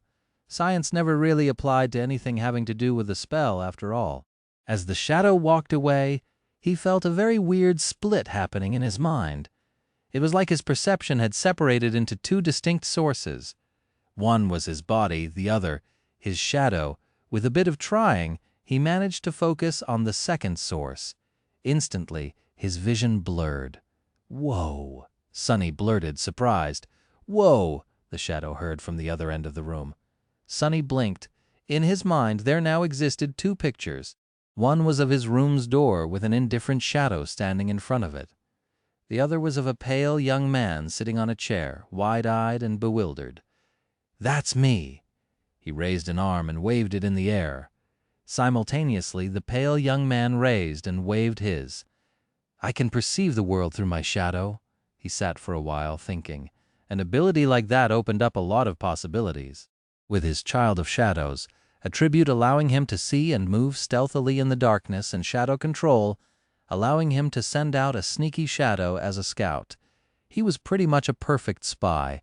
A spy was someone who gathered information without exposing themselves to a lot of risk. A role like that suited Sunny's taste very much. Of course, spies were also able to strike from the shadows with deadly precision. Armed with information, they were masterful ambushers.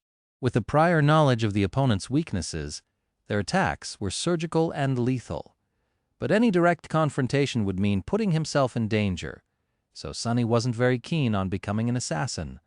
After all, his aspects still lacked the means of directly enhancing his combat performance.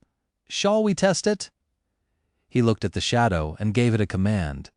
With an exaggerated sigh, the shadow bent down and nimbly slid under the door. Instantly, he could see both the room and the hallway outside. Sunny closed his eyes to focus on the picture projected from the shadow. Moving stealthily from one shadow to another, it glided down the hallway. With a bit of timing and consideration, his scout was practically invisible. Sunny passed by a couple of sleepers and listened in on their conversation. Not finding it very interesting, he continued forward. Finally, the shadow stopped at a corner. To its left were the elevators. To its right, the way to the girls' dormitory. All sorts of provocative images immediately entered Sunny's head. "Oh my," he thought, blushing. Yes, with this ability, it was also very easy to fall into utter depravity. But no, he couldn't do it. Not because of some high moral principles. It's just that with his reputation of a pervert, the chances of being asked if he had done something unbecoming were pretty high. So he needed the ability to honestly answer, "No, so I probably shouldn't, right?" "Right. Of course you're right. Don't even think about it." Back in his room, Sunny sighed with a lot of regret. Then he directed his scout to hide in the shadow of a passing sleeper and followed him to the elevators. Some time later, Sunny's shadow was hiding in a corner of a large dojo. He was observing his fellow sleepers who, under the guidance of Instructor Rock, were going through the motions of the introductory combat class. Today was mainly dedicated to testing their general competency and abilities. After that, the sleepers were going to be separated into groups based on their level, such as novice, advanced, or expert, as well as their weapon of choice. Some would be assigned a personal tutor or paired together. Currently, sleepers were taking turns delivering their strongest punches to a wide plate attached to a special measuring machine. After each strike, the machine would display a number corresponding to the sleeper's physical strength. In theory, a machine like that was not hard to build. However, considering that many of sleepers had combat-oriented aspects that enhanced their might in a variety of ways, it was actually a marvel of engineering and durability. Their technique and training also affected the final result. Most people were getting numbers ranging from 10 to 14. It was considered a good result, something that only the most athletic people could reach. However, a lot of sleepers, obviously those with enhancing aspects, were able to achieve a score of 15 or even 16. I would probably get 10 or 11, Sunny thought, feeling a little bored. Then he suddenly perked up. noticing that it was turn for Nifis, the highest-rated sleeper of their batch, to strike the plate. The slender girl approached the machine and, without much preparation, delivered a sudden, crushing blow. Sunny wasn't very well versed in martial arts, but even he was impressed by the flawless economy and speed of her execution. She had a lot of training. Nifis was becoming more and more intriguing. What's her actual background? After a short pause, the machine displayed the result. 16. Sunny felt a bit disappointed. Not that impressive. I was expecting more. She was the proud bearer of a true name, after all. After that, only Castor remained. This time, Sunny couldn't even see the flying fist. It was just too fast. The machine trembled and took more time calculating. Finally, 2 numbers appeared. 21. Everyone gaped at the display, stunned. More than a few admiring looks were thrown at Castor, who simply bowed and took a step back. Instructor Rock smiled. Not bad. Now, we will move to sparring and evaluate your general level of training. I need 2 volunteers to begin. Nifis was the first to step forward and walk to the center of the ring. A couple of seconds later, a tall and extremely muscular sleeper followed and faced her. The rules are simple. Make your opponent's back touch the floor or throw them out of the ring. Use whatever abilities and techniques you find appropriate. Oh, the show is starting! Watching sleepers fight each other was not only entertaining, but could also provide Sunny with knowledge of their powers. Back in the room, he leaned forward and rested his chin on his palms. Go Nifis! The tall guy attacked without wasting any time. His muscles bulged, threatening to tear the soft fabric of his white dobok. He advanced like an unstoppable mountain, sending a vicious kick flying. A second later, he was lying on the floor with a dumbstruck look on his face. Nefis didn't even change her stance. Instructor Rock gave her a cheerful look and grinned. Next, what followed could only be described as a massacre. One after another, Nefis managed to defeat almost every single sleeper present in the dojo. She didn't seem to be faster or stronger than them, but each time someone entered the ring to fight her, they would inevitably end up beaten and thrown to the ground. Sunny watched the process with a growing sense of amusement. However, at some point, even he felt a bit of unease. Nefis moved with the calm precision of a battle machine. Her technique was clean, graceful, and ruthless. No matter what type of attack was thrown at her, she was able to either predict or instantly react to it, then deflect and turn it against the attacker with the minimum amount of effort. It didn't matter whether her opponent was poor, rich, or a legacy. Everyone would end up dealt with in a matter of seconds. What's more, through the whole process, the composed expression on her face didn't even change once. It was like Nefis was made out of metal. Is she even human? Sunny thought, suddenly apprehensive. What was he going to do if this changing star were to end up as his enemy? The best course of action would be to run away. Or better yet, try not to antagonize her to begin with. After all, the sun was also a star, and shadows didn't mix well with sunlight. Finally, Castor was the last one remaining, once again. However, he didn't seem to be perturbed by the miserable failure of every other sleeper. With a soft smile on his lips, the young man stepped into the ring. Castor and Nefis faced each other, their eyes locked for a few seconds, and then Castor slightly bowed. Lady Nefis, please excuse me in advance. What is he going to? A moment later, Sunny opened his eyes in shock. Chapter 27. Measure of Power. It seemed like Castor suddenly ceased to exist. However, it was only an illusion. The truth was that he was just moving so fast that the human eye wasn't able to keep up with his movements. If it wasn't for the special properties of shadow sight, Sunny wouldn't have been able to perceive anything either.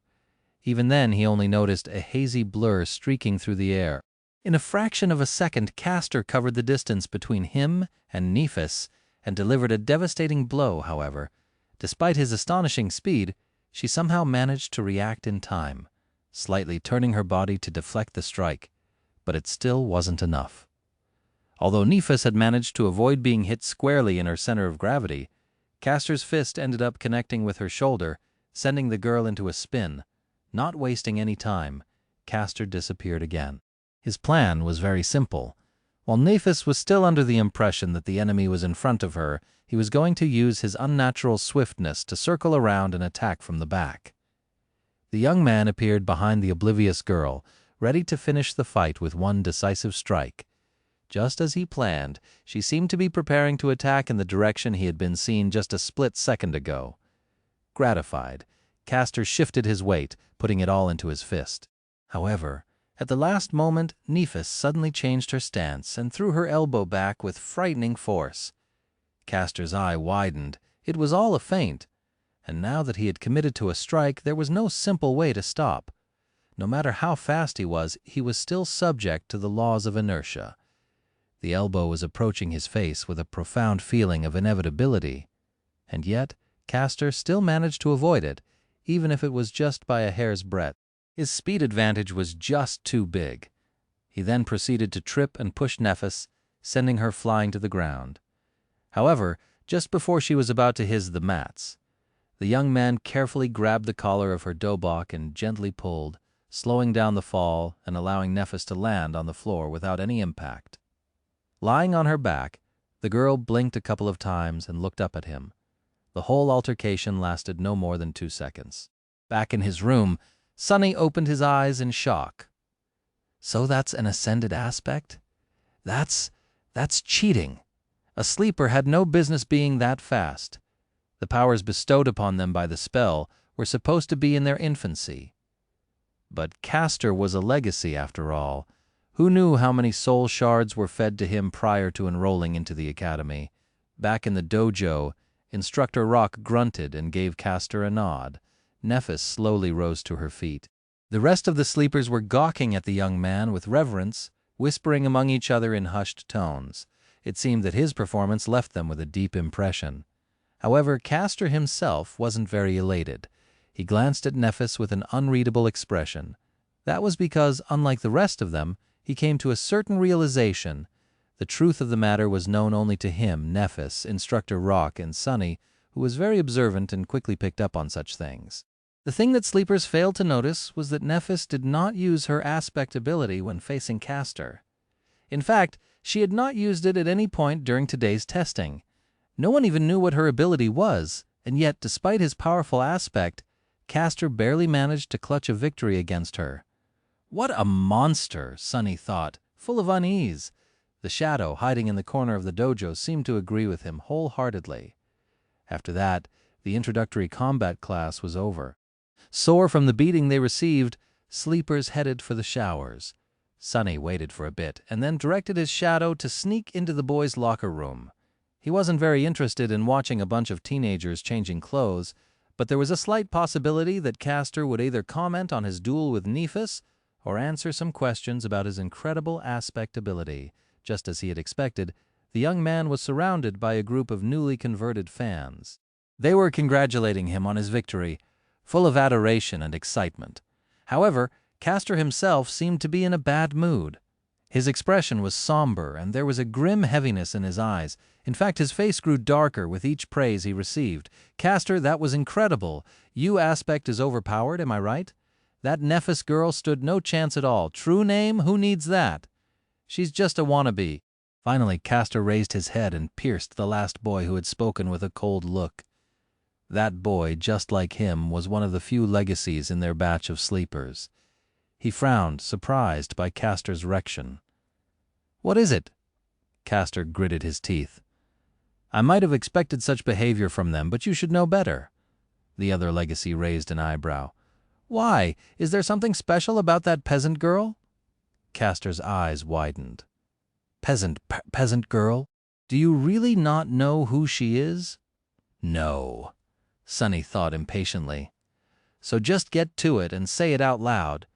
Luckily, the arrogant sleeper had the same sentiment. Castor opened his mouth several times as though not sure what to say. Finally, he shook his head and answered, "She is Nephis of the Immortal Flame Clan." As soon as he said that, the arrogant legacy became deathly pale. Not paying him any attention, Castor continued, "I trust that I don't need to tell you about her grandfather. Her parents were Smile of Heaven and Broken Sword. In his room." Sonny almost fell from the chair. Even he knew who Immortal Flame and Broken Sword were. The former was the first human to conquer the second nightmare and become a master. The latter, the first one to conquer the third nightmare and become a saint. They, as well as their companions, were among the most famous heroes of the human race, someone who had managed to change history with their own two hands.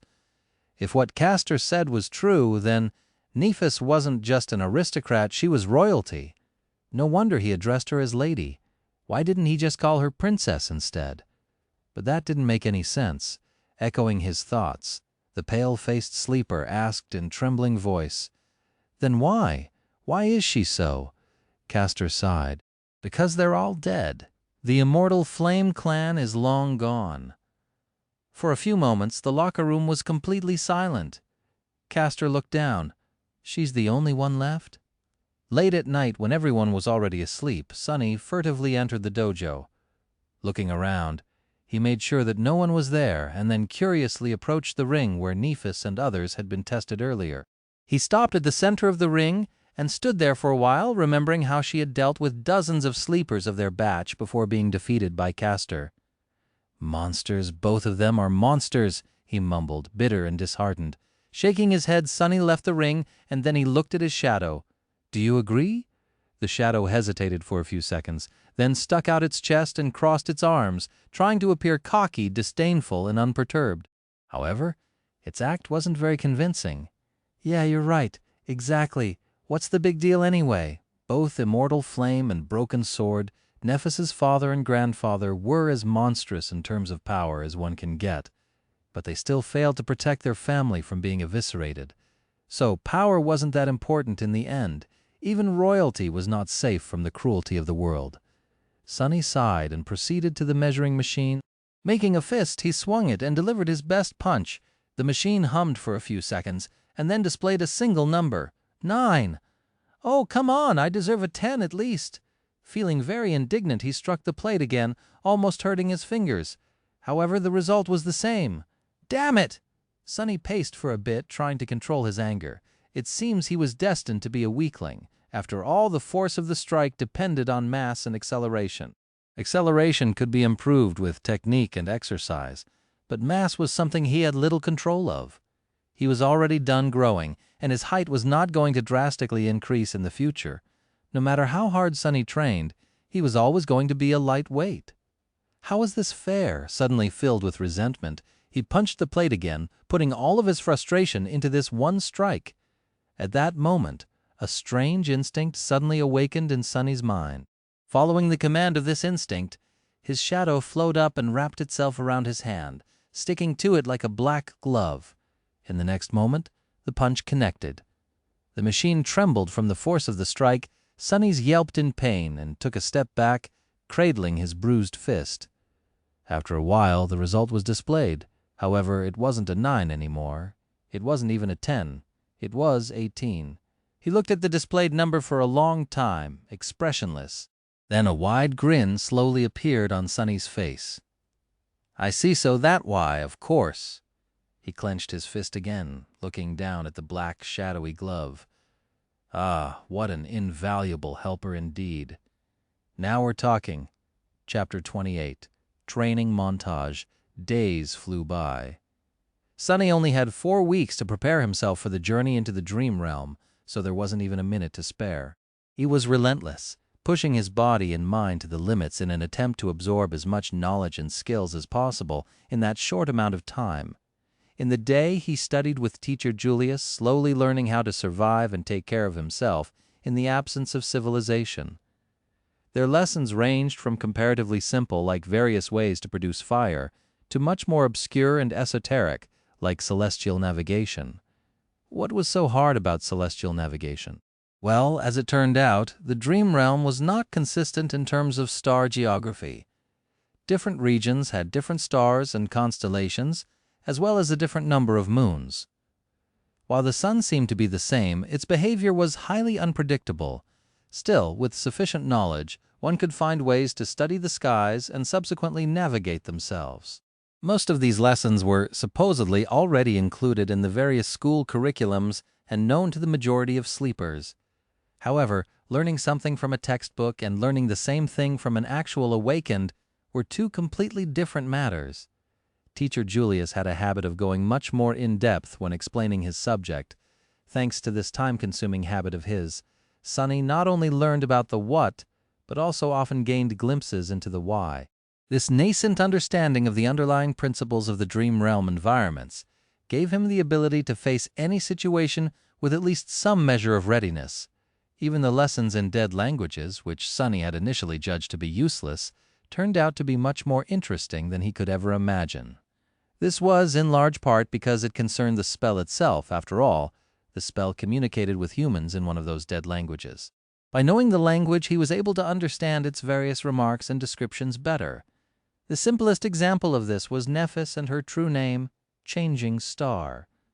While technically correct, this translation failed to properly convey the exact meaning. By understanding the grammatical structure of the rune language, it was easy to extrapolate and see that the more correct translation would have been Star of Change. More than that, there were different runes for change, each with its own connotation. Depending on what exact rune was used to relay the meaning of the name, it could also mean ruinous star or star of misfortune. A small change in wording and connotation could mean a world of difference in real life. Sunny, who had never seriously studied before, found the process of acquiring vast amounts of theoretical knowledge strange, numbing, and exhausting. However, in a sense, it was also exhilarating. After all, knowledge was something that only the privileged had access to. It was also this authority over knowledge that kept them in the position of power, creating a vicious circle of inequality. The poor had no opportunity to study, and without the advantage of good education, they had no way to stop being poor. The weirdest part about all of this was that Sunny was now one of those privileged people. More than that, he was at the pinnacle of social hierarchy. Not only had he gained access to an unlimited amount of knowledge, but even his basic needs like food and shelter were also taken care of by the government, allowing him to fully focus on the single goal of developing himself as an awakened. This sudden transformation would have sent him into a whirlpool of philosophical reflection if he had any time to spare. But he didn't, because Teacher Julius also insisted on holding practical lessons every other day, even if some of them had to be done in virtual reality simulations. He insisted on using the full immersion stations with enhanced physical feedback. As a result, Sunny was bone-tired and utterly exhausted. The good thing was that with such amount of exercise, coupled with his newly reforged body, Sunny had never been in better shape. Even without combat training, he could feel his strength, stamina, and agility improving by leaps and bounds. Basically, the peculiar rebirth he had experienced after completing the first nightmare had enhanced the innate potential of his body, bringing it to the peak of the human condition. However, it was up to him to realize that potential with sweat, effort, and a lot of hard work. Practical application of wilderness survival techniques provided him with the opportunity to do so. And as though this wasn't enough, Sunny secretly collected information about other sleepers and practiced shadow control every night. His shadow was independent enough to be sent on scouting missions without his direct control. It would sneak here and there, listening in on the conversations and observing different classes where sleepers had to demonstrate their aspect abilities. Then, after Sunny had finished his supper and returned to his room, it would come back and share everything it had heard and seen during the day. The only problem with this arrangement was that the shadow, despite its outward snarkiness, turned out to be rather naive. It didn't quite understand how the human world worked, and as such often failed to distinguish between useful information and meaningless chatter. So, most of the time, Sunny would receive nothing of value or juicy gossip instead of important secrets. This is how he learned that in the sleeper center, romance was in the air. After all, there were 100 beautiful young people locked underground in close proximity to each other, with the added spice of a deathly threat hanging above their heads. Many felt that life was short and it was their time to seize the day. Passion bloomed in the shadow of approaching danger. Sunny was excluded from this whole side of the thing. Of course, firstly, he had already positioned himself to be perceived as an unlikable lunatic. Secondly, he simply had no time for anything except for his lessons and training. And lastly, he was wary of getting too close to anybody, afraid that a situation would arise where he would have no choice but to divulge his true name. Apart from gathering information and slowly learning about the scope and details of various aspect abilities and, to a lesser extent, flaws, he was also experimenting with shadow control. The results were very promising. He quickly found out that his shadow was able to enhance various objects and not only his body. If it wrapped itself around a weapon, the weapon strike harder and deliver more damage. If it was applied to an armor, the armor would become sturdier and harder to break. The enhancement was rather substantial too. It was roughly twice as much as the initial value. All in all, this ability, if used correctly, could make him a powerhouse among the sleepers. Many combat aspects could deliver more speed or damage, many could provide more defense and protection, but none were as well-rounded and versatile as Shadow Slave. With the added utility of Shadow Sight, Shadow Step, and Shadow Scout, it was truly incredible. Just like that, day after day passed, slowly turning into weeks. Before Sunny even knew it, the winter solstice was already here. Chapter 29, The Last Day on Earth. On the day of the winter solstice, Sunny woke up feeling tired and drowsy. No matter how much he tried to shake off this listlessness, it wouldn't go away. In the end, he just stayed in the bed for a while, wrapping himself in a blanket. He was already familiar with this feeling of never-ending, ensnaring sleepiness. It was the same in the days before his first nightmare. It was also quite similar to what he had experienced while slowly dying of hypothermia on the slopes of the Black Mountain. Remembering the cold embrace of approaching death, Sunny couldn't help but shiver. This was his last day on Earth, at least for a while. By nightfall, the spell was going to take him away once again, this time to challenge the vast expanse of the dream realm. What was he going to face in that ruined magical world? Would luck be on his side this time, or would there be another disaster? Ugh. There was no point in guessing. He had already done everything in his power to prepare for the inevitable. He studied hard, trained hard, and kept his secrets safe. His aspect was better than most, and his will to survive was long tempered by the harsh reality of the outskirts and the even harsher ordeal of the first nightmare. All in all, he was ready. With a sigh, Sunny got out of bed and went along with his morning routine. If this was going to be his last hot shower in a long while, he was going to really enjoy it. If it was going to be his last scrumptious breakfast for the time being, actually, he had no appetite. The cafeteria was full of sleepers, but no one was talking. Everybody was in low spirits and seemed to be uncharacteristically introspective.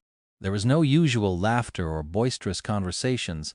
Only the legacies remained calm and collected. However, even they kept to themselves. Sunny thought about the last time he was preparing to enter the spell and, with a bit of trepidation, approached the coffee machine. During his stay in the academy, he had long discovered that a lot of people were in a habit of adding sugar and milk to their coffee. So on this auspicious day, he decided to give it another try. After all, it was nice to have a tradition. A few minutes later, he had taken his usual seat near Cassia, the blind girl. Despite their compulsory closeness, they had not talked to each other even once, just like two strangers forced to share the same space by circumstances beyond their control. Sunny did not see a reason for anything to change today, however. As soon as he took the first sip of coffee, Cassia suddenly turned her head and stared at him with her beautiful blind blue eyes. Unnerved, Sunny looked around, checking if someone else had attracted her attention, and after making sure that there wasn't anyone standing behind him, asked, "What?"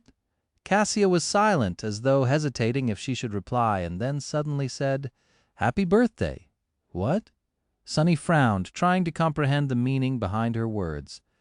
Then a flash of surprise appeared on his face. "Oh, right. It's my birthday today." He had completely forgotten about it. He was turning 17 today. Wait, how did she know about this? Sunny gave the blind girl a strange look, opened his mouth, and then decided to let the issue go. She was just too creepy. Thanks." With a nod, Cassia turned away and seemingly lost interest in having a conversation once again, which was for the better. Sunny returned to his coffee, finding it not too bad this time, of course. Sugar and cream were making most of the work. However, he did feel a little bit more awake after drinking it. 17, huh? Sunny was never sure that he would make it to this age alive, and yet, despite everything, he did. Life was sure unpredictable sometimes. If anyone would have told him a year ago that he was going to celebrate his 17th birthday by drinking real coffee with real milk and sugar, he would have laughed in their face. But now it was a reality. Unwillingly, Sonny remembered all the people who used to celebrate his birthdays with him a long time ago, before his mood turned sour. He decisively dispelled these thoughts and forced himself to smile. This is not bad.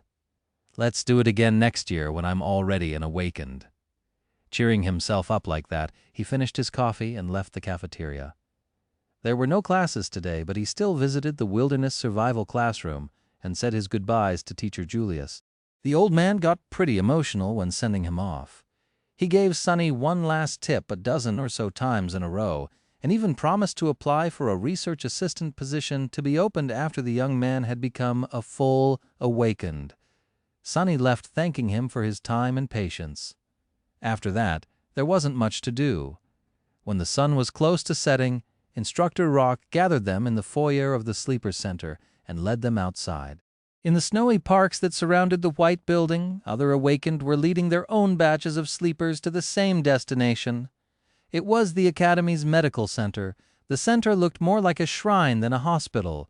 Its interior contained both highly advanced technology as well as some of the best healers among the awakened. For the duration of their first journey into the dream realm, the bodies of sleepers would be kept safe in specially designed pods and sustained by the magical powers of those healers if anything unfortunate were to happen on the other side of the spell.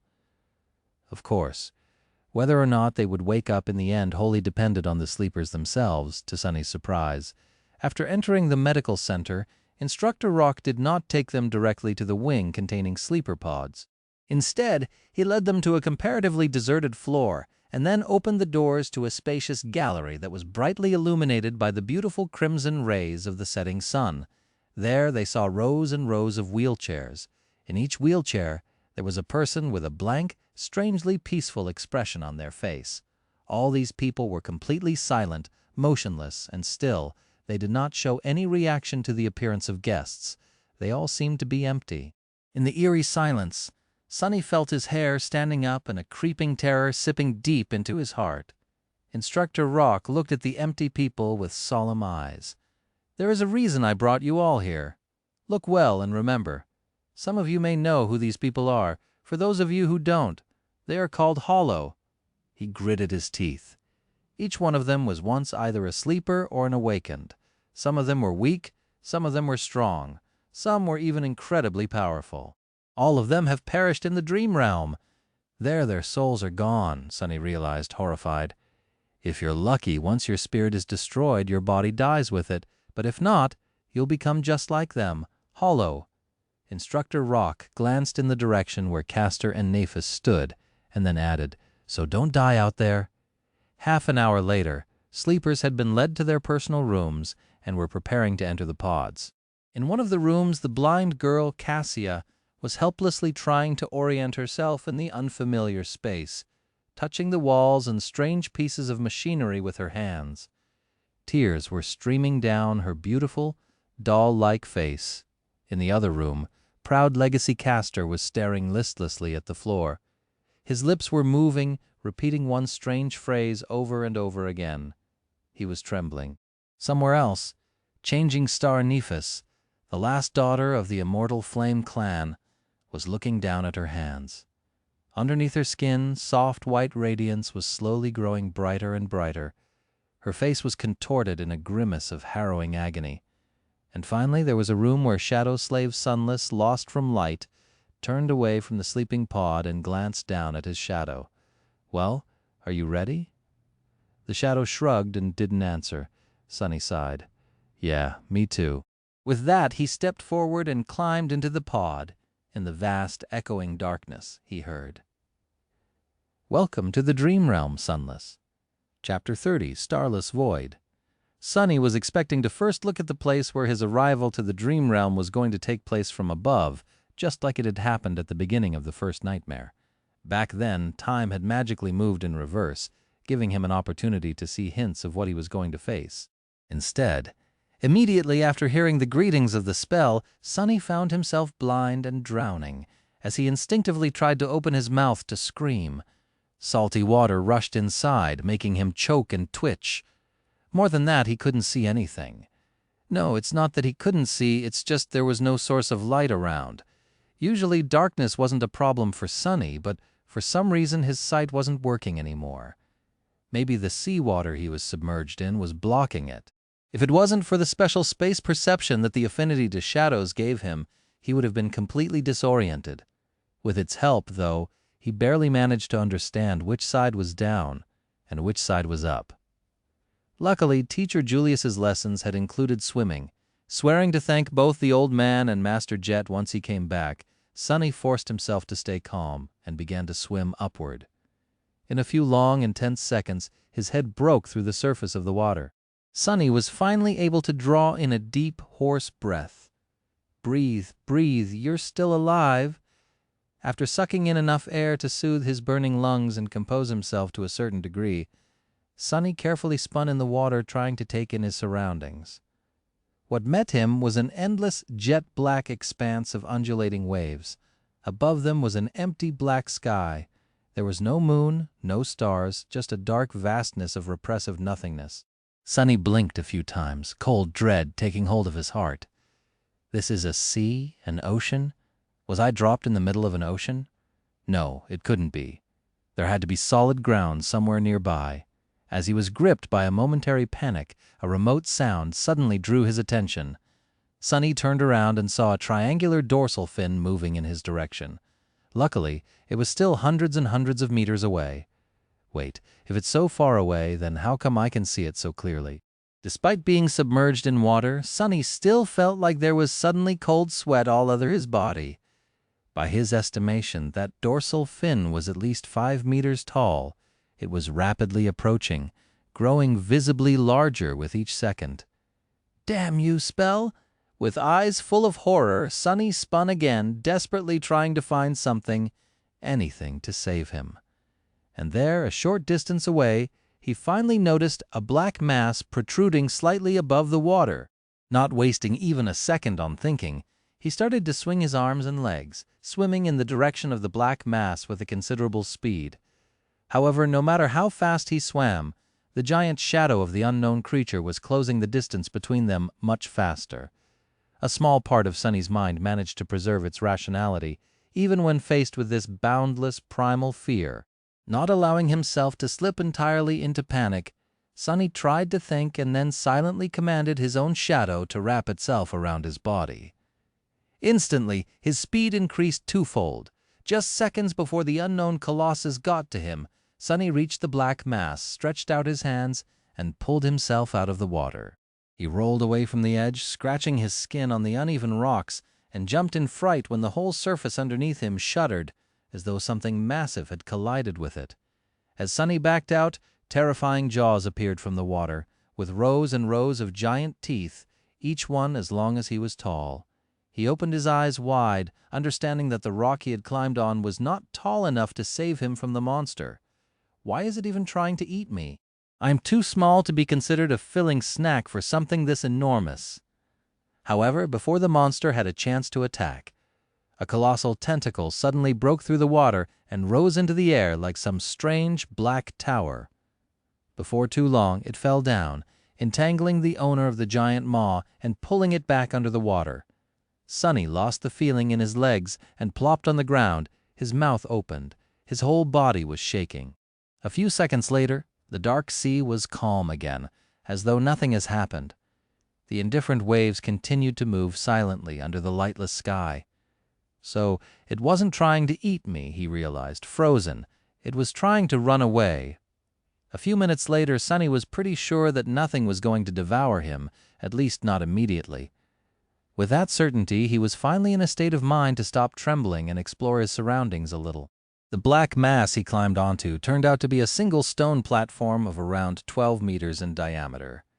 Its surface was mostly flat, covered with grooves, and somewhat dry. Due to the regular shape of its edges, it seemed more like something man-made than a natural formation. But then again, here in the dream realm, it was hard to be sure that something man-made was actually made by humans as opposed to better not to think about it. The platform wasn't connected to anything. existing as a tiny island in the sea of darkness. There wasn't anything else above the water for as far as Sunny was able to see. After discovering that fact, he also realized something else. It was that he was wet, cold, and completely naked.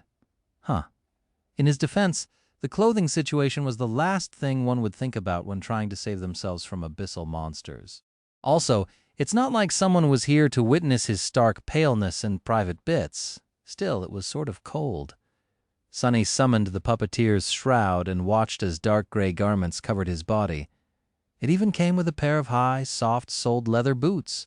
Clad in gray fabric and lusterless leather, he suddenly felt much safer, not to mention warm. After that, Sunny sat down in the middle of the platform, as far away from water as he could, and tried to remember the unique characteristic of every explored region of the dream realm he could think of. Unfortunately, none of them matched this starless, dark void. Of course not, he thought with a bit of resentment. Even if some unlucky humans had ever come here, I doubt that they were able to return to the real world alive. Not with those things hiding underwater. Not yet desperate enough to leave the platform and try to swim away in search of land, Sunny decided to wait and see. Maybe something was going to change as time went by. With a soft sigh, he habitually looked for his shadow. However, due to the total darkness that surrounded him, it couldn't really be seen. He just barely felt its presence. This must be a paradise for you, right? All this gloom and not a star in sight? The shadow, of course, did not answer. Anyway, good job earlier. With a nod, Sunny lay down, using his hands as a pillow. Not thinking about much, he stared into the black sky and waited. The sound of the undulating waves was actually quite relaxing. After a while, he closed his eyes and listened. Minutes merged together, growing into hours. Suddenly, Sunny caught a slight change in the sound of the sea. It was as though something was shifting. He opened his eyes and noticed that one corner of the sky was slowly turning gray. Soon, a glimpse of a pale sun could be seen rising above the horizon. A new day had come to the starless void, and with it the dark sea suddenly surged. Chapter 31, Low Tide. The black, opaque water suddenly surged and seethed as though a living creature desperately trying to avoid the pale light of the coming dawn. Sunny slowly rose and, after some thought, carefully approached the edge of the stone platform. Looking down, he blinked and then kneeled to make sure that what he saw wasn't an illusion. The sea seemed to be receding. Slowly at first, and then faster and faster, the water level was dropping. The circular stone formation he had been taking shelter on used to barely protrude out of the waves, but now there were meters and meters of wet rock between him and the restless surface of the sea. As the sun climbed up, the monstrous ebb tide continued. Soon, Sunny found himself standing on the edge of a tall cliff, with a 100-meter drop separating him from the churning waters. Beneath him, the rock formation broadened and changed shape. However, from his vantage point, it was hard to determine what that shape was exactly. At that time, the dark surface of the water began to be punctured here and there by sharp crimson blades. As it dropped even further, it was as though a crimson forest was slowly rising from the black depths. The trees were made of something resembling coral, growing chaotically into each other and stretching toward the sky. They were colossal in size, with irregular protrusions entwining and merging together, looking monumental and eerie in the black and red reality of the sunlit void. The labyrinth formed by this strange reef stretched as far as Sunny could see, broken here and there by protruding cliffs, sudden chasms, and distant natural features. Half an hour later, utterly shocked, Sunny stared down and realized that the sea was completely gone. If not for the black seaweed left hanging on wet rocks and scarlet pillars of coral, he would even doubt if it was ever there. His small circular island had turned into the peak of a strange, towering, irregularly shaped cliff. Looking down, he felt his head spinning. By then, the night had already fully retreated, letting morning finally take its place. I'm not seeing things, am I? Sunny thought, pinching himself. What the spell was that?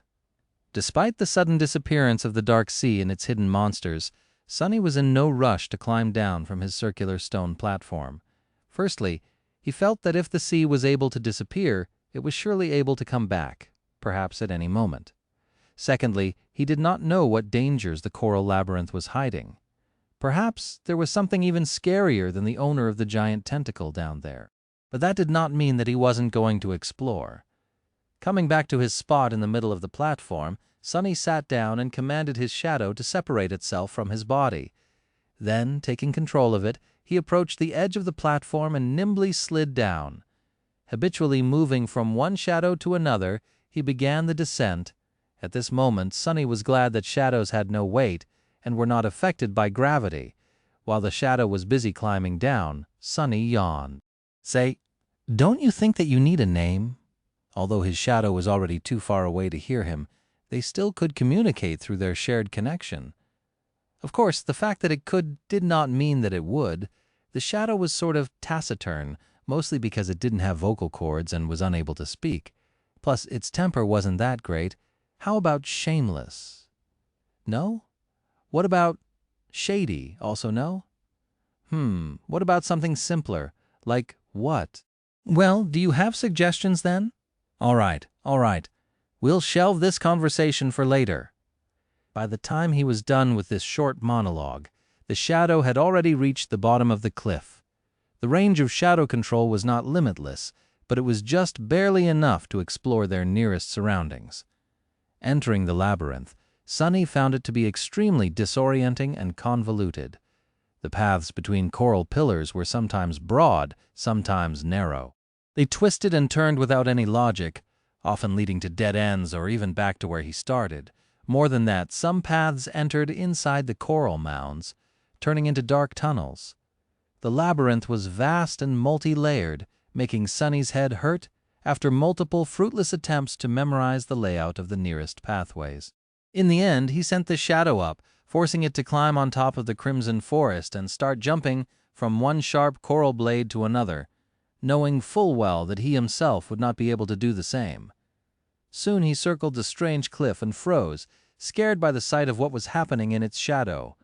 There, the corpse of the giant shark-like creature that had briefly pursued him the previous night was laying on the ground, the pillars of coral around it shattered and broken. More precisely, half of it was there, with grotesque innards spilling out of the terrible wound and stretching far away into the distance. The other half was gone, as though it had never existed. Around the corpse, hundreds of smaller monsters were scurrying, tearing away and devouring its flesh bit by bit. Each of them was about 2.5 meters tall, looking like a weird mix of a demonic crab, a centaur, and a nightmare. They had 4 pairs of long, segmented legs that ended in scythe-like protrusions. At the front, a human-like torso was protruding from the carapace, also clad in thick chitinous armor. The head, if it was even the appropriate word, was situated directly on top of the torso, with no neck in between. It had 2 narrow eye slits and a viscous-looking mouth with several slimy mandibles. Instead of hands, the monsters had 2 enormous pincers. Currently, they were all using those pincers to tear off chunks of meat off the desiccated corpse and stuff them into their mouths. From time to time, a fight for an especially juicy piece of meat would break out, ending up in a few monsters being torn apart and quickly devoured by the victors.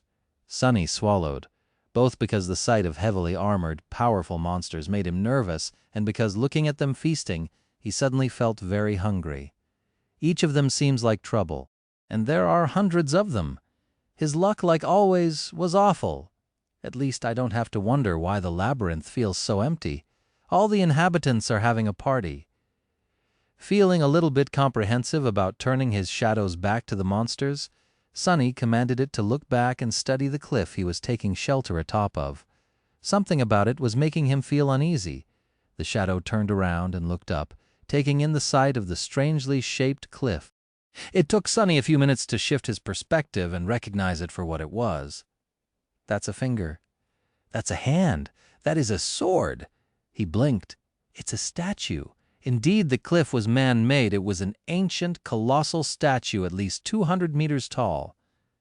The scale of it was so massive that it boggled the mind. From what Sunny could see, it depicted a knight clad in an elaborate plate armor, with 7 shining stars carved into his breastplate. In his hands, he was holding a gargantuan sword, pointing it to the ground. However, The most striking thing about it was that the giant stone knight was missing his head. In fact, the roughly circular platform Sunny was standing on turned out to be the top of his neck, and by the looks of it, the head wasn't missing by design.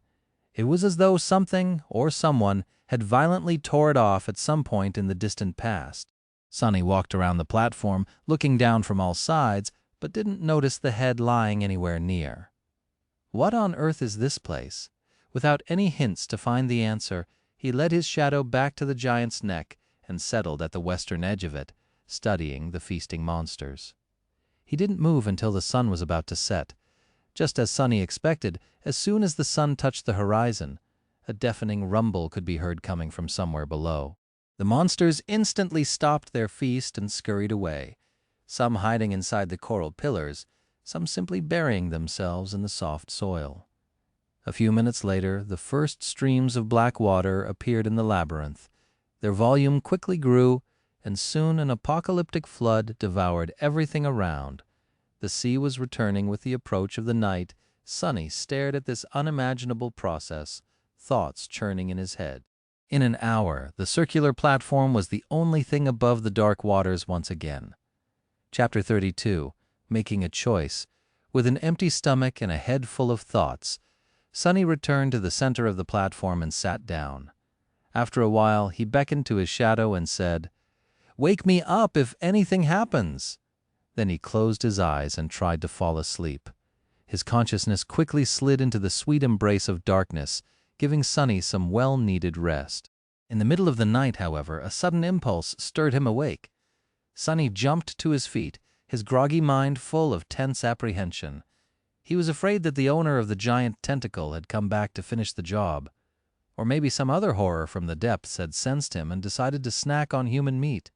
However, the sea was quiet and calm.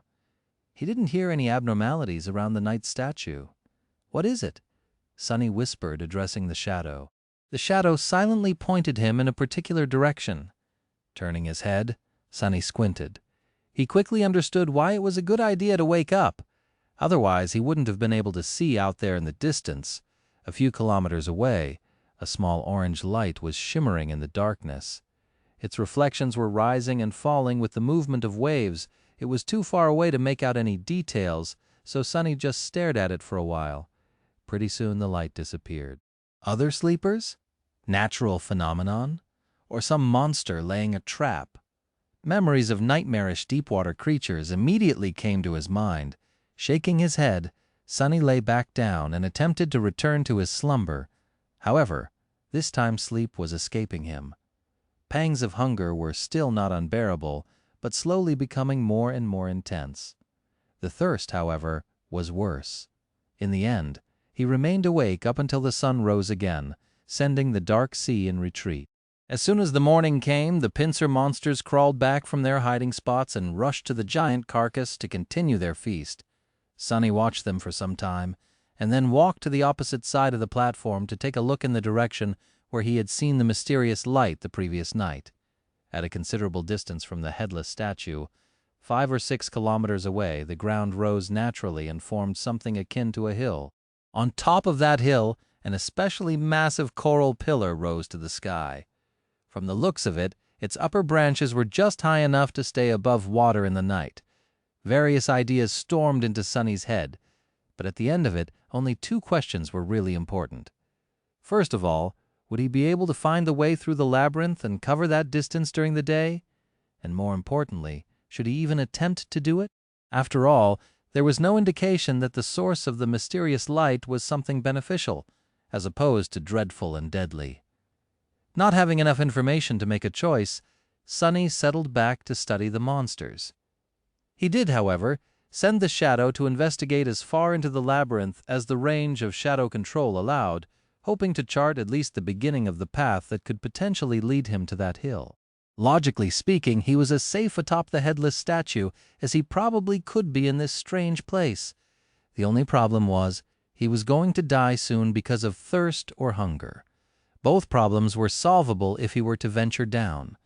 He could desalinate the seawater in a number of ways taught to him by teacher Julius, with materials that were present pretty much everywhere in the dream realm. He could also prepare traps and hunt a pincer monster to eat. With their massive size, just one of them would be enough to feed him for weeks. He could easily see such a routine, hunting by day, returning to the statue at the approach of the night. It was probably his safest choice.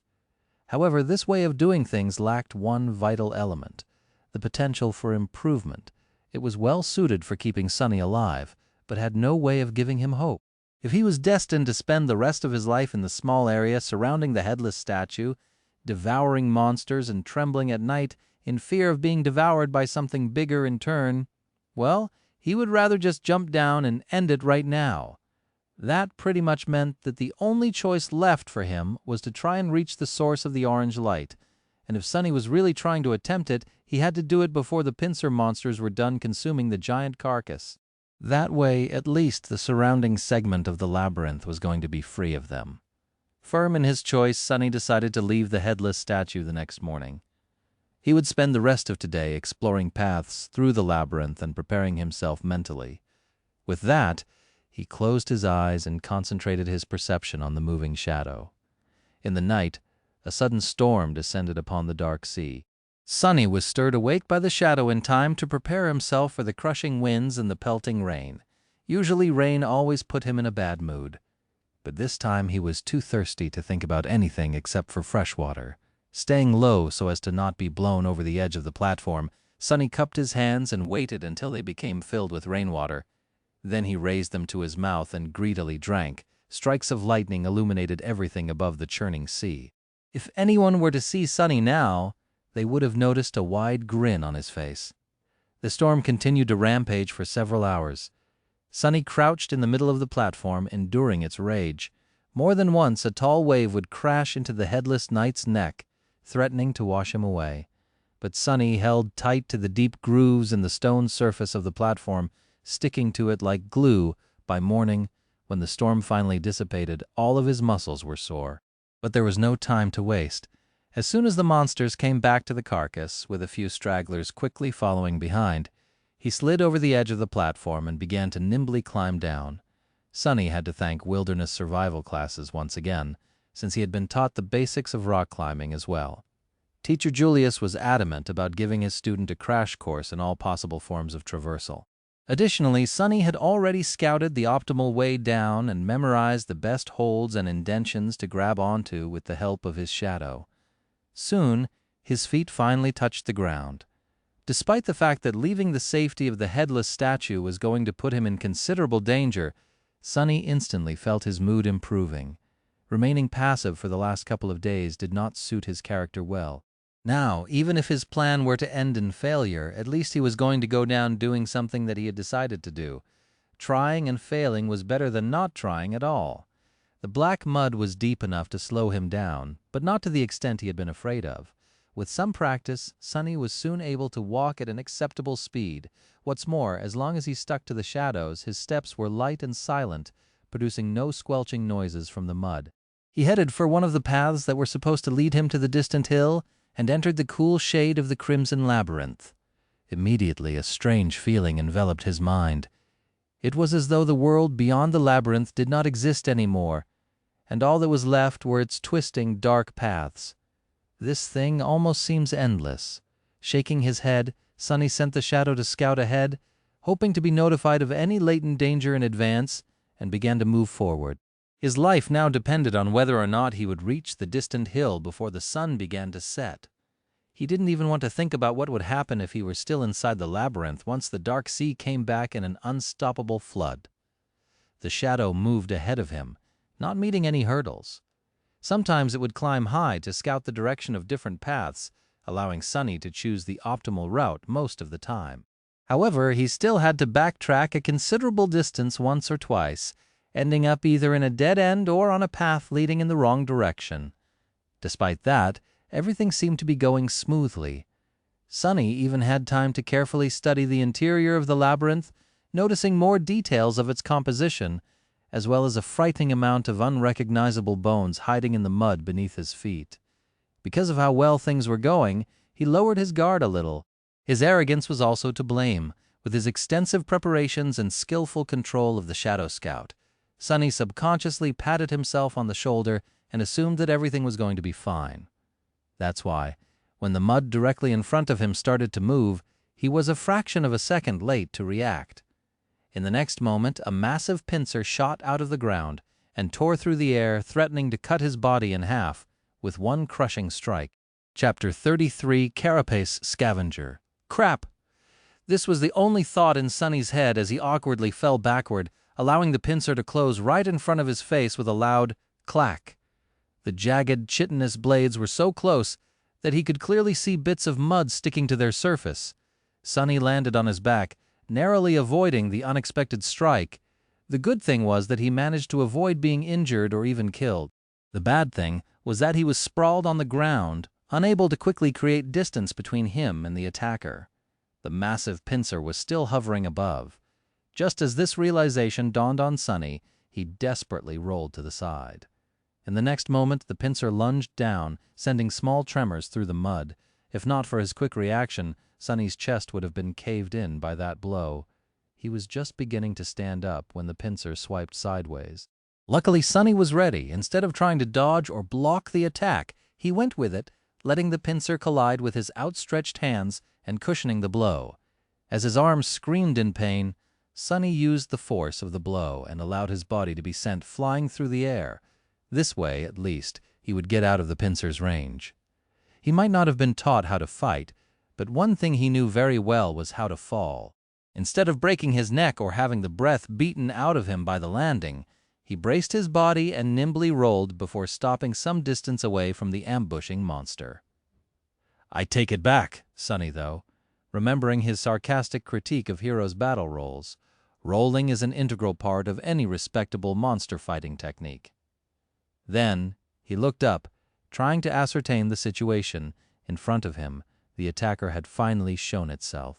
It burrowed from under the mud, casting a vast shadow over kneeling Sunny. Its tiny eyes were full of rage, hunger, and malice. It was one of the pincer monsters he had spent so much time observing. Towering over him at almost 3 meters in height, the bulky creature moved its mandibles and produced a jarring, piercing screech. "Why aren't you devouring the giant carcass with the rest of your buddies, you crab bastard?" However, the answer to Sunny's indignant plea was rather obvious. The monster seemed to be in a rather bad shape. Half of its 8 scythe-like legs were broken, and there were cracks in its thick carapace, each oozing with viscous azure blood. Additionally, he was missing one of its 2 pincer arms, which seemed to have been torn off entirely at the shoulder. If not for this pathetic state, the creature would have had no need to hide in the mud, hoping to catch easy prey. It could have just followed the other monsters and joined on the feast. Sunny was just unlucky to stumble directly upon its ambush. He had relied too much on the scouting abilities of his shadow, forgetting that it wasn't much more observant than an awakened human. It was also weightless and inaudible. That's why the monster did not react when the shadow had passed over its trap a minute earlier. On the other hand, Sunny could also consider himself lucky. By the same logic, he would not have been able to dodge the creature's sudden attack if not for its crippled, slowed state. But pondering on his luck could wait for later. Right now, Sunny had a far more pressing thing to do, namely try to survive. "Get back here," he ordered the shadow and jumped to the side. In the next second, the space he occupied a moment before was torn apart by the attacking monster. Its heavy pincer crashed into the side of a coral pillar, sending crimson shards flying in every direction. Sunny caught his balance and continued moving. He was hoping that the bulky, heavily armored, wounded creature would not be able to match his speed, but unfortunately, it turned out to be surprisingly agile. Its scythe-like legs pierced the mud behind him, and the pincer was already flying through the air again, threatening to decapitate the young man at any second.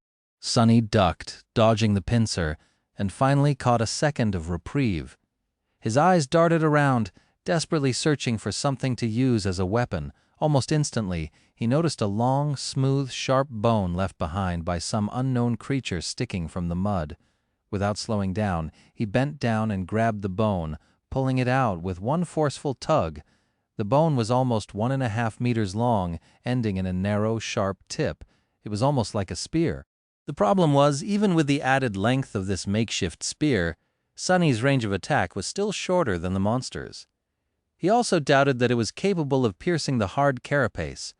In short, he had to get close and aim for one of the cracks in the creature's armor. However, he didn't dare to. At that short of a distance, the monster could easily crush him into a paste by using just its weight and hulking frame. A crazy idea entered Sonny's mind. A bit shocked, he momentarily couldn't decide whether it was the product of audacity or foolishness. Either way, he wasn't insane enough to actually consider it. At that moment, the pincer lashed out again. This time, Sonny was a little late to evade, and as a result, a sharp pain pierced his left leg. It was grazed by the edge of the pincer. The puppeteer's shroud held, not allowing the monster to draw blood, but the force of the impact was enough to throw Sonny tumbling to the ground. There was no time to recover. As his eyes opened wide, Sonny understood that it was time to act crazy. So instead of trying to dodge, he stopped moving and allowed the monster to grab him across his torso with the pincer. Immediately, a terrible pressure descended on his ribs. Sonny felt as though he was going to be split apart, but his armor, received from defeating an awakened tyrant, resisted the crushing bite of the monster's pincer. Every muscle in his body tensed, delaying the moment when his insides would be turned into mush. In the next second, Sonny's shadow fell from above, wrapping itself around the puppeteer's shroud. With the protective properties of the armor enhanced, he was able to better resist the pincer's pulverizing embrace. Sonny and the monster appeared to be at an impasse. The young man couldn't free himself from the monster's grip, while the monster could not kill the prey by cutting it in halves with its pincer. They stared at each other. Then an insane fire ignited in the creature's eyes. It clicked its mandibles and raised Sonny in the air, bringing him closer to its mouth, obviously intent on biting his head off. "Why is everyone trying to eat me? Am I that tasty?" Sonny didn't struggle as the monster brought him close to its mandibles. He knew he only had one chance to live. In the last moment, Sonny allowed the shadow to flow from Puppeteer's shroud onto the sharp bone he was still clenching in his hand. Then he gathered all his strength, leaned forward, and thrust the bone forward with as much power as he could. Guided by his hand, the dark bone spear shot forward and pierced through the creature's tiny eye, sinking in deep. The other eye of the monster narrowed. Gritting his teeth from the unbearable pain in his ribs, Sonny twisted the bone, trying to do as much damage to the creature's brain as possible. For a couple of seconds, nothing happened. Then, he felt the pressure on his body diminishing. The pincer opened, letting Sonny fall down. As he hit the mood, the hulking monster crashed to the ground, too.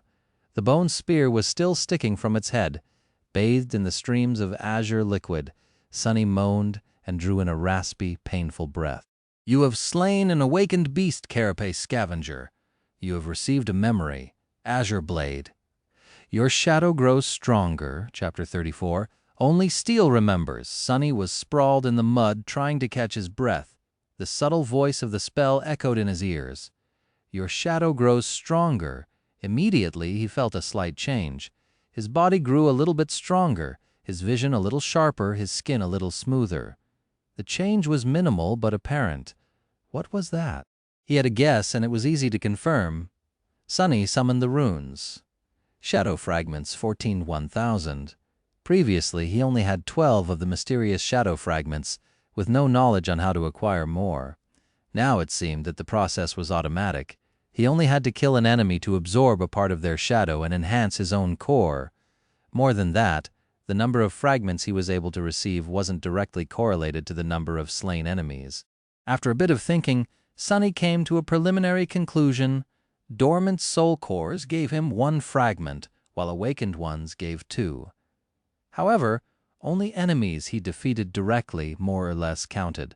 Killing the Mountain King's larva, a dormant beast, had given him 1 shadow fragment, finishing off the veteran slaver, a dormant human, another. Mountain King itself was an awakened tyrant, which meant that it had 5 awakened cores. With each giving Sonny 2 shadow fragments, he ended up with a total of 12, and now, after killing the carapace scavenger, he had 14. Interestingly, he didn't receive any fragments from the deaths of Shifty Scholar and Hero, even though they perished as a result of his machinations. It seems he had to finish an enemy off with his own 2 hands to absorb a part of their shadow. Well, or at least by summoning an ancient dead god. The process was quite similar to how normal awakened increased their power, with the only difference being that the steps of extracting and consuming the corresponding material, soul shards, were skipped in favor of instant absorption. That meant that shadow fragments could not be stored, and subsequently could not be bought or traded. He won't have an opportunity to receive them as a reward for completing missions, providing services, or selling various spoils. If Sunny wanted to grow stronger, his only option was to fight and kill. No peaceful life for me, I guess. Previously, Sunny thought that he at least had the choice to choose a relatively safe path. Many awakened never left the confines of human citadels and never faced nightmare creatures, choosing instead to perform various jobs in the dream realm just as they would in the real world.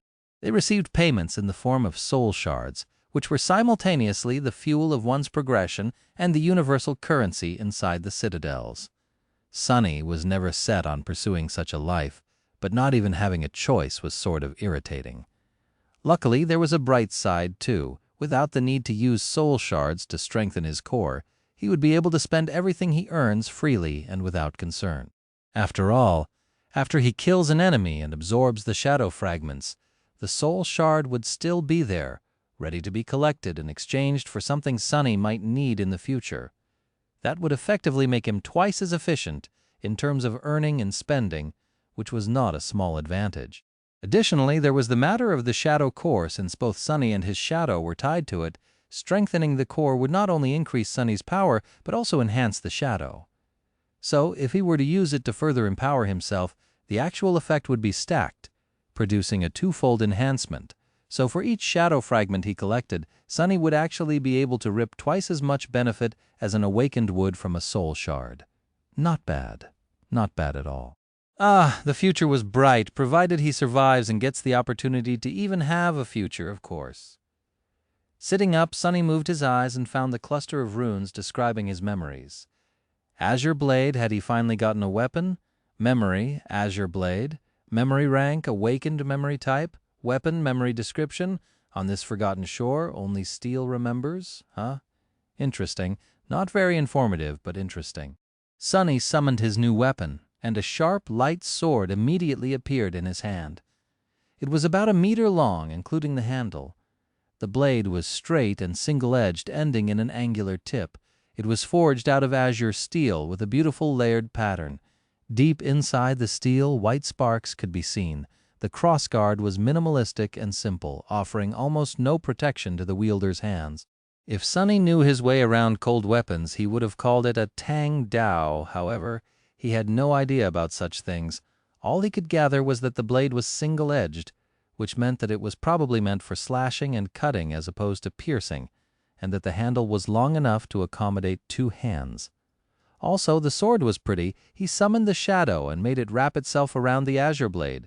Immediately, the steel became bluish-black, with a scattering of white sparks. It looked like a starlit night sky. Sunny stood up and waved the sword a couple of times, getting accustomed to its weight.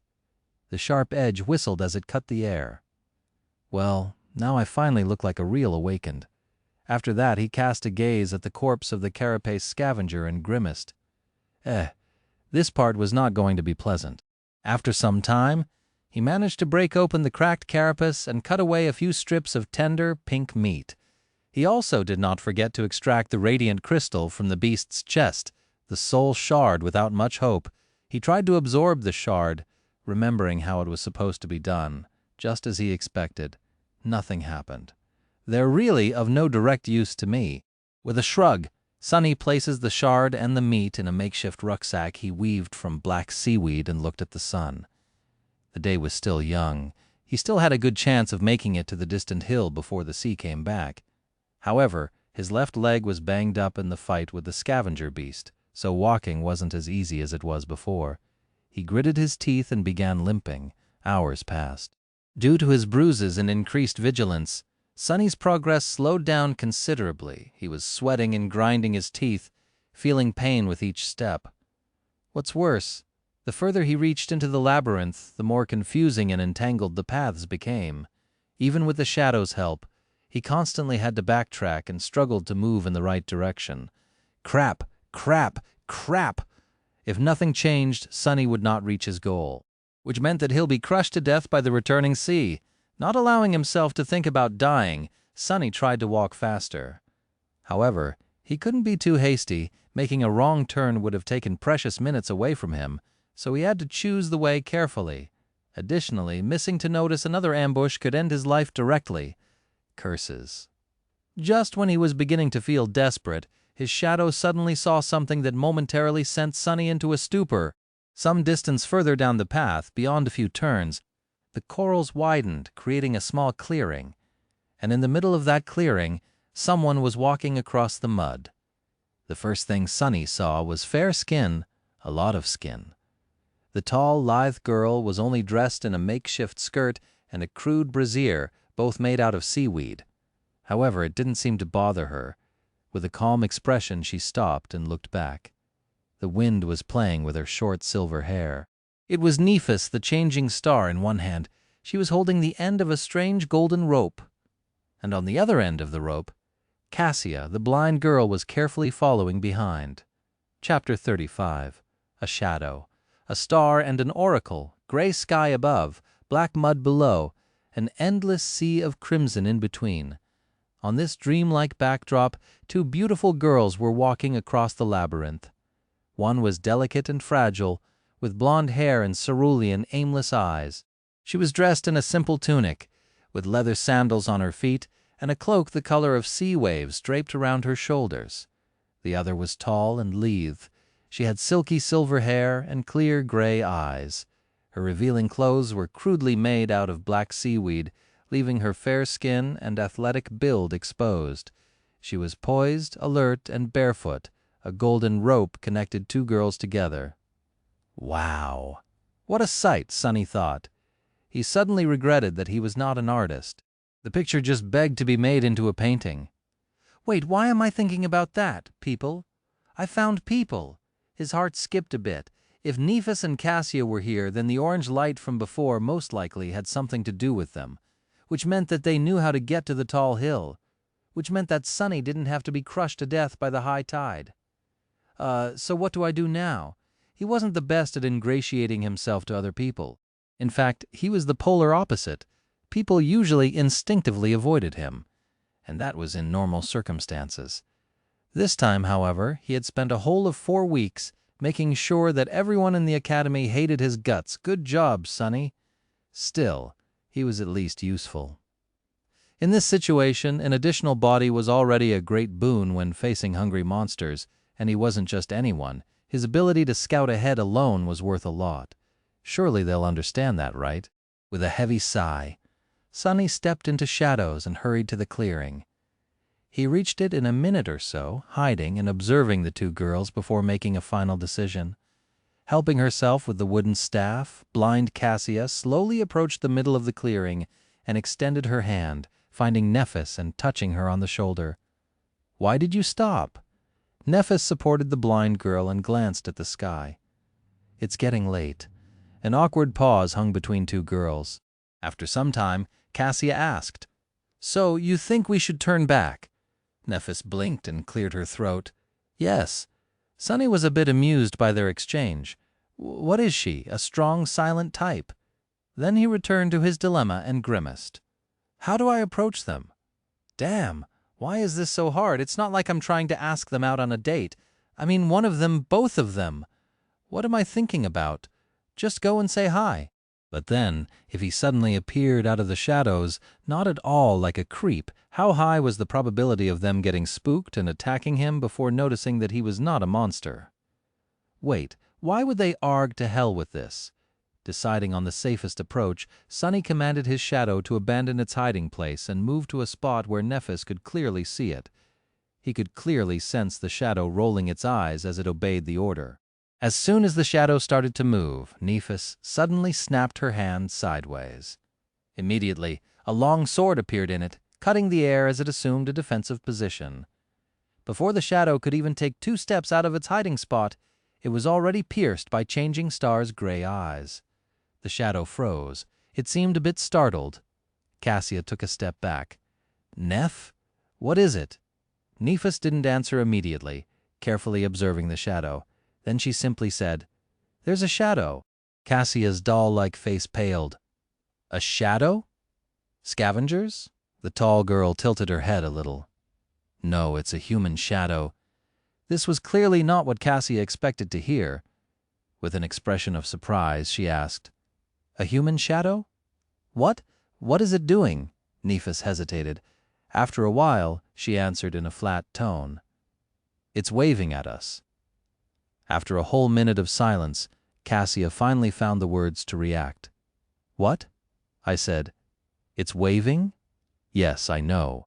"I mean, why is it doing that?" Nephis opened her mouth, then closed it again. "I don't know. Maybe it's a distraction to lure us into a trap." At this point, Sunny decided that it was time to talk. He inhaled deeply, then said in a friendly tone, "Actually, I just sent it ahead to make sure that you don't stab me with that sword before realizing that I'm human." Immediately, Nephis turned her head, pinpointing the exact location where Sunny was hiding in a blotch of shadows. Her sword slightly shifted, aiming at the new threat. "If you're human, why are hiding in the shadows like a creep?" "God damn it, I'm not a creep." Sunny choked, but his flaw was merciless. He had to provide an answer, and a truthful one at that. "I mean, you're changing Star Nephis. To be honest, I'm a little afraid." Nephis did not answer. Because of her hard-to-read face, it was almost impossible to determine whether she believed him or not. However, he included her true name in his answer for a reason. If he was some monster pretending to be human, he wouldn't have known it. Luckily, Cassia was more expressive. "Are you the boy who sat with me in the cafeteria?" Sunny smiled. Meanwhile, Nephis glanced at the blind girl. "Do you know him?" Cassia nodded. "I recognize his voice. His name is Sunless. He was in second to last place in the rankings, right above me." The tall girl frowned, as if trying to remember. Then she asked, "The pervert?" The smile disappeared from Sunny's face, replaced by exasperation. "Oh, come on!" Cassia hesitated and didn't answer. "Hey, I'm not really a pervert, you know. I just, said a few things to a few girls. It was all a misunderstanding." Nephis was silent for a few seconds and then finally dismissed her sword. "Okay, you can come out." Sunny limped out of the shadows, summoning his own back. It flowed to his feet and reattached itself, visibly shaking. The bastard was laughing at him. Stopping a few meters away from Nephis, he raised his hands, showing that he didn't mean the girls any harm. Changing Star gave him an inquisitive look. "What happened to you?" She was referring to his limp, bruises, and overall banged-up look. Sunny sighed. "Carapace scavenger." Nephis raised an eyebrow. "You managed to get away alive?" "You bet I did." Sunny subconsciously straightened his back. "I didn't get away. I killed it." To prove his point, he gestured at his rucksack, full of delicious monster meat. Nephis looked him over again, re-evaluating her opinion of him. Now there were hints of approval in her eyes. Carapace scavengers were only beasts, but they were still awakened with the addition of their mighty physique and natural armor. Defeating one was not an easy feat for any sleeper who all had a dormant core, let alone someone from the very bottom of the ranking list. "Come to think of it, it was even a bit too outstanding." Sunny lowered his eyes. It was already wounded." Nephis shrugged. "A kill is a kill. You did well." After that, she fell silent, as though not planning to say anything else. Sunny also wasn't sure what to say. Luckily, Cassia came to the rescue. "Are you seriously injured?" He shook his head. "No, it's just that my ribs and leg are bruised. I'll be fine in a day or two. My armor is pretty resilient." He wasn't worried that they might be tempted to kill him to get the puppeteer's shroud. That was because memories were destroyed at the moment of their owner's death. So they only could be transferred voluntarily by a living person. Well, there was always torture and blackmail, but he doubted that any one of the two beautiful girls would stoop to that. Sunny cleared his throat before stumbling on the scavenger. "I was heading for the tall hill with the massive coral pillar on top. But after the fight, my speed decreased. Now I'm worried about not making it in time. Do you perhaps know the way?" Cassia smiled. "Actually, we spend the last days on that hill. We were just about to go back." Nephis didn't say anything, looking at the sky. Sunny licked his lips. "Well, can I come with you?" There, not going to say no, right? The blind girl turned her head to her companion, a clear question written on her face. Nefis lowered her eyes, staring at Sunny. After a while, she said, "No, what?" "Problem. No problem. What's wrong with you, princess? Can't you speak faster?" Feeling his heart beating wildly in his chest, Sunny smiled. "Well, all right." Chapter 36, Bonfire. The rest of the way to the tall hill did not take a lot of time. With Nefis leading the way, taking all the right turns at all the right places, there was no need to explore the labyrinth and backtrack after encountering a dead end. Additionally, there were no scavengers around. In fact, they could have moved ever quicker if not for Cassia, who walked slowly, even with the help of her staff. Guided by the golden rope, she carefully explored the ground ahead before taking each step. The uneven paths of the Crimson Forest were not an ideal surface for a blind person to walk on. Sunny didn't say much, periodically casting an incredulous glance at the strange pair. No matter how he looked at it, Cassia seemed to be dead weight. Perhaps it was cruel to say, but in the merciless reality of the dream realm, misguided kindness was a sure way to end up dead. Before meeting and observing the girls, he still had hope that Cassia's terrible flaw hid an unexpected and powerful aspect. But from what he saw, it wasn't the case. If she couldn't even walk properly, what kind of power was there to hide? Nothing could outweigh the ruthless fact that the blind girl couldn't protect herself, and thus would only drag her companions down. One had to be a fool or not fond of living to allow that to happen. So which one of these descriptions suited Nefis? Somehow he felt that neither did. The sunset was not far off when they reached the hill. After climbing it and approaching the massive growth of coral, Nefis dismissed the golden rope and immediately summoned it again. This way it was untied and appeared in her hands in a neat bundle. Ah, so it's a memory. Sunny wondered what qualities the magical rope had. Soon his curiosity was satisfied. Right in front of his surprised eyes, the length of the rope suddenly began to increase. Soon it was thrice as long as it was before. Nefis calmly tied both ends of the rope into loops and then threw one of them into the air, accurately coiling it around a prominent protrusion near the top of the coral pillar. Then she tested if the rope would hold, swiftly climbed up and waved from above, giving Sunny the signal to follow.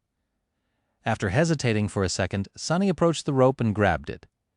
He couldn't help thinking that this would be the perfect opportunity to cut his head off, with him helpless while climbing and Nefis standing on the top of the pillar. Yeah, the vivid picture appeared in his mind. Stop being paranoid, Sunny thought, trying to calm himself down. It's not that he was sure of Changing Star's impeccable moral qualities. Instead, he was certain of one thing. If Nefis really wanted to kill him, she wouldn't have needed to wait for an opportunity. She could have just cut him into ribbons whenever. Simultaneously scared and reassured by this, though, Sunny nimbly climbed up and joined Nefis at the top of the coral mound. He then turned around and watched curiously, wondering how Cassia was going to get to them. The blind girl dismissed the wooden staff and approached the rope. Then she caught it in a hand, traced it down to the loop at the end, and placed her foot inside. As soon as she was done, Nefis grabbed the rope and started pulling, lifting Cassia little by little until she had reached the top. She only had to grab Nefis's hand and make a step to join them. Efficient. The coral mound was much larger than the circular stone platform of the giant knight's neck. In fact, it was almost like a small island. At the highest point of the island, hidden behind some coral blades, the girls had made a little camp. There were piles of seaweed to sleep on, strips of scavenger meat drying under the sun, and a fire pit. Sunny pointed to the makeshift fire pit. "Was it you 2 nights ago? I've seen an orange light in the distance." Cassia's face darkened. "Yes, this was the first time we made a fire, but it turned out to be a really bad mistake." Nefis sighed. Sunny raised an eyebrow, surprised. "Why?" The blind girl touched her hair and turned her head to Nefis. "At night, any light will attract monsters. We were attacked by scavengers first, and then, she paled and didn't finish. But she didn't have to. The memory of the colossal tentacle was still fresh in Sunny's mind. It seemed that he was lucky to meet these two when he had. If not, he was certainly going to make a fire tonight to roast some scavenger meat. Ah, I see. Nephis looked at the sky and cleared her throat. It should be fine now. We still have time before the sun sets. After that, she got busy making the fire. Cassia simply sat on a pile of seaweed and waited. Not knowing what to do, Sunny lowered himself to the ground and let his tired, bruised body rest. After a while, he said, "I have fresh meat in my rucksack. Do you have water?" Cassia smiled. Yes. After that, she extended an arm to him. A second later, a beautiful bottle made of patterned blue glass appeared in her hand. "That's a memory I have. It's always full." Sunny took the glass bottle and looked at it with envy. "An endless supply of water, huh? Sure beats my super loud bell, thank you." He brought the bottle to his lips and greedily drank the cool, delicious water. Indeed, no matter how much he drank, the amount of water inside did not seem to decrease. Is it really endless? Cassia touched her hair again. Not really. If you turn it upside down and let the water flow, it will stop in half an hour or so, but then it will be full again pretty soon." At that time, Nephis was already done making the fire. Without looking up, she took Sunny's rucksack and opened it. Immediately, the soul shard rolled out. The tall girl looked at it, then at Sunny. Then she put the shard back in and pulled out the meat. Sunny became tense, preparing a misleading answer. But Nephis did not ask. So, he pretended like nothing had happened and continued his conversation with Cassia. It's still a great memory. Getting drinkable water is not an easy task. Cassia nodded and smiled, pleased by his words. Soon, the rich smell of roasting meat permeated the air. At the same time, the sun was beginning to approach the horizon. A loud rumble came from somewhere beneath, and first traces of the black water began to appear between crimson walls of the labyrinth. Sunny looked east, where the skies were already growing dark. Then he uncomfortably shifted. "Do scavengers come all the way up here?" Nephis turned the meat and nodded yes, but only at night. In the day, most of them seemed to disappear. Sunny grinned, having an idea of why there weren't a lot of monsters in the labyrinth in the day. "That's because they all gather near the place I had been spending my time recently. You should have seen it, the tall cliff to the west of here. Well, it's actually a statue." Cassia opened her eyes wide. A statue? But for you to survive, it should be. Yes, it's a giant statue of a knight, at least 200 meters tall. He is missing his head, so I hid on top of the neck. Anyway, the day we were sent here, 2 sea creatures fought each other near that statue. When the water receded, I saw an enormous carcass lying there with hundreds of scavengers slowly tearing it apart. Nephis nodded. "That would explain the lack of nightmare creature in the day." "How long?" Sunny blinked. "How long what?" Changing Star stared at him for a few seconds, making everyone feel uncomfortable. "How long until they are done devouring the carcass?" "Oh, 1 day more, 2 at most." Nephis turned away, took the meat away from the fire, and then quickly extinguished it. There's definitely something wrong with that girl. The 3 of them ate in the dimming light of the twilight. The meat was juicy, tender, and indescribably delicious. It was better than anything Sunny had ever tasted. Even back in the Academy's cafeteria, of course, his excruciating hunger played a part in that. From time to time, they would pass the glass bottle to each other. When they were finished with their meal, the dark sea was back and the night was upon them. Everything was consumed by absolute darkness. Of course, Sunny could easily see both Nephis and Cassia. Under the cover of the night, Changing Star remained pretty much the same. The blind girl, however, allowed her true emotions to show, thinking that no one would see. She seemed much more lost, lonely, and frightened than she did in the day. As if trying to resist these feelings, Cassia said in a bright voice, "How about we formally introduce ourselves? I'm Cassie." Nephis glanced in her direction and shrugged. Neph. Next it was Sunny's turn. He exhaled, glad that they didn't ask his name directly. Most likely he would still have been able to provide his human name, however. It also might have depended on the wording of the question. Relieved, he smiled and answered, "I'm Sunless, but you can call me Sunny." Chapter 37, Getting to Know Each Other. Sunny was slowly growing fond of having conversations in the dark. Without the burden of light, people were more relaxed and honest. It reminded him of the frequent blackouts that used to sweep through the city when he was a little kid. His family had no choice but to huddle together and spend a few hours doing nothing but talking to each other. Now these dark hours had become some of his most precious memories. He was silent for a few moments and then said, "Since we're going to be depending on each other, should we share what abilities and memories we have at our disposal?" This was a logical suggestion. If they were going to fight side by side, knowing each other's strengths was more or less vital still. He noticed Nephis glancing in his direction with a guarded look on her face. Luckily, he was obscured by darkness. "I'll start," Sunny said, both to show his sincerity and to reveal information about himself in a controlled manner. If he took the initiative to talk, he still had to tell the truth, but how much and to what extent was still for him to decide. If they were to ask, and he had to answer, however, things would become unpredictable. "My attributes give me an affinity to shadows. I also have a slight affiliation to divinity. Lastly, I am prone to finding myself in unlikely situations." Cassie listened carefully and then lowered her head as though embarrassed. He is telling the truth. Not that we doubted your honesty." "Why not? I spent so much time earning the reputation of a pathological liar." Sunny cleared his throat and smiled, hiding his nervousness. "Really? That's good to know. But why are you so sure that I am being honest?" The blind girl shifted a little. "Oh, that's my ability. I can see people's attributes. Sometimes I also receive visions. They can be about the future or the past. I mean, that's what I think. It only happened a couple of times." Sunny swallowed, but then relaxed. "So she is an oracle of sorts." "Luckily, her insight is limited to attributes. Otherwise, I'd be in real trouble. Still, I'll have to be careful around her." He finally realized how the blind girl had known about his birthday.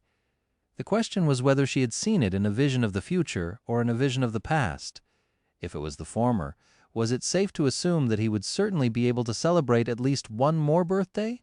Or did knowing the future actually affect it and changed it? For example, after learning that he was definitely going to survive, Sunny might have naturally relaxed and lowered his guard then. He would die as the result of it. It surely seemed possible, right? That's assuming that the future could be changed. But maybe it wasn't? Then, feeling his head hurting, Sunny decided to avoid this line of thought for now. Instead, he hid his inner turmoil and said in a friendly tone, "That's a good ability. Speaking of abilities, you have already seen mine. My shadow can move independently and explore. It can't affect the material world, but we share sight and hearing. That way I can spot danger before encountering it. The shadow is fast and stealthy. It can go anywhere and is almost impossible to notice. Oh, I can also see in the dark." He smiled, expecting the girls to understand and appreciate the utility of his shadow scout. Their reaction, however, was a bit strange. Nephis slowly turned her head in his direction, while Cassie became a bit pale and raised her hands to cover her chest. What?" Nephis frowned and said in a flat tone, "Have you ever used your ability in the academy?" Sunny blinked. What a strange question. "In the academy? Sure, of course. Why?" "Oh, right. They think that I'm a pervert, crap." Before the girls could say anything, he hurriedly raised his hand and blurted, "But I have never used it to do anything improper." "You have to believe me." Fortunately, it was the honest truth. However, both Nephis and Cassie looked skeptical. Sunny gritted his teeth. "I had more important things to do than whatever you're thinking about. I spent almost every waking hour learning how to survive." Nephis raised an eyebrow. "I haven't seen you in class, even once." Sunny chuckled. "Of course you didn't. While you were busy wiping the floor with other sleepers, I was studying wilderness survival." It was Changing Star's turn to blink. "Wilderness? What? There is such a course?" Cassie seemed equally puzzled. "Yes, there is. It might seem like an afterthought for most people, but for an outskirts kid like me, who never went to a fancy school or saw a private tutor, learning how to survive in the wilderness is the difference between life and death. Without it, I would have drowned the moment we were sent to the dream realm." On a rare occasion, Nephis looked completely bewildered. She rubbed her wrists and stared thoughtfully in his direction. I see I didn't know. Sunny grimaced and struggled to keep the venom from sipping into his voice. When he finally spoke, his tone was light and amiable. That's okay. It's natural for someone of your status not to know. When he mentioned her status, a strange smile appeared on the changing star's face. But in the end, she didn't reply. Sunny continued, Anyway, that's my ability. As for memories, I have 3. One is an armor, one is a sword, and the last one is a really loud bell. Now it was their turn to share. After a short pause, Nephis spoke. My attributes give me an affinity to light and fire, as well as a strong affiliation to divinity. I have 2 memories, a rope. While she was speaking, Sunny was looking at Cassie, trying to read her expression. From what he saw, Nephis was telling the truth, but also not the whole truth, and judging by how hard the blind girl was trying to hide her true feelings, the secret hiding among changing stars' attributes was not at all trivial. Interesting. And a sword, the rope is very sturdy and can change its length. The sword is very sharp and can protect its wielder against souls attacks to a certain extent. My ability can be used to heal. Sunny didn't miss the wording of the last part. Can be used to heal? Does this mean that its main purpose was something else? He was pretty sure that Nephis would not reveal all of her cards, just like him. However, healing abilities were extremely rare. Having one that could heal but was not limited to healing, that would be simply unheard of. But then again, she was Changing Star, one of the few people in history to receive a true name in the first nightmare. If Sunny were to consider his own aspect ability, nothing seemed impossible. I wonder what's her aspect rank is. Outwardly, he pretended to be excited. You're a healer, that's great. Having a healer among us is incredible luck. Cassie nodded and smiled. Neph is also an amazing fighter. You should have seen her dealing with those scavengers. Well, I also did not actually see it, but it sounded very scary. Sunny didn't need anyone to tell him how formidable of a warrior Nephis was. He had seen it with his own 2 eyes, sort of. Actually, they were his shadow's eyes. Well, whatever it had instead of eyes. Meanwhile, Cassie sighed. It's my turn? My attributes are nothing special. I guess I have an affinity to revelations and fate. My ability is like I told you before. It's not very useful. About my memories. I have 3, the bottle, the wooden staff, and this armor. You already know about the bottle. The staff can create wind. The armor is actually of the awakened rank. Nif gave it to me when we met. It has a very powerful protective charm. So she's not only carrying Cassie on her back, she even gave away her only clothes, an awakened rank armor at that. What is Nifis thinking about? The blind girl turned away and added after a while, I used to be a pretty decent fencer before, now I can't really fight. The last 2 sentences were obviously related to her flaw. Sunny and Nephis, however, both chose to keep theirs secret. Despite the fact that knowing your companion's flaw was also important for cooperation and having each other's backs, sharing something like that demanded a very high level of trust. Right now, there was no trust between them. And even if there was, Sunny did not plan to ever share his flaw with anyone. Nephis, too, seemed to have a lot of secrets after a while. He said, Good, that's good. I think we have enough tools to survive, provided we use them right. I guess it's time to sleep. In the darkness, Nephis tilted her head, listening to his words with a distant look. All right, I'll take watch first. Sunny decided to be helpful and said, Actually, my shadow doesn't sleep. It can wake us up if something happens. Changing Star slowly smiled. I'll take watch first. Feeling a bit of coldness in her voice, Sunny sighed and shrugged. Suit yourself. What are you going to watch, huh? You can't even see anything. Whatever. Just don't blame me when something giant swallows us in the middle of the night. Then he suddenly shuddered. Wait, that was not a death flag, right? Right, of course not. No way. Chapter 38, Questions in the Dark. Sleep was avoiding Sunny.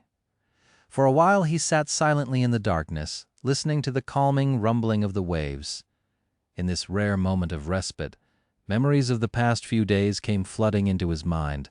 However, he was too tired to seriously think about anything. He was warm, full, and relatively safe. For now, that was more than enough. Soon, The rhythm of Cassia's breathing changed, indicating that she fell asleep. Nephis was guarding the camp, motionless and, as always, a bit distant. With her silver hair and fair skin, she looked like an alabaster statue. Sunny sighed. He struggled for a bit and then said quietly, "Hey, can I ask you a question?" Nephis glanced at him and shrugged. The lack of an audible response clearly indicated that she remembered about his ability to see in the dark. Sure. Would it be too personal? Sunny hesitated. "I thought you legacies come into the spell with a whole inherited arsenal of memories. I mean, that's supposed to be your main advantage. How come you only had 3? Nephis was silent for a few moments. "Actually, I only had 2. The rope came from Cassie. He raised an eyebrow. "Oh, I see." Realizing that her answer wasn't really an answer, Nephis thought for a while and added, "We lost most of our memories when my father passed away. The ones that remained were sold one by one over the years to keep the family afloat. This sword and armor came from my first nightmare." So that's how it was. Sunny realized that the fall of the immortal Flame Clan might have been more thorough than he had thought. Still, something about it didn't make sense. Surely, with your clan's reputation and standing there were other ways to make money. Without any strong reaction, Nephis simply said there were other reasons. Then she unexpectedly turned her head in his direction.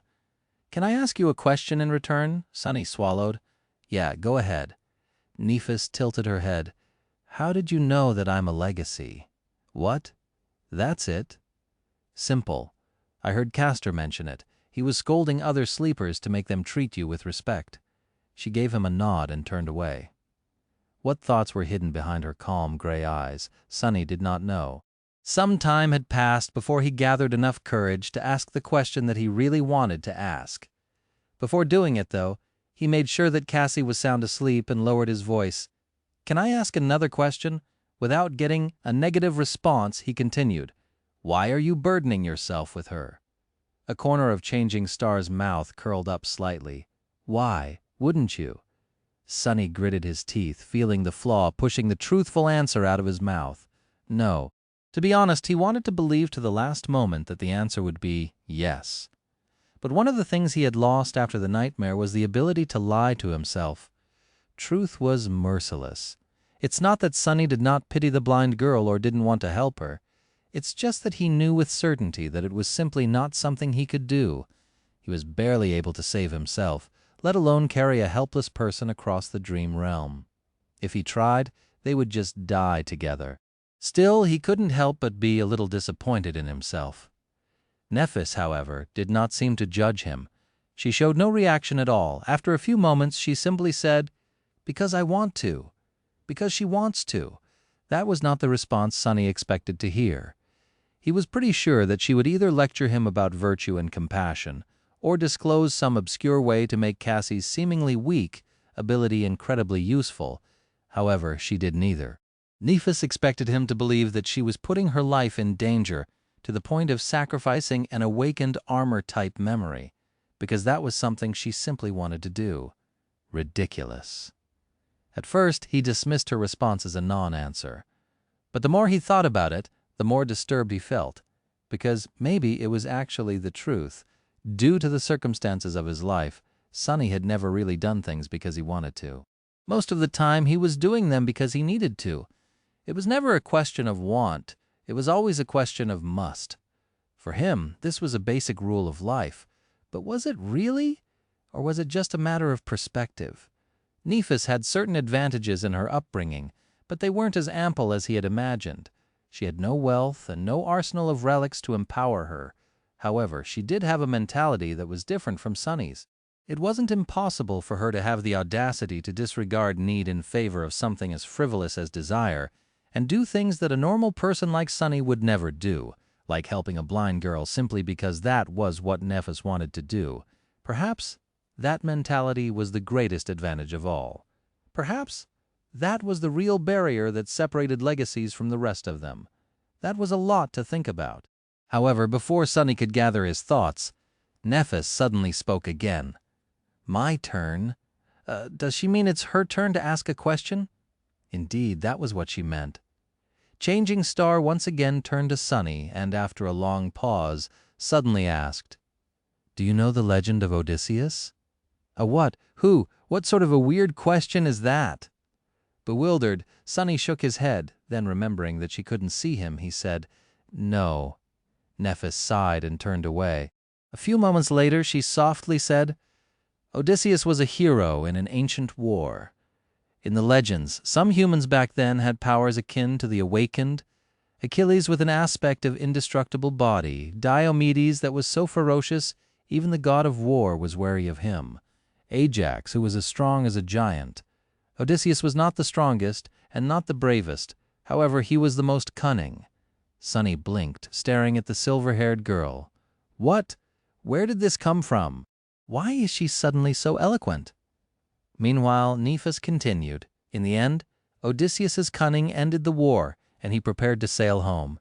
However, the gods cursed him to endlessly wander the seas, never to return. Over the years, he survived one horror after another and lost all of his companions. Then, shipwrecked, he found himself on an island where the beautiful fairy Calypso lived. Changing Star's ethereal, strangely wistful voice resounded in the darkness, creating an enthralling atmosphere. Sunny couldn't help but listen with the utmost attention. Calypso fell in love with Odysseus and invited him to her palace. For many years, they lived together in harmony. The island was like a paradise, filled with all kinds of wonders, delicacies, and delights.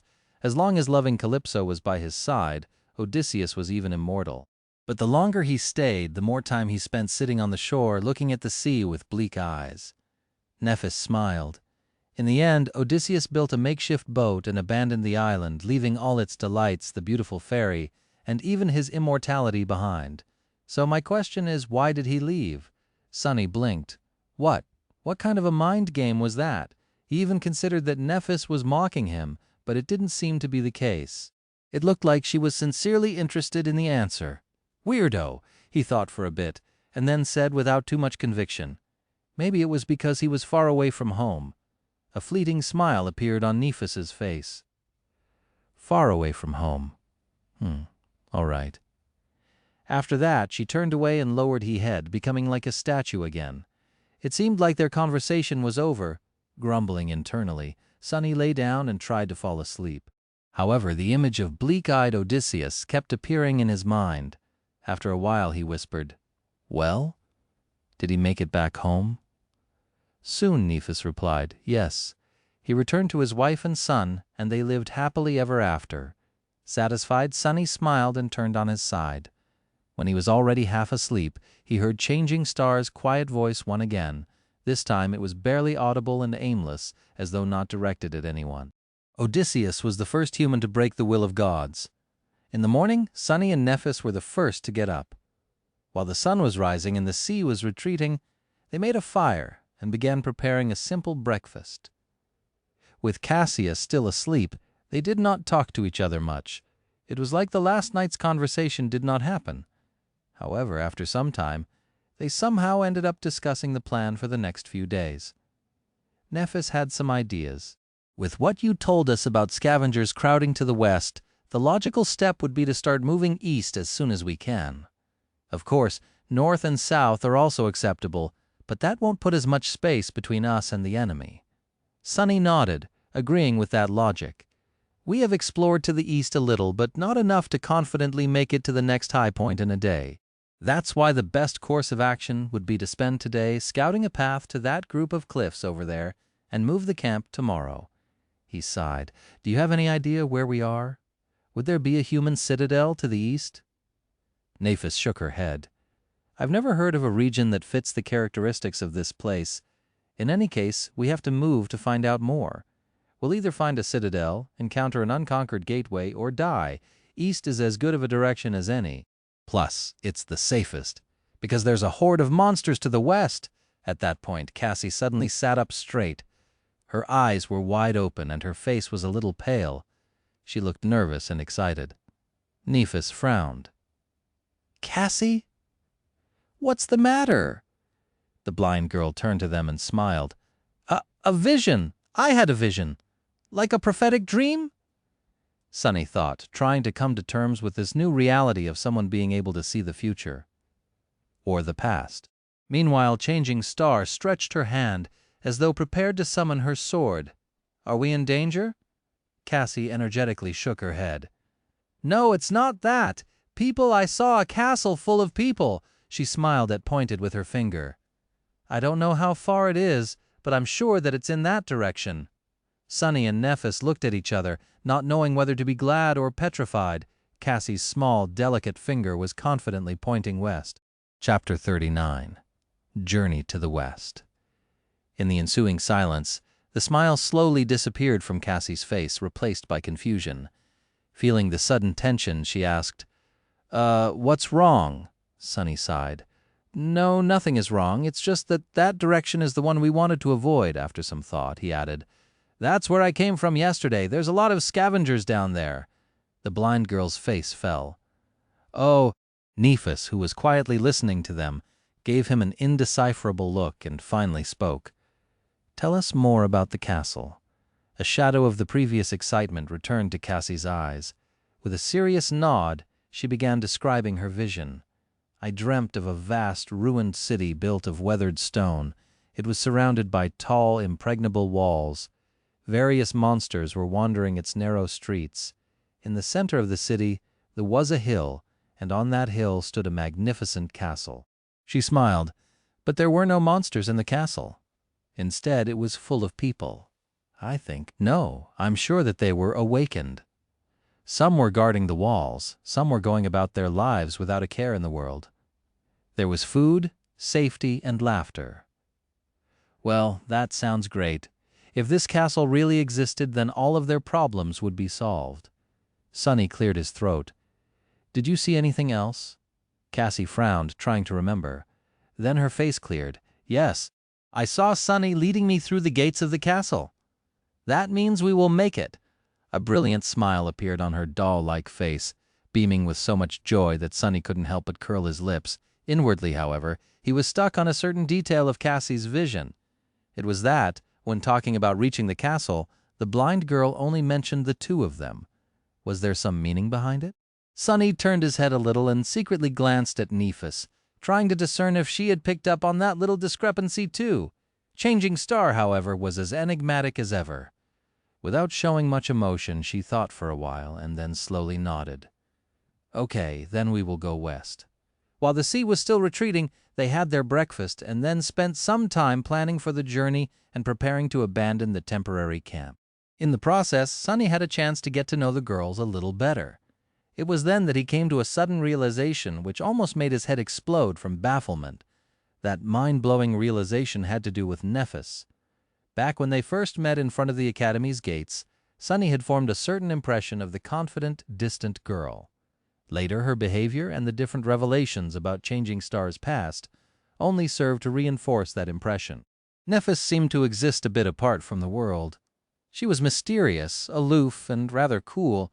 Her taciturn character and strange speech patterns made people interacting with her feel unnerved and rattled, often revealing more than they had been planning to. The less she talked, the more she seemed to know. That silent, indifferent confidence was arresting, and sometimes even oppressive. However, that impression turned out to be completely wrong. The actual truth behind the matter had nothing to do with being cool and aloof. After talking to her a bit more and observing their interactions with Cassie, Sunny almost fainted when he realized that Nephis was simply an incredibly, ridiculously, painfully awkward person. It was as though she had no idea how to talk to people. Every time she tried to convey something, she would either use the wrong words or stumble in the middle of the sentence and fall silent. Her tone never matched what she was trying to say. Often she would forget to put correct intonations in her speech, making questions sound like statements or vice versa added to. That was the fact that, like many introverted people, Nephis was not in a habit of openly showing her emotions. It's not that she didn't have feelings, it's just that she was really bad at emoting them. As a result, her face always looked cold and neutral. That's why most of the time she simply chose to talk as little as possible or not to talk at all. All of that added up together, then multiplied by her general weirdness, was ultimately responsible for creating the false image of a mysterious, unapproachable ice princess. when in fact she was just shy and completely inept in communicating with people. After coming to that realization, Sunny tried with all his might but still failed to stop himself from staring at Nephis with wide eyes. He just barely managed to not let his jaw hang open. What the hell? That's not in line with how a protagonist should be. In his mind, Nephis had definitely been the type of person to be the main character of any event. At the center stage, there were always confident, strong people like her and Castor. People like himself and Cassie, on the other hand, were relegated to exist far away in the background. Now, however, no, that line of thought was also wrong. The fact that Changing Star had problems with expressing herself and lacked social skills did not mean that she was not strong. In fact, it might have meant the opposite. She still achieved everything that she had achieved, but with the added layer of adversity. She was still dangerous.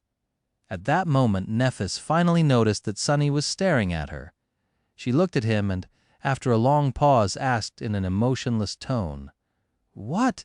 He blinked, extricating himself from this sudden flood of thoughts, and cleared his throat. Nothing. I was just going to ask, when are we setting off?" Nephis appeared to be thinking after a while. She turned away and said, "Soon. You really can't manage more than one word, can you?" Utterly bewildered, Sunny hid his emotions and smiled. All right then." In the gray light of morning, they abandoned the tall hill and ventured west, retracing their steps from yesterday. Knowing the path, the small party made quick progress.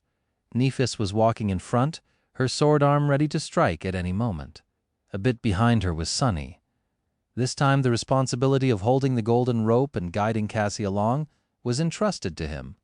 Of course, the actual creature leading them was his shadow. It scouted ahead, carefully observing the labyrinth for signs of danger.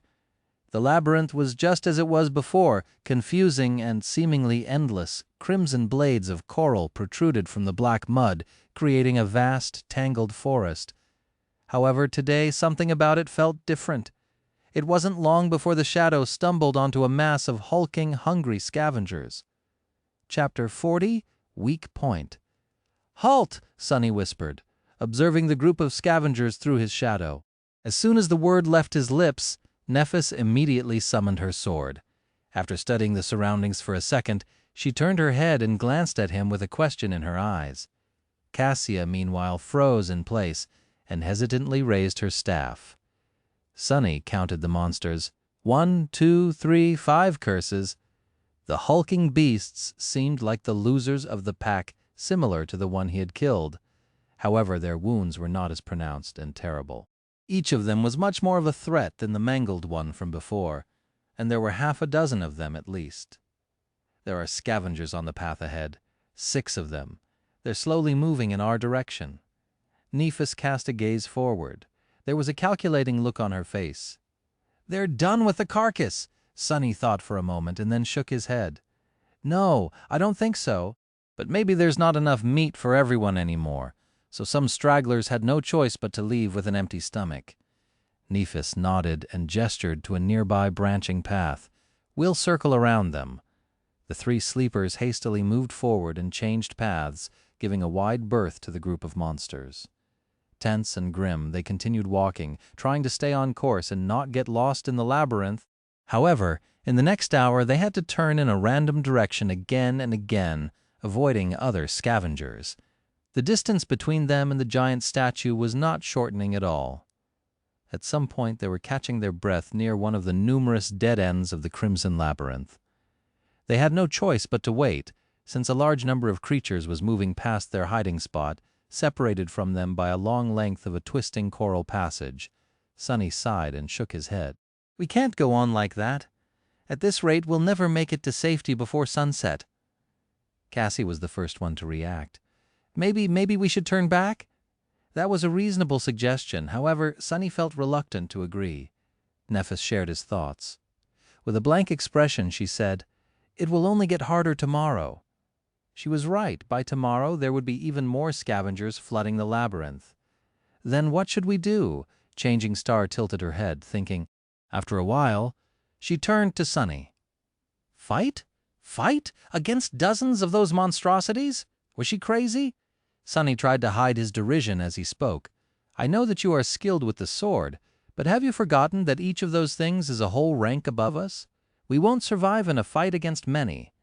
Nephis nodded. We avoid large groups, cut down smaller ones. After a moment, she added, if there's one or two of them, there's a chance. Sunny wanted to retort, but couldn't find a good reason. In the end, he gave up. Fine. Nephis stared at him for a while. Then she suddenly asked, have you studied the corpse of the scavenger you had killed? What was that supposed to mean? A bit surprised, Sunny shook his head. No, he was too busy being in pain and trying to make it to safety before the sea returned. And why would he study a corpse? Wait, I think Teacher Julius mentioned something. After a short pause, Nephis spoke. Scavengers have 3 weak points on their bodies. The first one is obvious. It's their joints.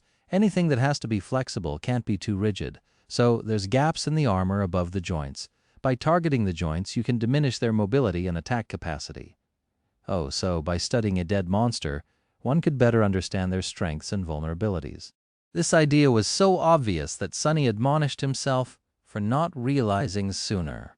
Meanwhile, Nephis continued, the second one is the same. It's where their torso connects to the carapace.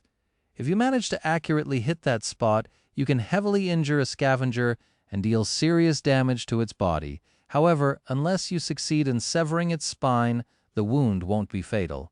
It'll still be able to fight for a while. Sunny couldn't help but notice that Changing Star's awkwardness seemed to disappear whenever she talked about things that she felt confident about, like ancient heroes, or killing things, curious. The last weak point is on their back, approximately at the level where the eyes are. There's a slightly concave, discolored cavity in their armor. It is where several armor plates connect. The chitin there is comparatively thin. If you can pierce through it, you can destroy the brain directly. That will be a killing blow. That is good to know. However, that weak point was too high to be hit by a human after all. Scavengers were more than 2 meters tall. As though reading his thoughts, Nephis added, that weak point is very hard to target.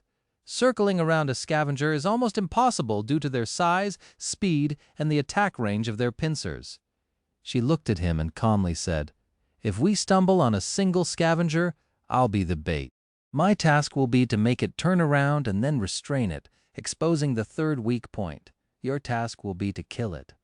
Sunny gulped. What if there's 2 of them? As usual, Nephis paused before answering. Don't die. It wasn't long before they were left with no choice but to attempt to fight against a scavenger. Behind them, there was a long stretch of the labyrinth with no suitable branching paths for them to turn onto. Ahead of them, there was a small clearing with only one other passage leading out of it. Not far into that passage, a massive scavenger was moving slowly in their directions. Sunny quickly described the situation and waited for Changing Star's feedback. Without much delay, she gave him a nod. We fight in the clearing. After that, Nephis gently guided Cassie to the wall of the labyrinth and helped her find a place to sit. Wait here, we'll be back. After some thought, she added, soon? As Nephis moved to walk away, Cassie grabbed her hand. Her face was pale and tense. Neph, you be careful, okay? Nephis blinked and tilted her head a little. Then she smiled. Sure.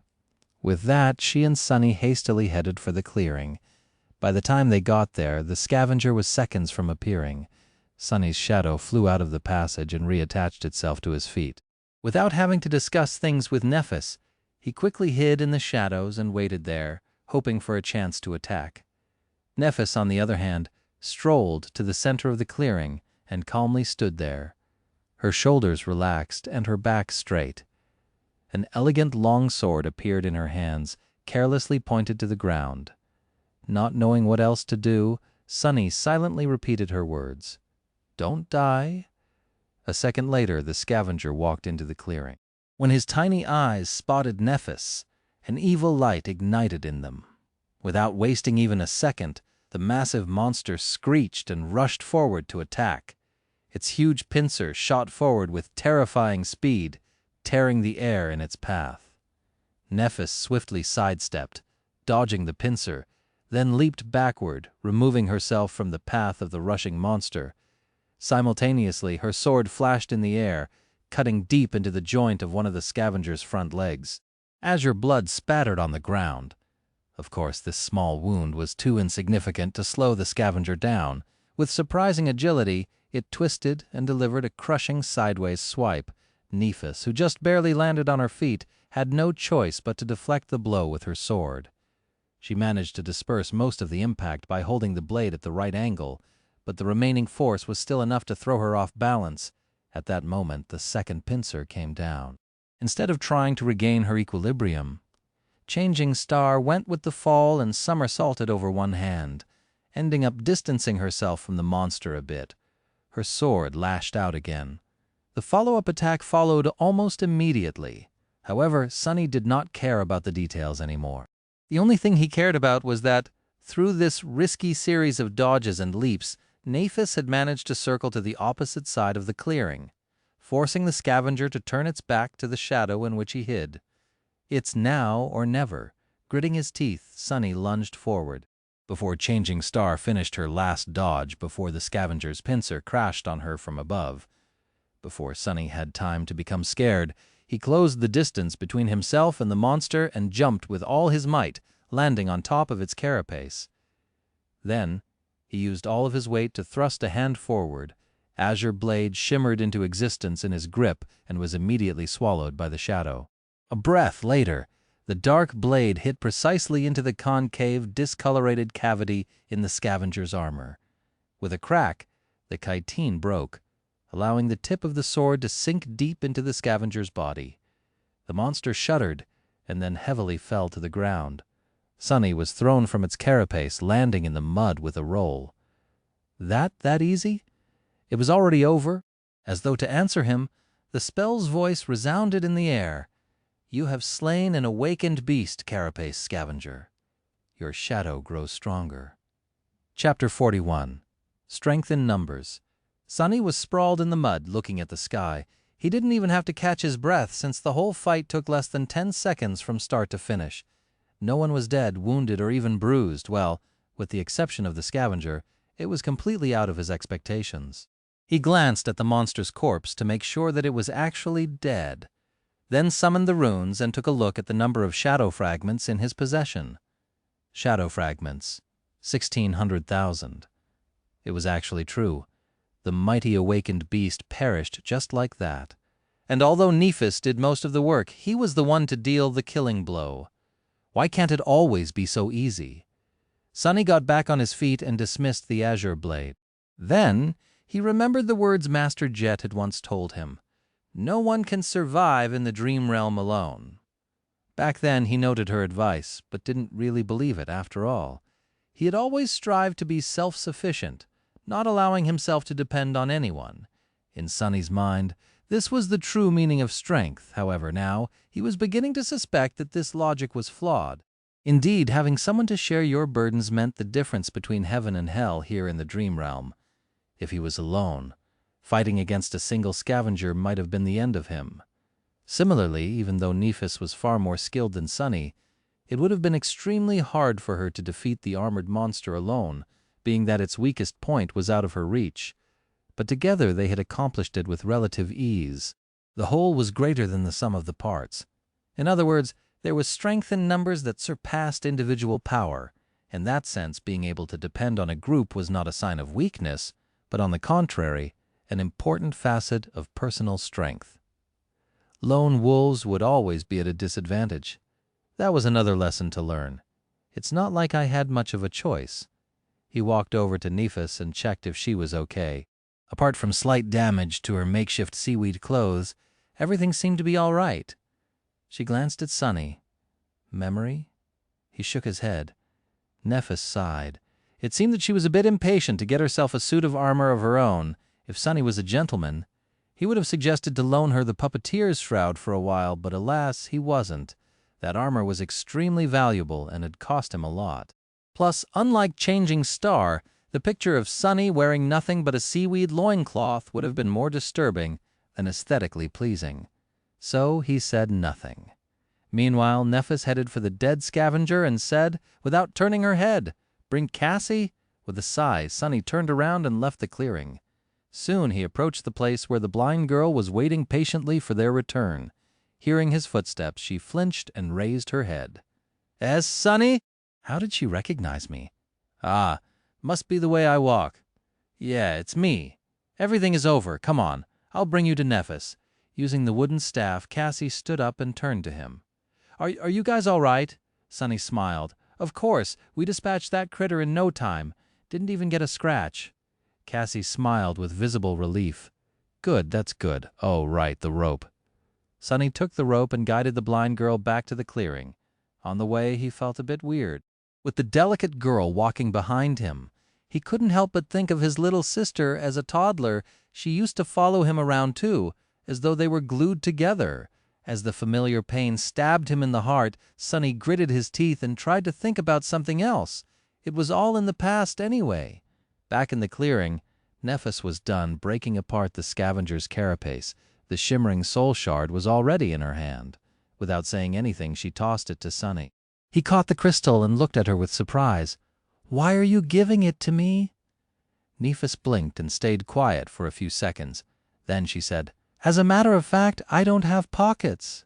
Oh, still a bit bewildered, Sonny put the soul shard into his rucksack. But why wouldn't she just absorb it? He opened his mouth to ask the question, but she seemed to realize something and added, "We'll divide the spoils later." "Ah, all right." Nephis, meanwhile, turned to Cassie and said after some deliberation, "I was careful then." She smiled. "Your shadow grows stronger. Your shadow grows stronger."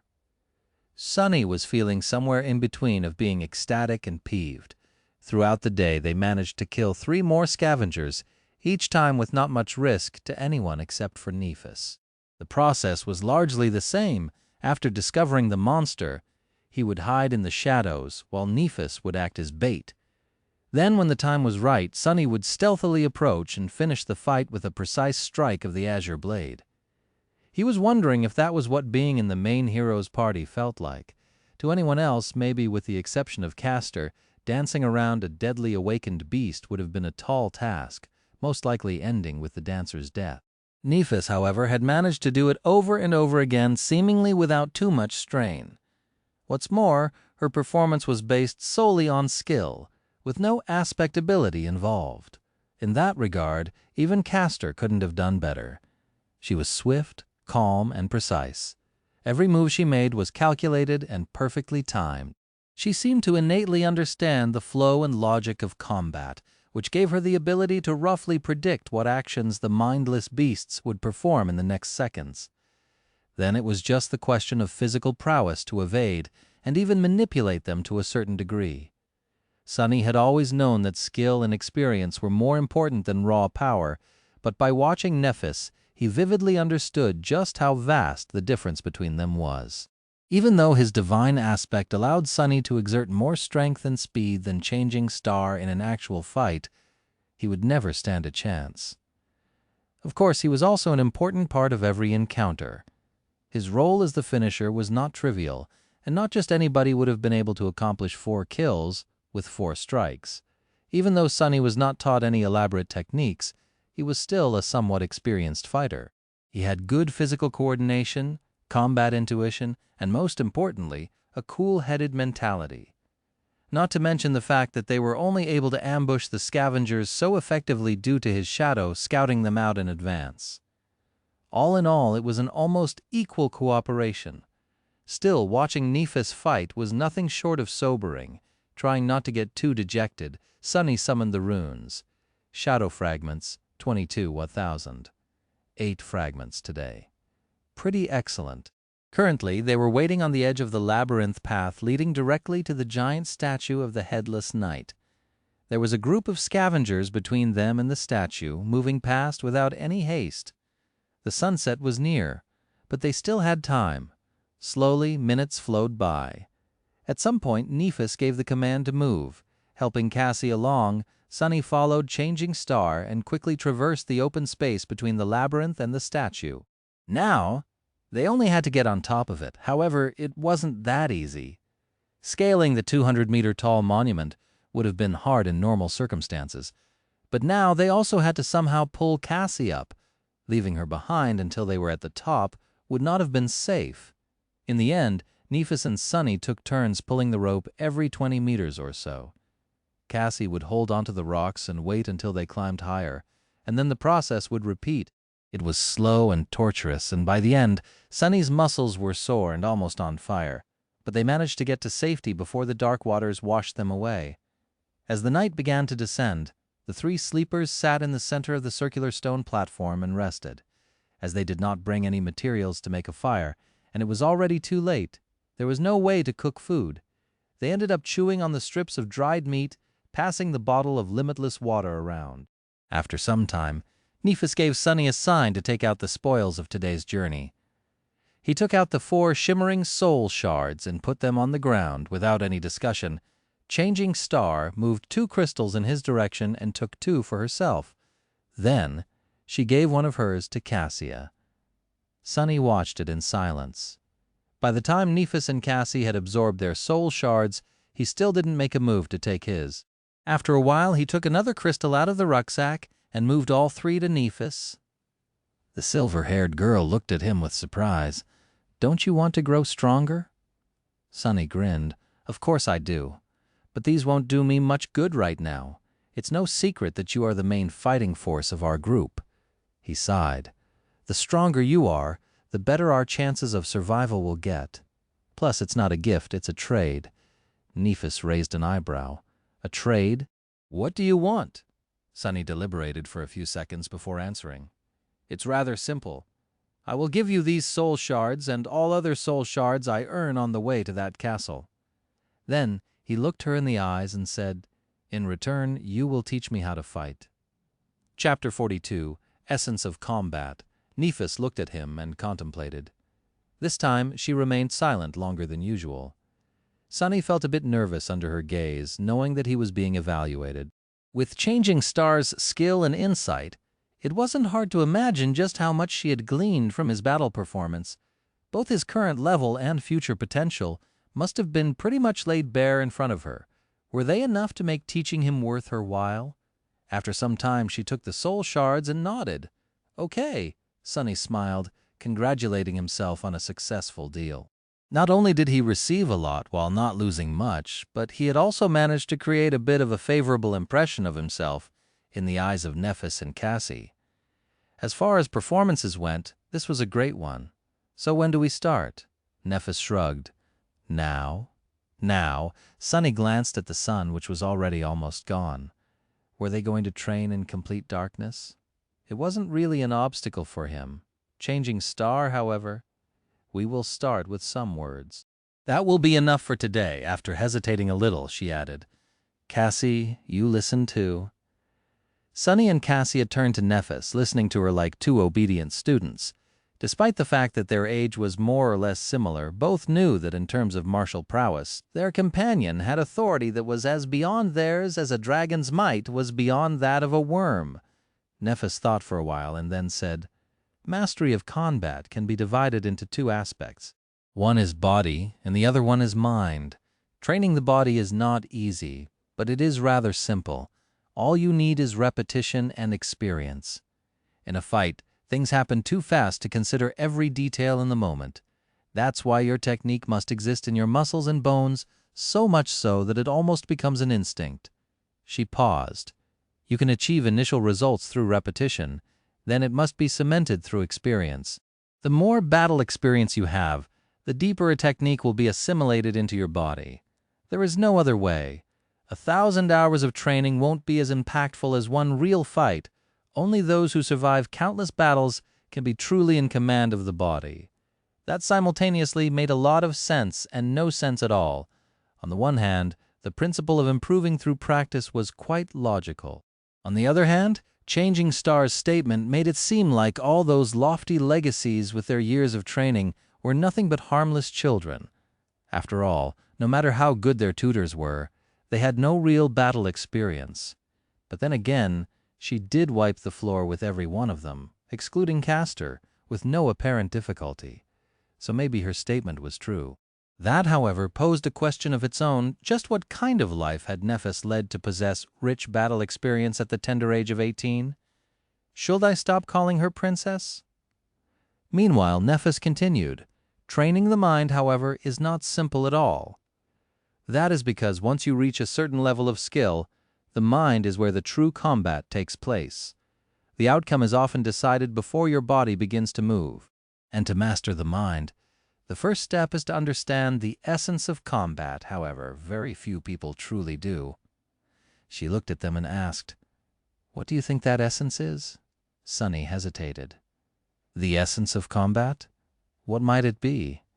If it was some other legacy, he would have been tempted to say something stupid like honor, valor, or duty. But he already knew that Nephis did not fit into the image of a noble aristocrat he had in his mind. She wasn't someone who followed empty words. After a minute or so, Cassie finally answered. Victory, and almost at the same time, Sunny said, survival. Changing Star shook her head. No, then she rubbed her neck and pierced them with a cold, fierce gaze. The essence of combat is murder. Cassie flinched and opened her eyes wide. Sunny frowned a little. Nephis, however, did not seem to care. In the same calm tone, she continued, at the core of it, there is only this. You're trying to kill your opponent, and they are trying to kill you. In the end, one of you will be killed, and the other one will be the killer. Everything else is just noise. Her words sank deep into Sunny's heart and reverberated there, causing something inside of him to resonate and awaken. Style doesn't matter. Weapons don't matter. Reason and intent do not matter. The only thing that matters is to be the last one standing. In this way, anything you do in combat must be viewed as only serving one of two purposes, either to kill your enemy or to prevent the enemy from killing you. Nephis lowered her eyes. If you can understand that, you will have enough clarity to master the mind. After that, Sunny couldn't fall asleep for a long while. He lay on the cold stone, looking into the darkness and thinking about what Nephis had taught them. Repetition, experience, clarity. These were the three keys to becoming a fearsome warrior. All three were important, but the last one was the most vexing. Was it really how Changing Star had said? Was there nothing at the core of being a warrior than a cold will to kill? Intuitively, he felt that it was indeed so. This ruthless truth was, in a sense, an amalgamation of all his life experiences. After all, for someone like him, life was nothing but a constant battle for survival. Someone always won and someone always lost. The former got to live for a few more days. The latter, no one cared what happened to them. Of course, life was life, and combat was combat. To most people, they weren't one and the same. But what about the awakened? The sole purpose of their existence was to fight against the nightmare creatures. Very few could escape that fate. After coming to the academy, Sunny allowed himself to think that he had escaped the fate of always having to struggle at the edge of survival. But now it seemed like he had just exchanged one battle for another. This was an uncomfortable thought. However, if he looked at it from a different perspective, did it actually mean that he always had a crucial advantage? Most of those chosen by the spell were forced to somehow adjust to this merciless way of life, but he had always lived like this. Was he actually one of the few perfectly suited to be an awakened? With this thought, Sunny fell asleep. In the early morning, he was awakened by a piercing scream. Chapter 43. Repetition. Sunny was on his feet even before fully waking up. Somehow, Azure Blade was already in his hand. His shadow was hovering beside him, ready to either wrap itself around the sword in case he needed to attack, or around his body in case it was already too late for that. He tried to understand what was going on. Nephis was nearby, her longsword raised in a defensive stance. Cassie? Where's Cassie? Fearing what he might see, giant tentacles reaching for them from the darkness, he looked around. The eastern horizon was just beginning to show the first hints of dawn, adding a tiny shade of gray to the blackness of the world. In that blackness, there were no signs of danger. Finally, he saw Cassie. The blind girl was stumbling at the edge of the platform with a horrified expression on her face. With her blonde hair in a mess, she was stretching her hands out, clearly lost in space. Of course, there were no walls for her to find. The platform was open to the elements, and the only thing waiting for Cassie was a plunge into the dark, tumultuous waters. Before Sunny knew what he was doing, he was already running. That wasn't a very smart thing to do, after all. He did not know what had caused Cassia to scream and if there was some hidden danger nearby. Plus, it was still too dark for Nephis to see. His sudden lunge could have caused her to lash out with the sword before asking questions. All of these were good reasons to wait and observe first, but in an uncharacteristic and completely irrational manner, Sunny acted before thinking. He caught Cassie moments before she took a step off the platform and, holding her tightly in his arms, dragged the blind girl back. "I got her," Sunny yelled, letting Changing Star know that there was no need to stab him with a sword, and then in a quiet voice he said to Cassie, "I got you. It's all right. Everything is fine. Calm down." He felt the girl's body trembling and looked around again, trying to understand what had scared her so much, but there was nothing. Nephis was listening to the sea for the same reason after a few seconds. She asked, "Do you see anything?" Sunny helplessly shook his head. No.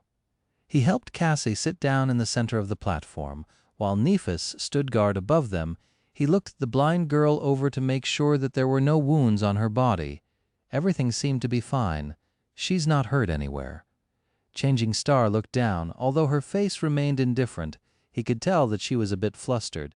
After a second or two, she asked in something that might have been her version of a calming tone. It sounded pretty much exactly the same as usual. "Cassie, what happened?" Magically, that did seem to calm the blind girl down a little. At least enough for her to speak in a quivering voice. Cassie extended one hand and pointed down. "The head I saw. Oh gods." Sunny frowned and looked at Nephis. "Did she see a vision? The past?"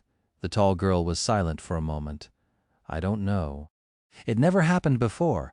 Both of them turned to Cassie, not sure what to do. Since there was no apparent danger around, they took turns trying to calm the horrified girl down. However, after that one sentence, she fell quiet and refused to speak again. Nothing seemed to help. After a while, Nephis sighed. "Let's leave her be for now. Maybe she needs time."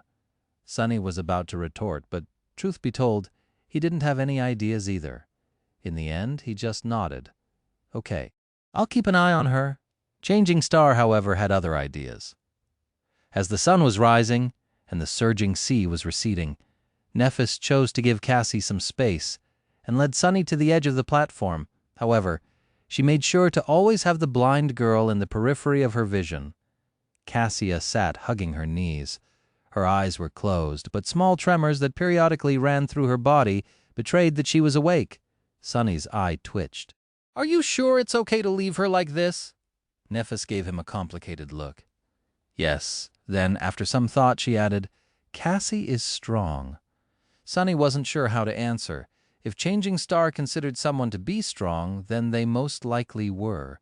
However, strong was the last word that came to his mind when he thought about the delicate, beautiful, blind girl. Wasn't she someone who constantly needed their help? But then again, there were different kinds of strength. Cassia was still alive and sane despite her debilitating flaw. How many people could have done the same, if you say so? Then Nephis made him summon the azure blade. After studying it for a while, she nodded and took her longsword out of the air. Despite its size, it was an elegant weapon. The narrow, double-edged blade was much longer than that of the azure blade, with an incredibly sharp, symmetrical tip. The whole blade, as well as the simple cross-shaped guard in the pommel, seemed to be made out of silver and reflected the pale morning light. The handle was tightly wrapped in black leather. Putting the two swords side by side, Nephis spoke. "Your sword can be used with one hand, but its true potential can only be revealed when held in both. It is created primarily for cutting and severing, hence the higher center of gravity. However, it can thrust as well." Then she gestured to hers. "My sword is a bit more versatile. It is created for both cutting and thrusting, and it has a double edge. However, the principle of wielding these two swords is the same." She took the sword in both hands, placing one near the guard and another near the pommel. Then she performed a downward slash. They are both leverage-based weapons. When held with two hands, one hand pushes. She pushed the sword down with the hand near the guard, while the other hand pulls. The hand near the pommel simultaneously pulled the handle up, giving the blade a tremendous boost in speed. This is how you generate force and perform powerful strikes. Now your turn. Sunny looked at his sword and gripped it with both hands, mimicking Nephis's pose. Then he raised it and slashed down, making sure to enhance the force of the strike with his lower hand. Changing Star observed him. You need to understand that a strike doesn't come from the hands, it comes from your whole body. Power comes from your feet, your hips, your core, your shoulders, and is only then transmitted to your hands, like this. She demonstrated the downward slash again. This time Sunny paid attention to the overall stance and movements of every part of Changing Star's body, as opposed to only the sword. He wasn't a novice to fighting. Instinctively, he already knew how to deliver a proper punch, even if, before, there wasn't a lot of strength in his body. The principles of striking with a sword were largely the same, so Sunny quickly understood the overall concept. He performed the simple downward slash a few more times. After each time, Nephis gave him pointers and corrected his mistakes. Some time later, she was finally satisfied with his form. Good. Sunny smiled, proud of his achievements. Nephis looked at him thoughtfully and nodded. Now do it 1,000 more times. The smile froze on Sunny's face. 1,000? Did she say 1,000? He blinked. Sorry, how many times? Changing Star tilted her head and thought for some time. Well, we don't have much time today, so, yes, only 1,000. Ha ha ha, only 1,000, eh? Sunny forced himself to sound polite. I see, all right. As Nephis walked back to sit with Cassie, he turned to the sea and raised his sword 1. The azure blade whistled as it cut the air. He raised it again. 2. Push and pull. This is how you generate force. 3. Strike with your whole body, not just your hands. 4. As Sunny raised his sword and slashed down, over and over again, only one thought eventually remained in his mind. Repetition, experience, clarity. Repetition. By the time he was done performing 1,000 strikes, Cassie was finally ready to speak. Chapter 44, Cassie's dream, with pretty much every muscle in his body sore. Sunny walked over to the girls and fell on the ground. After catching his breath, he looked at Cassia. Cassie, do you feel better? Several seconds later, the blind girl slowly nodded. That's a relief. He shifted and hesitated for a bit. Cassia didn't look too well. Her face was still very pale, with a distant, dazed expression on it. Her body, at least, was no longer trembling.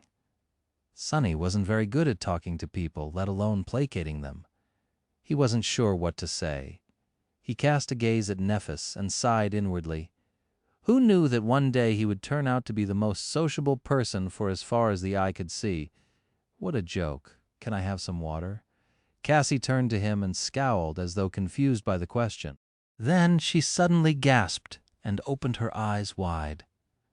Oh, sorry. Yes, of course. She summoned the limitless water bottle and offered it to Sunny. He took it with a grateful smile and greedily drank a few gulps before giving the bottle to Nephis. Eventually, it returned to Cassie. You drink some too? After she did, he awkwardly patted the blind girl on the shoulder. Everything seems to be fine now. Did you dream of another vision? You can tell us if you want. Cassie hesitated for a bit before saying, I don't know, maybe it was just a nightmare. Sunny and Nephis exchanged glances. They both doubted that what Cassie saw was a simple nightmare. After all, people usually did not dream in the dream realm. The blind girl, meanwhile, continued, I don't really remember. It's all in fragments. Sunny carefully considered his words, not wanting to pressure Cassie too much. You can just tell us what you remember. Maybe we'll be able to make sense of it together? Cassie sighed and tentatively nodded. After a long pause, she finally found the courage to speak. At first I saw a boundless darkness locked behind 7 seals. Something vast was churning in the darkness. I felt like if I directly saw it, I would lose my mind as I watched. Terrified, the seals broke one after another until only one remained, and then that seal broke too. She trembled a little. After that, I don't know. It was as though my mind shattered into 1,000 shards, each shard reflecting its own image. Most of them were dark and scary. Some I have already forgotten. The other. Cassie fell silent, remembering. I saw the human castle again, only this time it was at night. There was a lonely star burning in the black skies, and under its light the castle was suddenly consumed by fire, with rivers of blood flowing down its halls. I saw a corpse in a golden armor sitting on a throne, a woman with a bronze spear drowning in a tide of monsters, an archer trying to pierce the falling sky with his arrows. Finally, she looked up, her face full of horror. In the end, I saw a colossal, terrifying crimson spire. At its base, 7 severed heads were guarding 7 locks, and at the top, a dying angel was being consumed by hungry shadows. When I saw the angel bleed, I suddenly felt as though something so precious that it can't be described with words was taken from me. Her voice became quieter. Then I felt so much sorrow, pain, and rage that what little remained of my sanity seemed to disappear. That was when I woke up, I think. Naphis and Sunny remained silent for a while, trying to make sense of what Cassie had told them. Even if Naphis had an idea, she didn't show it. Sunny, however, was totally lost. He couldn't even begin to decipher the hidden meaning behind the vision, if it even was one previously. Cassia's vision about the castle was pretty much straightforward. It showed her a human fortress and even the direction in which it was situated. This time, however, her dream was disjointed, full of weird symbolism and vague, uncertain images, much more like a charlatan's prophecy than a vision gained through an aspect ability. Finally, he sighed. Maybe it actually was just a nightmare. "Your previous visions weren't like this, right?" Cassie silently shook her head. Sunny scratched the back of his head. "Well, people don't usually dream in the dream realm, but you do.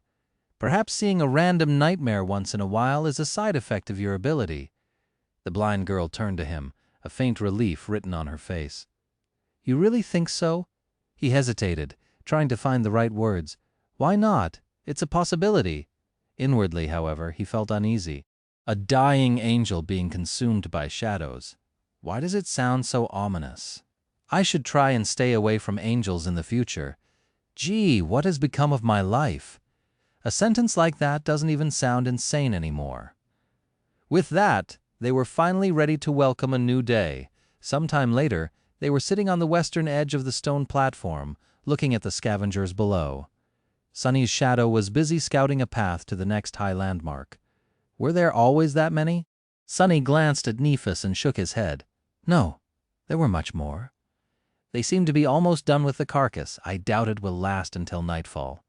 Which meant that by tomorrow all these beasts would be roaming the labyrinth, making it hard for the 3 sleepers to make any progress.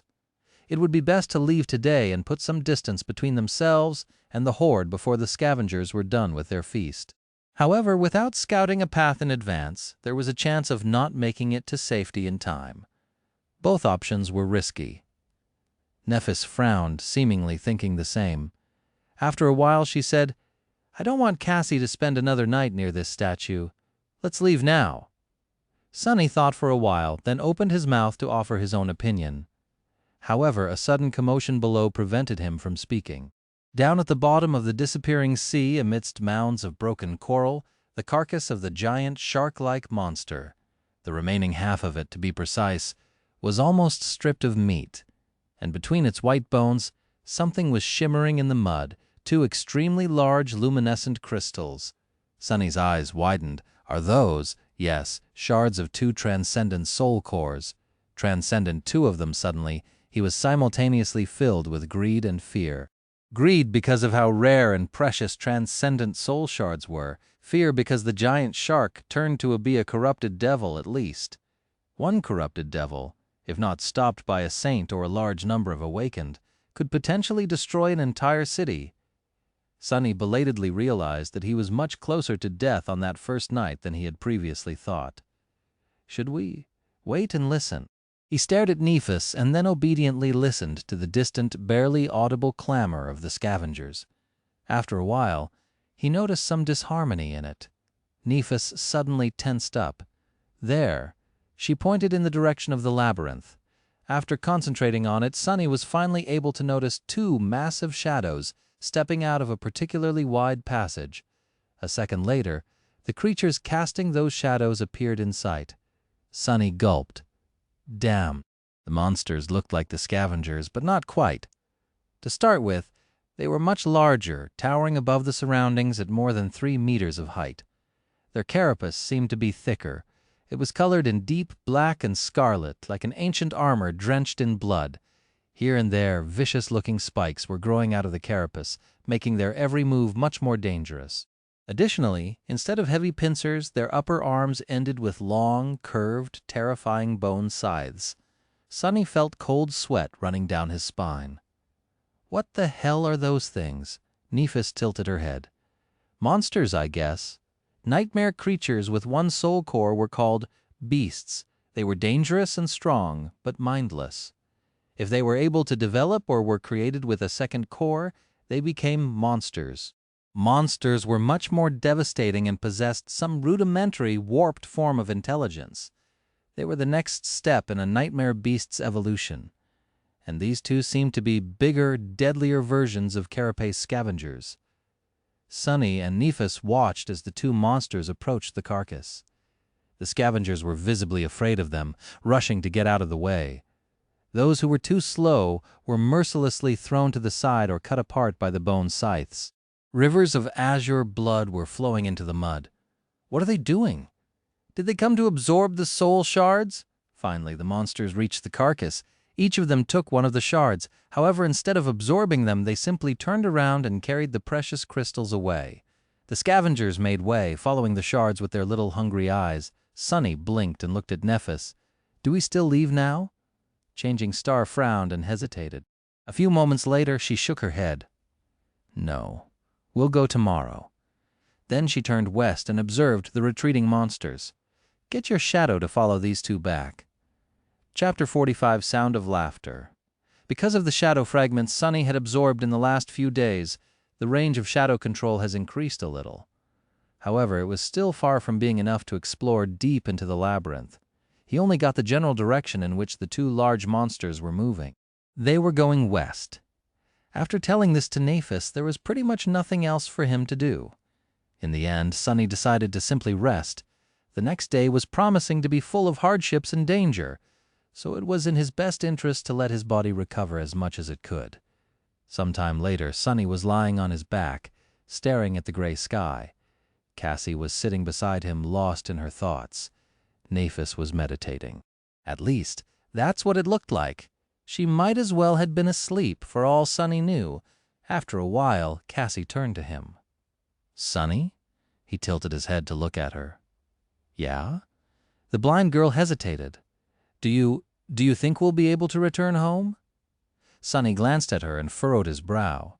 A few seconds later, he turned away and looked at the sky again. "Sure." Cassie smiled. "You really think so? Why? What's with all these questions?" He sighed and tried to find the right words. "Because of her." He pointed at Nephis, knowing that Cassie won't see it. There was no one else on the stone platform, though, so it was pretty obvious who he was referring to. "I'm also not someone to die easily. In fact, I'm willing to bet that you couldn't have found a better duo of sleepers to escort you across the dream realm. If anyone can survive this, it's us.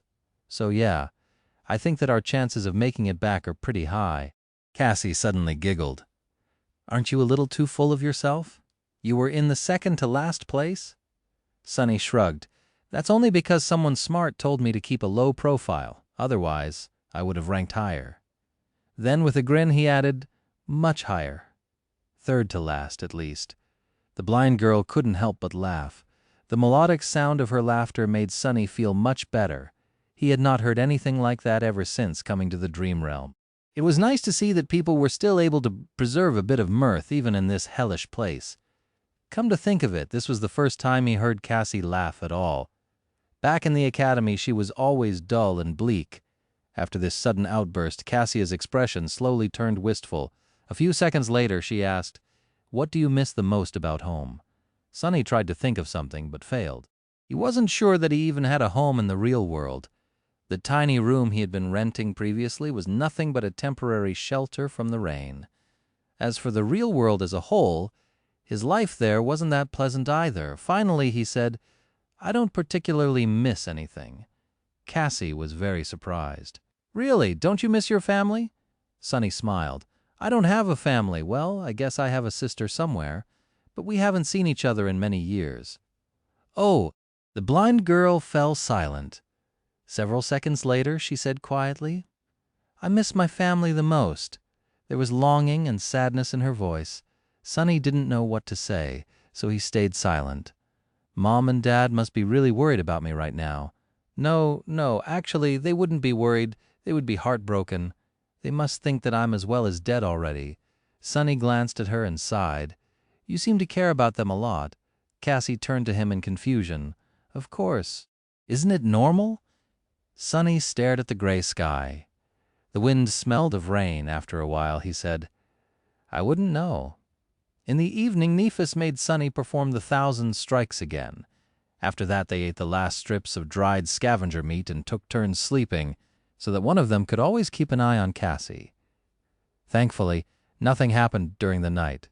When the morning came and the dark sea retreated, they prepared to leave the giant statue. Nephis was the first one to climb down. Before that, she had a few words to say. Today will be different from before. There will be much more scavengers roaming in the labyrinth. We might not be able to create an ambush or avoid fighting several of them at once. She looked at Sunny. If anything happens, your job is to bring Cassie away. We can retreat by using passages that are too narrow for the scavengers. If we get separated, proceed to the high point by yourselves. Don't wait for me. Do you understand? With a somber expression, he gave her a nod. Nephis returned it. Good. Time is of the essence, so let's go. With that, she began the descent. After Nephis reached a point 20 or so meters below them, she found purchase and waited. Using the golden rope, Sunny lowered Cassie down. Just like while climbing up, they took turns helping the blind girl. Luckily, climbing down the statue was much easier. Soon they reached the ground. Entering the labyrinth, the trio moved forward with haste. The shadow was ahead of them, scouting for monsters and optimal paths. Despite that, their progress was slow and chaotic. They had to constantly change direction to avoid groups of scavengers, often ending up in dead ends or moving further away from their destination.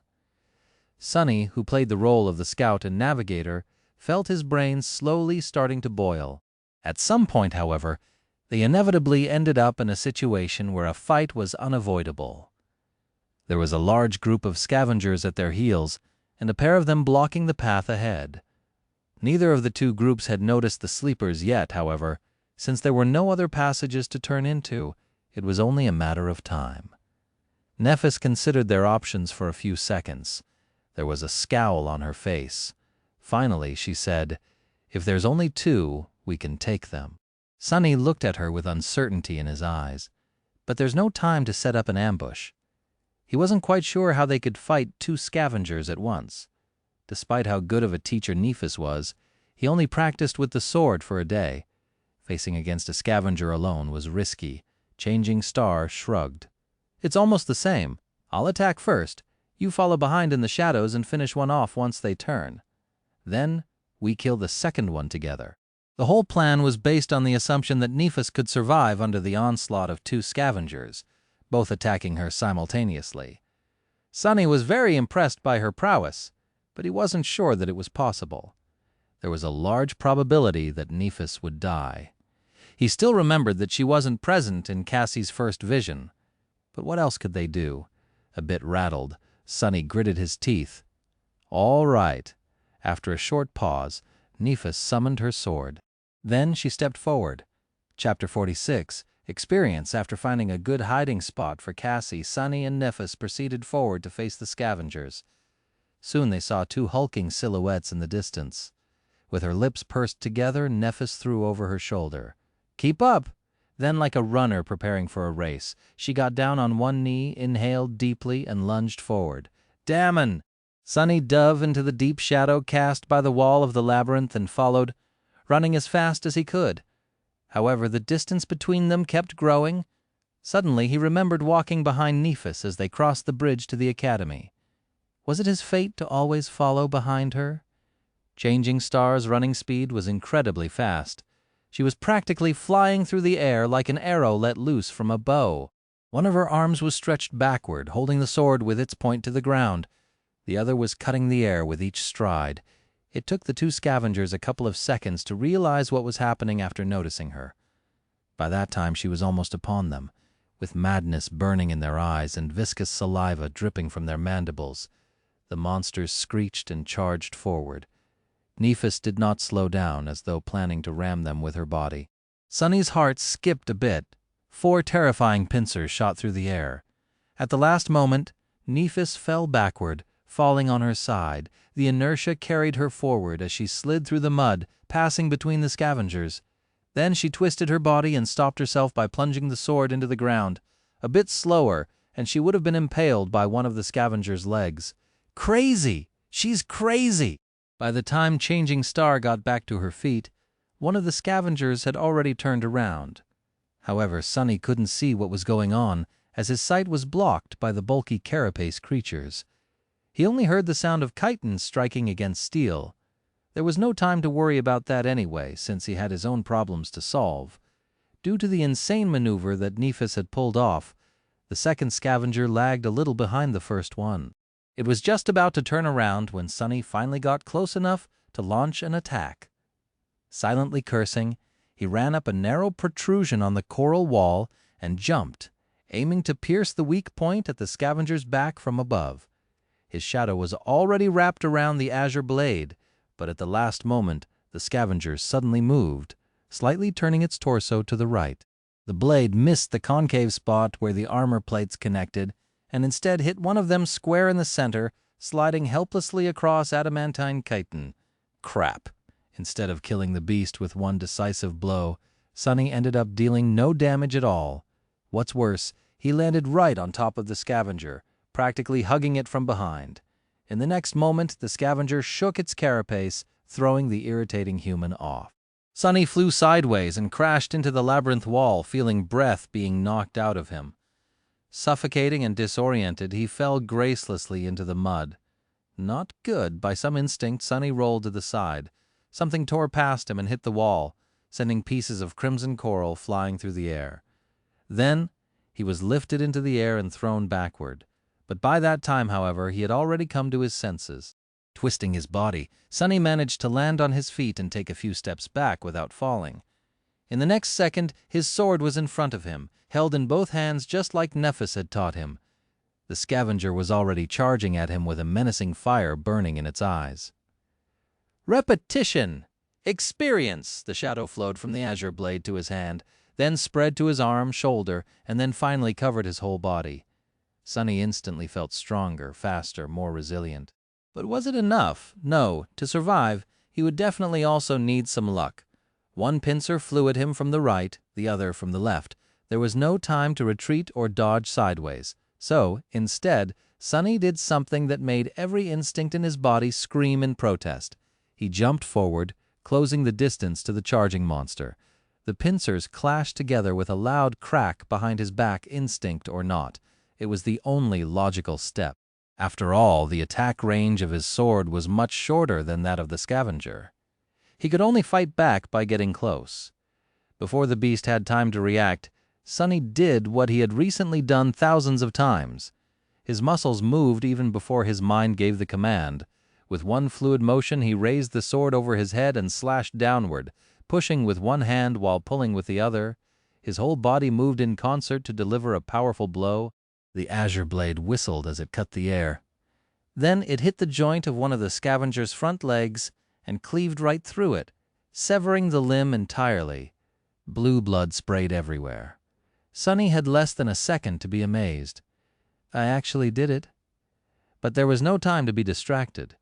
Due to the loss of its front leg, the scavenger lost balance for a moment, careening forward and down. However, he had 7 other legs. This wasn't going to last long. Coincidentally, though, at this exact moment, his other front leg slid in the mud, bringing the monster even further down. Sunny did not waste this chance. Taking a step forward, he thrust the azure blade up, pushing it into the scavenger's mouth. A severed mandible fell to the ground as the monster impaled itself on the sword with its own weight. The massive body of the nightmare creature convulsed before falling still. It was dead. Sunny slowly exhaled, only now feeling the pain in his chest and at the back of his head. He carefully touched it and grimaced. His hand came back wet with blood. "At least I'm alive." "You have slain an awakened beast, carapace scavenger. You shadow grows stronger." You have, with no time to listen to the spell, Sunny tugged on the sword to dislodge it from the monster's head and hurried to help Nephis. However, it was too late. The other scavenger was lying in the mud, clearly dead. His limbs were still twitching, indicating that the fatal blow was delivered just moments ago. It seemed like Nephis had managed to sever its spine by piercing the weak spot at the base of the beast's torso with her longsword. He couldn't see the silver-haired girl behind the bulky carcass. As Sunny approached it, he heard the sound of rugged, strained breathing. Then a shaky voice came from behind the scavenger. Don't come any closer." In the deathly silence of the battle's aftermath, Changing Star's voice sounded strange and subdued. Sunny suddenly felt as though someone had squeezed his heart in a fist. Steeling himself, he took another step forward. Nephis was standing in front of the dead scavenger, trying to catch her breath after the intense fight. There was a bloody gash on her shoulder. However, it didn't look life-threatening. Sunny's attention, though, was instantly drawn to something else. It seemed that at some point during the fight, the tall girl's makeshift seaweed top came apart, leaving her naked above the waist. She was covering her chest with one arm. Behind the arm, squished, the supple fullness of her Sunny flinched as though someone had stung him and hurriedly turned around. His face was burning. Without thinking about it, he even made his shadow look away. An awkward silence followed. After some time, Sunny forced himself to speak. Are you all right?" Nephis was slow to answer. "Yes, good. Good. I'll go fetch Cassie then, all right." Feeling as though an army of monsters was chasing him, he walked forward on stiff legs and then quickened his step, barely holding himself from running. Her fault. It's her fault. She should have communicated things clearer. Trying to get the vivid image out of his head, Sunny hurried to the place where Cassie was waiting for them. By the time they returned, Nephis had already fixed her top and was wearing it as though nothing had happened. However, Sunny couldn't help but feel that the look she gave him was somewhat weird. Forget it? After checking the wound on his head, Changing Star said, "It's just a bleeder, nothing serious. Tell me if you feel dizzy and nauseous or have a strong headache, though." Since Sunny had none of these symptoms, he kept quiet. Nephis looked down at his clothes and sighed. Memory? He opened his mouth to say no, but then fell silent. Come to think of it, when he killed the scavenger, the spell did say something else after informing him about the absorbed shadow fragments. At the time, he was too busy to pay it any attention. "Let me check." He summoned B runes and quickly found the cluster representing his memories, silver bell, puppeteer's shroud, azure blade. Nothing new. Then what was the spell talking about? Suddenly, he noticed a new set of runes in the neighboring cluster. His eyes widened. Echoes. Carapace Scavenger. Chapter 47. Echo. Echo. It's an echo. Sunny couldn't believe his eyes. Echoes were an extremely rare type of reward that Awakened could receive after slaying nightmare creatures. Chances of getting one were very low. In the real world, an echo could be sold for an unimaginable amount of money. That's because they were much more precious than memories. Without delaying it much further, he dove into his sea of soul. There, very few things had changed. A lonely black sun was still hanging above the calm, silent waters. It was orbited by spheres of light that represented his memories. This time there were 3 of them. Just like before, Sunny couldn't get rid of the feeling that something was stealthily moving just beyond the periphery of his vision. However, this time, he didn't pay it any attention. He wanted to see his echo. It, too, was represented by a sphere of light. However, this sphere was much larger and hovered further away from the shadow core. With a thought, he commanded it to descent. The sphere slowly floated down and touched the dark water. As Sunny came closer, walking on the surface of the sea, its radiance slowly faded away, revealing the monster contained within. A hulking, menacing carapace scavenger was calmly standing in front of him. There was no madness in its eyes, or any feeling at all, for that matter. After all, it wasn't really alive. It was just an echo. Shining runes appeared in the air around the scavenger. Echo, carapace scavenger. Echo type, beast, echo core, Awakened, Echo attributes, strong, armored, Echo description, a cursed soldier of the fallen legion. Before Sunny knew it, a wide grin appeared on his face. That scavenger was now his. It could be summoned and used to fight against his enemies, carry heavy cargo, or perform other tasks.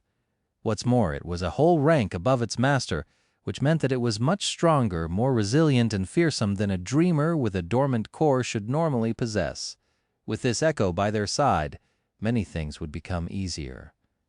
Following an impulse, Sunny raised a hand and brushed it against cold, black chitin. He just wanted to touch his new possession. However, the moment his palm touched the scavenger, a strange thing happened. The soul of sea suddenly surged a little, and a new set of runes appeared. Transform Echo into a shadow? Sunny flinched and snatched his hand back.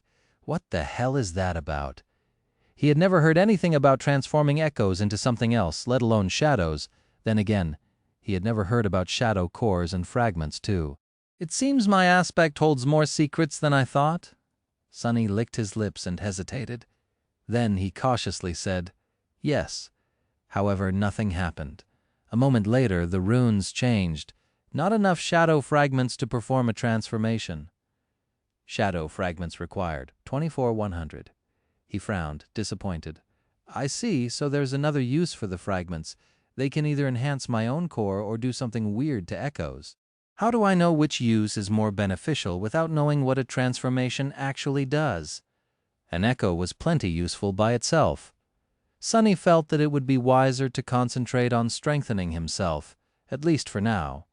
I'll experiment with it later. With that, he left the Sea of Soul. Since he had spaced out for quite a bit, Nephis was looking at him with a silent question in her eyes. Sunny grinned.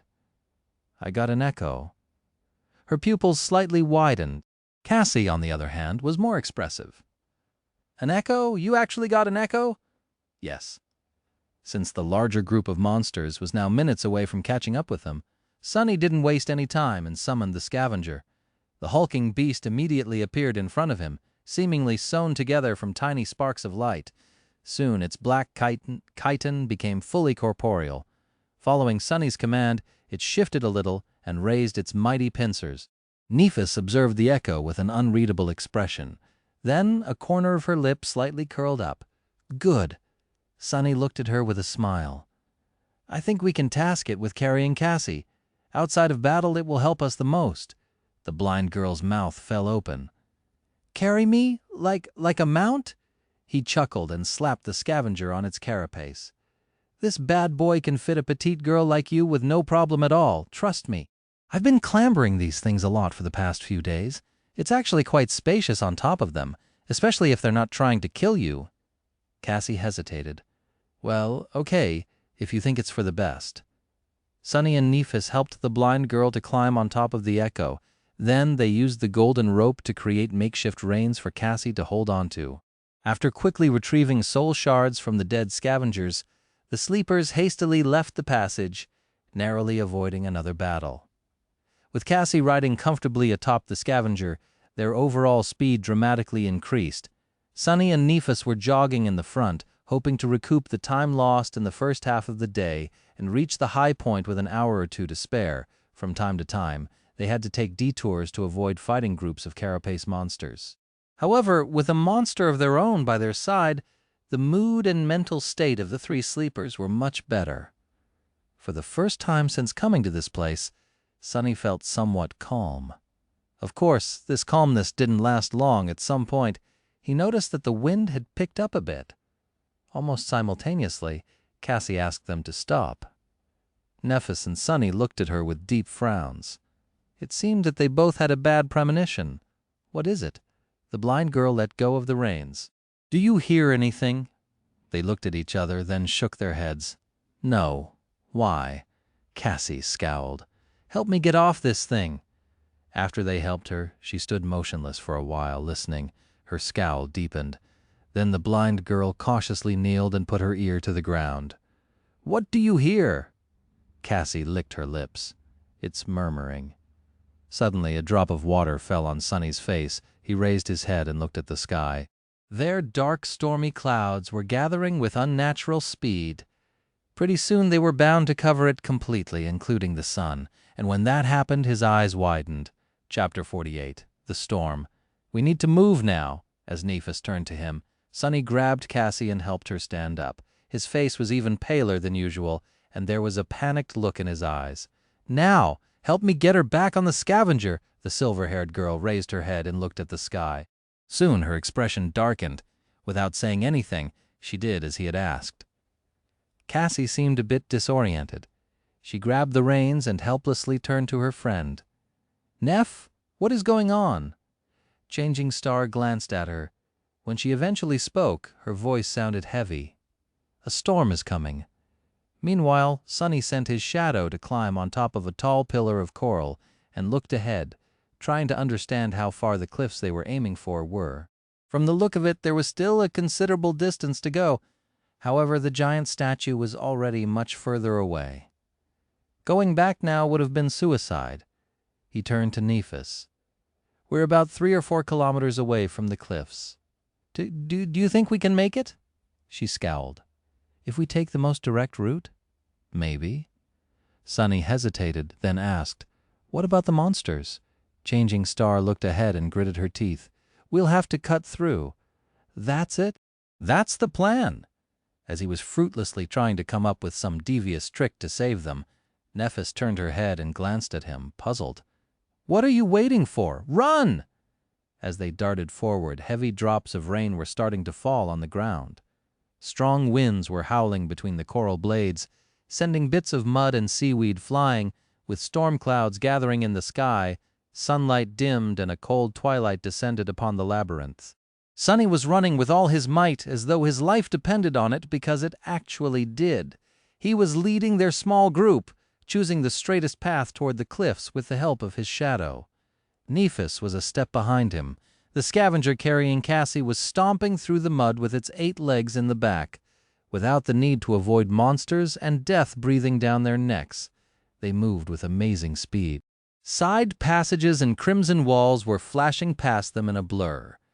There was no need to hold back and conserve strength for the long run. If they were late to reach the cliffs by a minute, their lives would be over. They had to give it their all. Sonny was ready to fight a series of bloody skirmishes all along the way, but, to his surprise, the inhabitants of the labyrinth did not give them much trouble. The Scavengers seemed to be as panicked as they were. The bulky beasts were busy trying to hide inside the coral mounds or burrowing underground. On the rare occasions when one of them showed aggression, a quick slash of the sword or a threatening clack of a pincer was enough to make the monster change its mind. However, no matter how fast they were moving, the storm was faster. The rain quickly turned into a pelting downpour, each drop becoming a torrent. The winds grew in strength, striking against their bodies with enough force to make them stumble. The light dimmed even further, reducing visibility to almost zero. Finally, a blinding bolt of lightning tore through the darkness, followed almost immediately by a deafening thunderclap. In the next moment, the ground under Sonny's feet trembled, causing him to lose balance and fall. He rolled in the mud and tried to stand up, but slipped and fell again. Someone's arm grabbed him by the shoulder and helped him rise. In the darkness of the storm, Sonny saw Changing Star's face. She opened her mouth and shouted, "Don't stop! Run!" He almost couldn't hear her behind the roaring wind and rain. By the time Sonny began to move, the dark, salty water was already as high as his shins. He gritted his teeth. The sea was coming back. He couldn't determine where the water was coming from, but with each minute it was rising higher. Soon it was up to his knee, then up to his waist, making running almost impossible. The speed of the group slowed down considerably. It was then, in a sudden flash of lightning, when they saw a dark mass of stone ahead. They had made it to the cliffs. Almost at the same time, a terrible rumbling sound came from the depths of the labyrinth. Turning back, Sonny saw a colossal, crushing torrent of black water rushing through the crimson forest. Some distance away, a tardy Scavenger was caught by it and thrown against the coral walls. The unbreakable carapace of the mighty creature cracked and burst open like a rotten egg. "Curses!" He turned to Nephis. "Time is up. Start climbing." She caught him by the arm. "Dismiss your echo." Sonny didn't know whether the Scavenger could scale the cliff. In any case, Cassie wouldn't have been able to hold on if it did. He helped the blind girl get down and then sent the monster back to the Sea of Soul. Nephis lowered herself to let Cassie climb on her back, then tied them together with the golden rope. Not wasting any time, she gritted her teeth and stepped forward to grab onto the wet rocks of the cliff wall. They began the ascent, rushing to get as high as possible before the black torrent hit. Sometime later, Sunny screamed, "Brace!" In the next moment, a wall of dark water hit the rocks mere meters beneath their feet. As Sunny held for dear life, the whole cliff shuddered. A few boulders fell from somewhere high above, missing his head only by chance. Somehow, all three of them were still alive. However, things were far from being over. The black water was still rising, now with frightening speed, threatening to swallow them at any second. They had to keep climbing, and they had to be faster than the surging sea. Sunny cursed as he searched for the next hold to grab onto. To survive, he had to scale the face of the cliff with crazy speed. However, hastily climbing wet rocks was a recipe for disaster.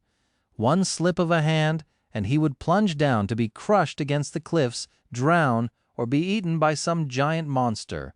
The torrential rain and hurricane wind made everything even worse, and yet there was no choice. He frantically kept climbing, tearing his skin on sharp rocks. Every muscle in his body was in agony. If not for the shadow wrapped tightly around his body, Sunny would have been long dead. But even with its help, the surging dark water was getting closer and closer. Damn it! Damn it all! No matter how hard Sunny tried, he couldn't win back any distance. Soon the water was at his feet. The sea slowly swallowed his legs, then his torso. He kept climbing, now fighting against the weight of the water and the force of the tide that was trying to tear him away from the cliff. But it was useless in the end. When the water covered his shoulders, he felt his fingers slipping from the wet rocks. Sunny tried to hold on, but the current was too strong. He was pushed away like a weightless toy, losing any purchase. No. In the last second, a golden rope fell into the water beside him. Shaken, Sunny grabbed onto it and held with all his strength. The rope drew tight and lifted him out of the water. His feet touched the cliff wall again.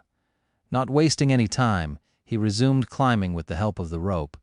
Finally, a strong hand grabbed him from above and dragged his body over the edge of the cliff. Sunny fell to the ground, struggling to breathe. After some time, he looked at Nephis, who was lying in a similar position to his right, equally as drained. She was still clutching the golden rope in her hand. Cassie was sitting a few steps away from them. He wanted to laugh, but had no strength for it. They survived. Chapter 49, Natural Element. For a few minutes, Sunny simply lay on the ground, letting the rain hit his face. From time to time, a bolt of lightning arced through the skies, drowning everything in blinding light. Other than that, it was almost completely dark. If not for his attribute, he would have had trouble discerning the shapes of Nephis and Cassie, who were resting nearby. After some time, however, a feeling of uneasiness entered his mind. Something was off. Sunny scowled, trying to understand where that feeling was coming from. Finally, he realized that it was his shadow. It was trying to draw his attention to something. "Please, let me rest. I just want to rest." He was too tired to do anything. Both his body and mind were exhausted. However, the shadow was very persistent. It remained adamant. In the end, Sunny moaned and rolled over on his stomach, then slowly stood up. Nephis turned her head and looked at him. "What is it?" he grimaced. "I don't know yet. Something feels wrong." Cassie shivered and got closer to Neph. Following his shadow's warning, Sunny looked around, trying to find any sign of danger in their surroundings. Even with his vision, he couldn't see anything out of place. The upper part of the cliffs was well above the stormy sea, forming a small island. Its surface was rugged and uneven, with several protruding ridges breaking the line of sight. There was a large space between their group and the nearest ridge. That space was littered, seemingly at random, with piles of dirt and tall boulders. Nephis got up and summoned her sword. "Do you see anything?" Sunny frowned. "Not really." At that moment, another lightning flashed, briefly illuminating the small island. His eyes widened. The tall boulders surrounding them were massive and irregularly shaped. They were black in color and motionless. That's why Sunny had not recognized them for what they were at first glance. All around them, scavengers were silently lying on the ground. Sunny froze, suddenly consumed by terror. The hairs on the back of his neck bristled and stood up on ends. 1, 2, 3, he lost count because of panic and gritted his teeth. 7, no, 8 of them. It seemed the 3 humans were not the only ones who thought of taking shelter from the dark sea on these cliffs. He trembled. These cliffs were a death trap. Noticing something on his face, Nephis tensed. "Sunny!" He slowly turned his head to her and whispered. "Don't speak. Don't move. Just stay where you are." She followed his instructions without asking for the reason. However, a silent question appeared on her face. Cassie did the same. Sunny closed his eyes and breathed in, trying to calm his panicking mind down. There were no hopeless situations. Every problem had a solution. He just had to think of one. The scavengers did not attack yet. Maybe they were asleep or patiently waiting out the storm, trying not to move in fear of attracting more terrifying monsters. Maybe they simply did not notice the humans. After all, it was unknown how well these creatures could see. Were they able to see in the dark? Probably not, or at least not as well as he could. There was still hope. Sunny opened his eyes and looked at the small island again. But this time, his perspective was different. He saw the deep darkness, the clamor of the storm that drowned out most of the sounds, the large distance between the scavenger. This was his territory. It was perfectly suited for a murderous shadow. Didn't he dream of becoming a silent assassin? Well, here was his chance. He just had to execute each step perfectly, crawl through the darkness, strike without alerting the enemy, kill each of them with one precise blow, rinse and repeat. He already knew their strengths and weaknesses. All that was left was to put that knowledge to practice. And even if he makes a mistake, there were other means to fall back onto. Echo and Nephis could do their part if he were to land himself in danger. Yes, that could work. It had to. Sunny looked at Changing Star and Cassie. "I'll take care of this," before they could react. He seemed to dissolve into the shadows. Under the cover of darkness, Sunny sneaked forward.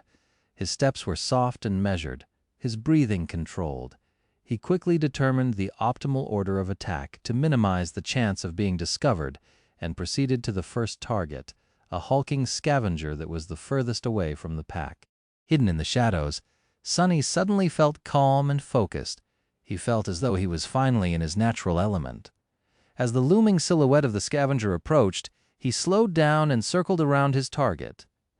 The monster did not move, oblivious to the lurking threat that was drawing closer with each second. Sunny held his breath and prepared to attack. He only had one chance. Do it right. With that thought, he silently lunged forward. 1 step, 2. Sunny jumped and easily landed on the monster's carapace. The azure blade was already in his hand, its steel dark. A moment later, it plunged into the weak point on the scavenger's back, piercing the chitin and destroying its brain. The quiet crack of the breaking carapace was quickly washed away by the rain. It was done. Sunny felt a sense of triumph appear in his heart and quickly suppressed it. This wasn't the right time to celebrate. 7 targets were still waiting for him in the darkness. He retrieved his sword and jumped down from the scavenger's corpse. Then Sunny frowned. Why was the spell silent? It didn't announce his kill, nor the absorption of the shadow fragments. Feeling his skin crawl, Sunny turned around and looked at the scavenger. At first he was afraid that the beast was still alive, but that wasn't the case. It was as dead as could be. However, on closer inspection, Sunny noticed something that he had missed before, and when he did, his face paled. Chapter 50, Death Trap. The scavenger was dead. However, it wasn't Sunny's blade that killed it. While circling the target, he was focused on staying unnoticed and not alerting the enemy to his presence before reaching the optimal position for an attack. After that, he only saw the monster's back.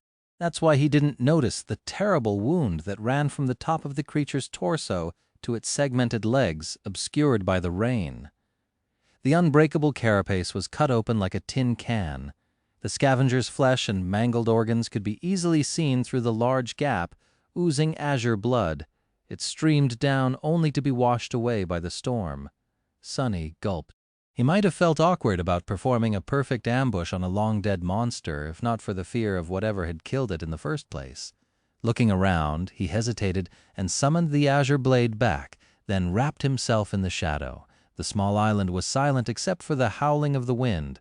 The rain was still falling down, forming a constant veil that hid away all details and distant objects. A rare flash of lightning sometimes flooded this bleak world with stark whiteness. Then a thunderclap would come, making the skies tremble, with cold fright settling deep into his bones. Sunny cautiously moved to the next scavenger. He could tell from some distance that it was also dead, but had to come closer and make sure. Indeed, he was right.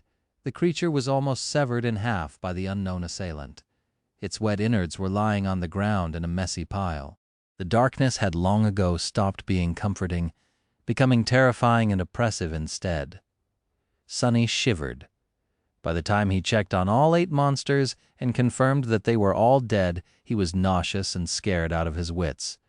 When Sunny had first realized that the black shapes were in fact scavengers, he thought that the situation was as bad as it could get. Now he wasn't sure anymore. In fact, he was pretty convinced that things went from bad to worse. Standing near the last scavenger, Sunny observed his surroundings and thought about returning to Neff and Cassie. Maybe the terrifying killer had already left the island. They could just hide and hope for the best. He wouldn't be alone, at least. However, not knowing what kind of danger was hiding in the darkness would drive him insane long before the morning came. Plus, with his fated attribute, hoping for the best was a fool's errand. That's why, although his body was covered in cold sweat, Sunny gritted his teeth and slowly walked toward the ridge that was obscuring the rest of the island from him. Coming close, he started climbing, trying to be as quiet as possible. The ridge wasn't very high, so he was able to scale it without much effort. Sticking close to the rocks, he raised his head and looked down. Then he immediately wanted to let go and fall to the ground. Right beneath him, just a few meters away, a dark silhouette was outlined against the rocks. It was much larger than the scavengers, with jagged spikes growing out of its thick carapace. Its chitin was black and crimson, like an ancient armor splattered with fresh blood. Instead of pincers, 2 terrifying bone scythes were protruding from the joints of its arms. Each one was long and sharp enough to split a scavenger in 2. Sunny froze, afraid to move. He even stopped breathing. So, that's the killer. It was one of those monsters that they had seen retrieving the transcendent soul shards from the giant shark's carcass, or another of their kind. He remembered how the 2 creatures had cut through the horde of scavengers, killing or throwing aside any beast that got in their way. Slaughtering just 7 of them would not pose a problem for something that deadly, not to mention getting rid of 3 sleepers. Careful not to make a sound, Sunny slowly lowered himself down. His whole body was trembling. Moving his arms and legs with utmost precision, he began climbing down from the ridge, praying not to be heard, sensed, or noticed in some other way. Luckily, the monster remained oblivious to his presence. Reaching the ground, Sunny took a few steps back, still facing the ridge. He had to force himself to turn around.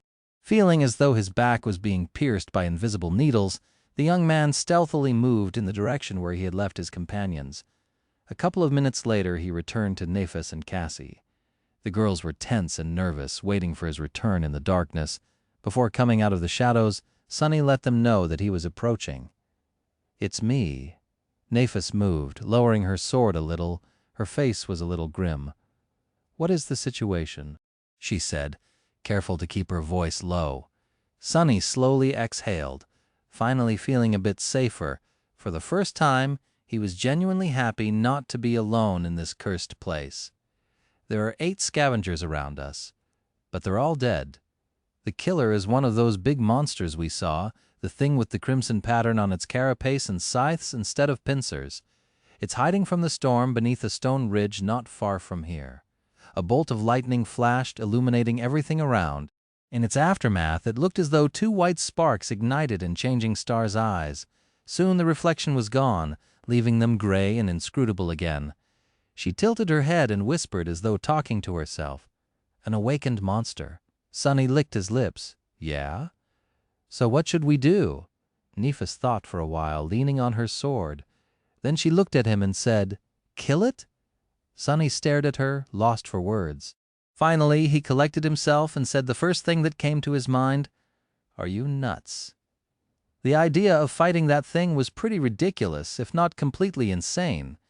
Realizing that his words might have sounded a bit rude, he cleared his throat and added, "I mean, have you thought this through? How are we supposed to kill that monstrosity?" Nephis slowly inhaled. "It's not a question of thinking things through, we simply have no choice." She glanced at Cassie, who was listening to them with a pale face, and explained, "We can't leave the cliffs before morning, and neither can the monster. However, once the sun rises, it will easily see us and attack. Then our only advantage, the element of surprise, will be gone. If we have to fight it anyway, it's better to be the ones initiating the fight." Changing Star looked around and added, "It's not completely dark yet, although barely I can still see. Once the night comes, this won't be the case, so we will have to attack it first, and do it soon." Sunny shook his head. "This still doesn't explain how we are going to kill it. That thing just dispatched 8 scavengers like it was nothing. We are not its opponents. We don't even know its weaknesses." Nephis frowned. After a short pause, she said, "It's just an awakened monster." Sunny couldn't help but stare at her in disbelief. "What do you mean, just an awakened monster? Have you forgotten that all 3 of us are only sleepers? Dormant humans are not supposed to be able to deal with awakened beasts, let alone monsters. The fact that we can reliably kill scavengers is already abnormal." She looked back at him undisturbed and simply answered, "But we are abnormal." Sunny stood there with his mouth open, not knowing what to say. Nephis sighed. "You and I both are not exactly ordinary sleepers, aren't we? Don't try and deny it." "Someone ordinary simply would not have survived in this place." He frowned, not happy about her line of thought. Meanwhile, Changing Star continued, "You, me, plus the awakened beast you have as an echo, plus the advantage of a surprise attack. I'm not saying that it will be easy, we might die, but there's a good chance that we won't." She looked down at the silvery blade of her sword and added after a couple of seconds, "In any case, as I have already said, we don't have a choice." Sunny gritted his teeth, trying to find a logical retort. However, her reasoning seemed unassailable. He just had a really bad feeling about fighting that monster. In the ensued silence, Cassie, who had been quiet all this time, suddenly spoke. "You're forgetting about the main advantage we have over that thing?" Both of them looked at her surprised. The blind girl turned to face them and slightly lifted her head. "We are intelligent, and the monster is not." Her words echoed in the darkness. Sunny sighed. It seemed that a fight with the bone scythe monster was inevitable. Some time later he was standing in the darkness, looking at the terrifying creature in front of him. His expression was grim and somber. Tightly gripping the azure blade, Sunny slowly inhaled. The ominous feeling he had before was still there, now stronger than ever. "I don't like this." With this thought he exhaled and raised his hand.